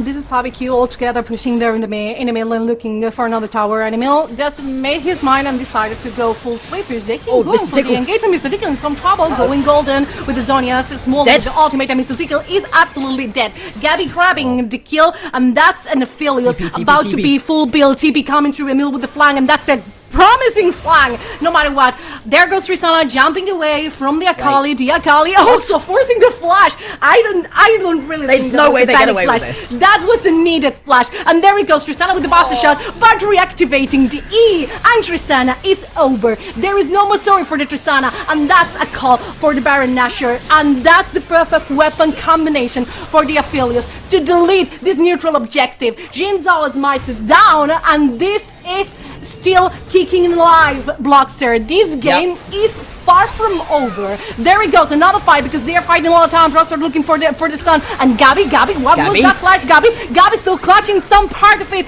The Olaf looking for the back lane, shut down for the of the Aphelios, went for Artorias, that is going to die on Dakin's hands. 3 versus 1. Okay, this is it. What am I watching? Is Olaf broken enough to go ahead and get the kill? He was 1v3 and he somehow managed to take down one of them. Yeah, and the fact that that's Darkin means there's absolutely no way that you can try turn that one around and turn it into any more objectives here. So unfortunate for Absolved that they can't take out Kerberos, but I mean, does it matter? This game is crazy. The back and forth, the amount of deaths we're getting through, 24th to 21 kills, 35 minutes into this game. And things need to just slow down, I think, for a second. We've got 1 minute and 20 seconds, right, until the next objective is going to be spawning. There's nothing else to really be fighting over. There's a single tower still available outside of either of these bases. That's the top lane tier 1 tower for Absolved. Other than picking that one up right now, both of these teams should just chill out for a second, push their waves, pick themselves up a couple of these camps, and see what final items they can scrape together. Because in 50 seconds, when this Drake is available, we're going to get another massive brawl, and I do not know who's going to come out on top. In less than a minute, that brawl is gonna happen. And the thing is that all the time the fights are so messy, and it's because of Emil and Kerberos literally being so successful in making them messy for their enemy carries, and that means that Artorias gets exposed in the fights, and Gabby also gets exposed in the fights. We just literally saw Gabby 1 versus 3 in the middle of everybody, literally melee going Aphelios, and somehow he grabbed the kill. He had the flash, and it was a really odd flash, but he managed to grab one of those kills. He's about to be full build, and the same goes for the Smolder. We are talking about fully late hyper carries, literally. And we just literally need to wait and see who is able to fight more freely than the other. Dakin is some trouble. There goes Molly with the ultimate, and Dakin is about to go sleep, but time is over and out. There goes Gabby with Infernum, and the Calibrum as well. Kerber is still left, not anymore. Double kill for the Aphelios, and there goes with the Calibrum, smurfing the fight with the green weapon. Billy in some trouble, Tristana trying to jump, but there are no more jumps. She's trying to bug it and get another one, but that's a quadra for the Aphelios. And who was the better hyper carry in there? It was the Smaller, or it was the Aphelios? And I got your answer, Blockster. It was the Aphelios. It was indeed. These messy fights kept happening, but Absolved finally get a fight where Dognappy gets to sit in front of Gabby. Beanlord doesn't get taken away from his ADC either, and as soon as that happens, the Aphelios is just going to rip heads through. This is going to be the win right here for Absolved. You've still got 30 seconds until any of these big carries are going to come through. A little bit of a victory ulti right here from Dognappy. Absolved, they're going to cap their summer split off with a victory.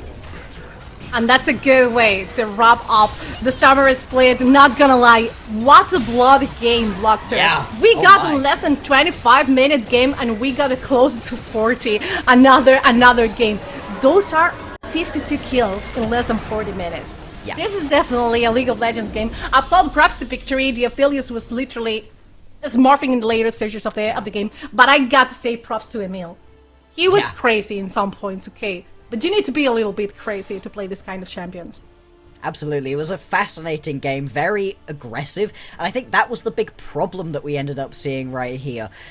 Sure, it works out in the very last moments here for Absolved, but if you're over on the other side of the rift, right, if you're looking at this game from the perspective of 5IQ, you've got yourself 2 hyper carries, and especially the Smolder. Tristan was a bit happier in a crazy game, Yeah. but especially the Smolder, he wants to sit there and hit you. But in Definitely. these fights where there's people every which way, where you've got your Lilia leaping into the backline, where you've got your Olaf leaping into the backline, who's going to sit next to you as the Smolder and deal with anybody jumping on top of you? Maybe your Leona.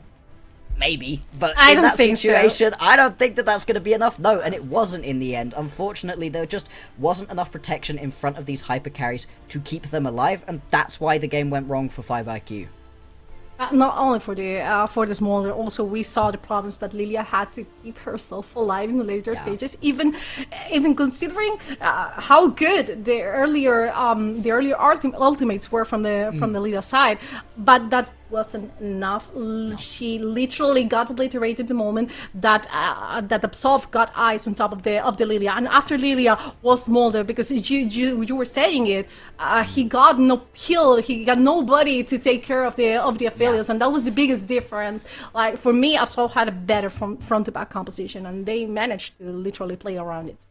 Absolutely, they did, and this was an important matchup right here for Absolve. They were always going to make it into the playoffs. We'd already decided that Paragon and Bandits were going to be those bottom teams for us, but that's got themselves the 5th spot right here, so they're going to get a slightly higher seeding. It's going to be very important for them overall. The other thing we got to say is that we've been told to tell you guys to stick around because there's a special announcement in the post-game wrap-up. Now, we have absolutely no clue what that's about. I've just been told Definitely, to tell I you. have no idea. No, I have literally no clue. Everybody gets birthday cake. We're actually cancelling the 4 nations. We're actually going to be going to Worlds, whichever team wins this. I have no clue what the announcement is, but hopefully it's as exciting as any of those things. I made it. You are firing me. Yeah. That's a big surprise. That's a big surprise. We promise you that I'm not coming back. Me too, because to fire me, you need to hire me. I mean, that's the first step. But I am literally waiting for that surprise to happen because I mean they are really excited. They're in the Discord around this thing. So I really want to see what this is all about. But okay, that was definitely a League of Legends game, and this is it from the regular split. We have no tiebreakers. No tiebreakers. No tiebreakers. Shocking. You have a free We came day. into today expecting that there was no way we'd get away without any tiebreakers, and there's no tiebreakers. It's crazy. No, it's crazy. There is only playoffs in 4 nations ahead of us. So let's see how it goes. It's gonna be long plays in front of us, and this is it from us. Thank you, Bloxer, for letting me join you for this 4 Nations Thank Day. you so much. We're It gonna was great. toss it to our amazing, clever, beautiful, just incredible analyst desk to wrap up the day.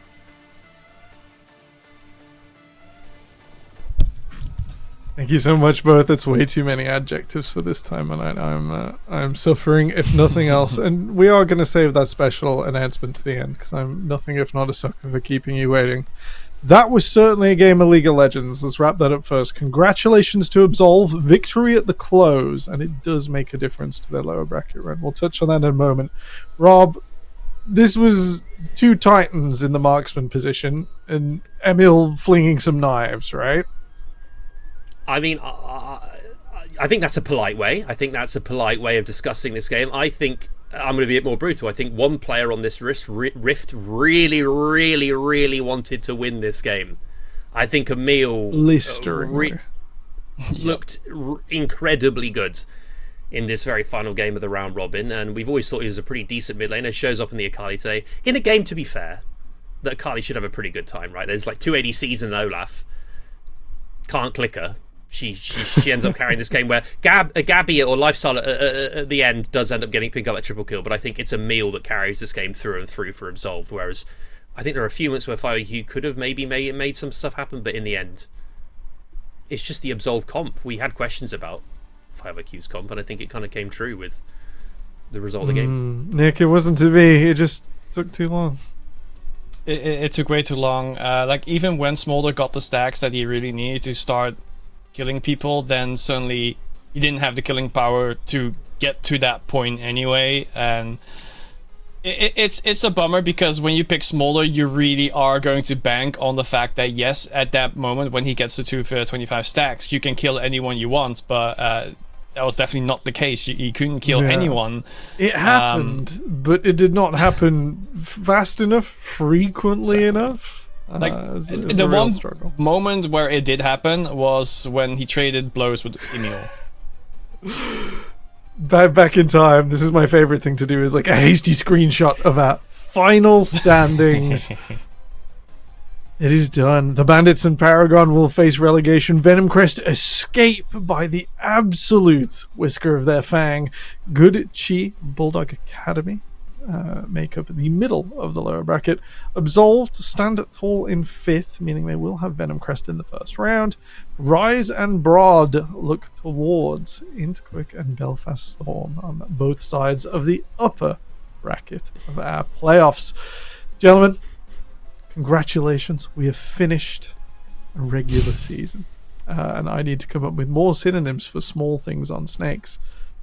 With that in mind, any closing thoughts? We can look at the scoreboard as well. You know what? Let's pick a player of the game. Let's do democracy. Rob, who is it for you?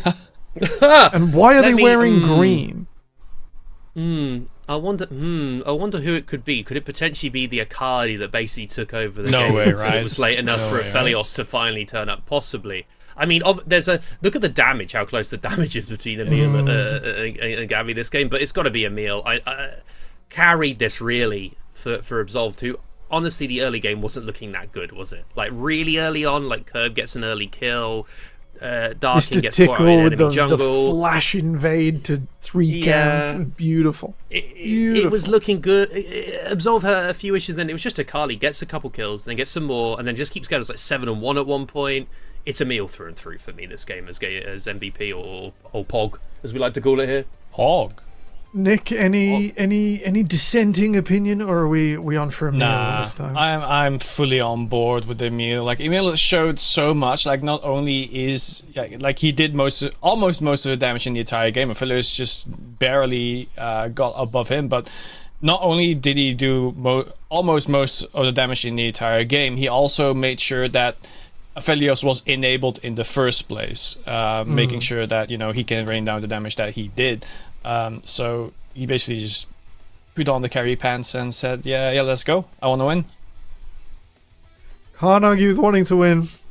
It looked so close for Nulty and the boys there on 5IQ, but they could not hold on to that lead in the first 10 minutes for long, and it seemed like they couldn't hold on to Emil at all.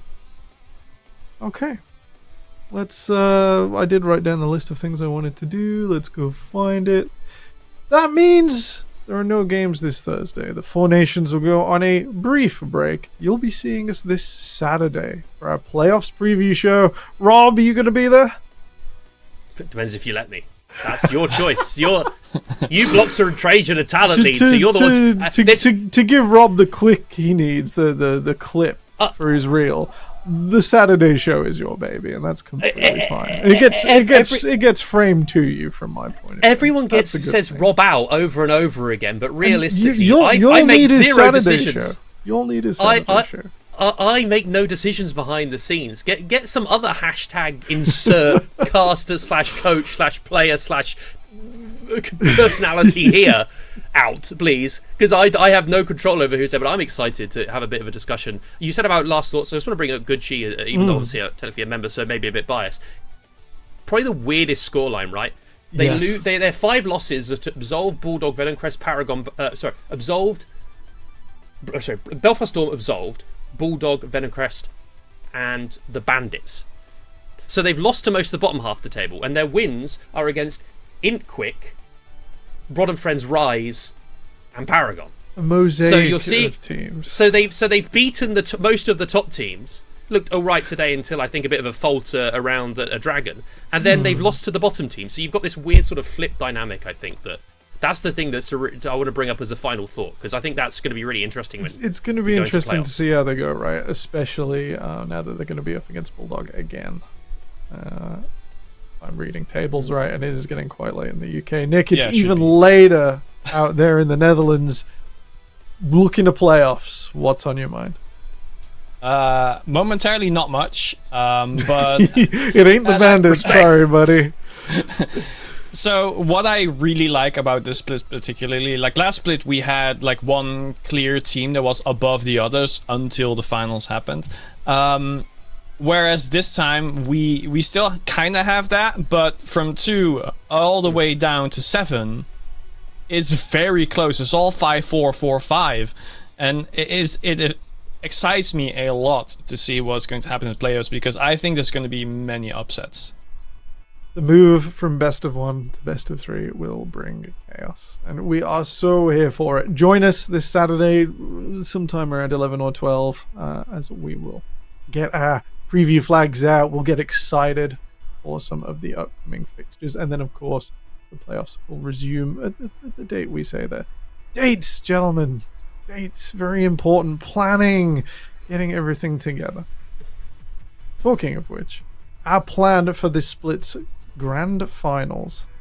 I think we've told some people, but I don't know if we've told you, the audience. So without going back through all of our communications, as to which I'm not the social media manager and they do a very good job of it, we're looking forward to seeing you live and in person once again, back in Stoke-on-Trent for the repeat, for the 2-time. Whether we will be seeing a repeat of the Inkwick Venom Crest finals, I'd ruled that out before today. Technically not impossible, very unlikely. On September 20th, we will be hosting our live grand finals back at the University of Staffordshire. We can't wait to see you there. And otherwise, this has been the Summer 25 regular season. Gentlemen, it's been a pleasure, and we'll see you in playoffs.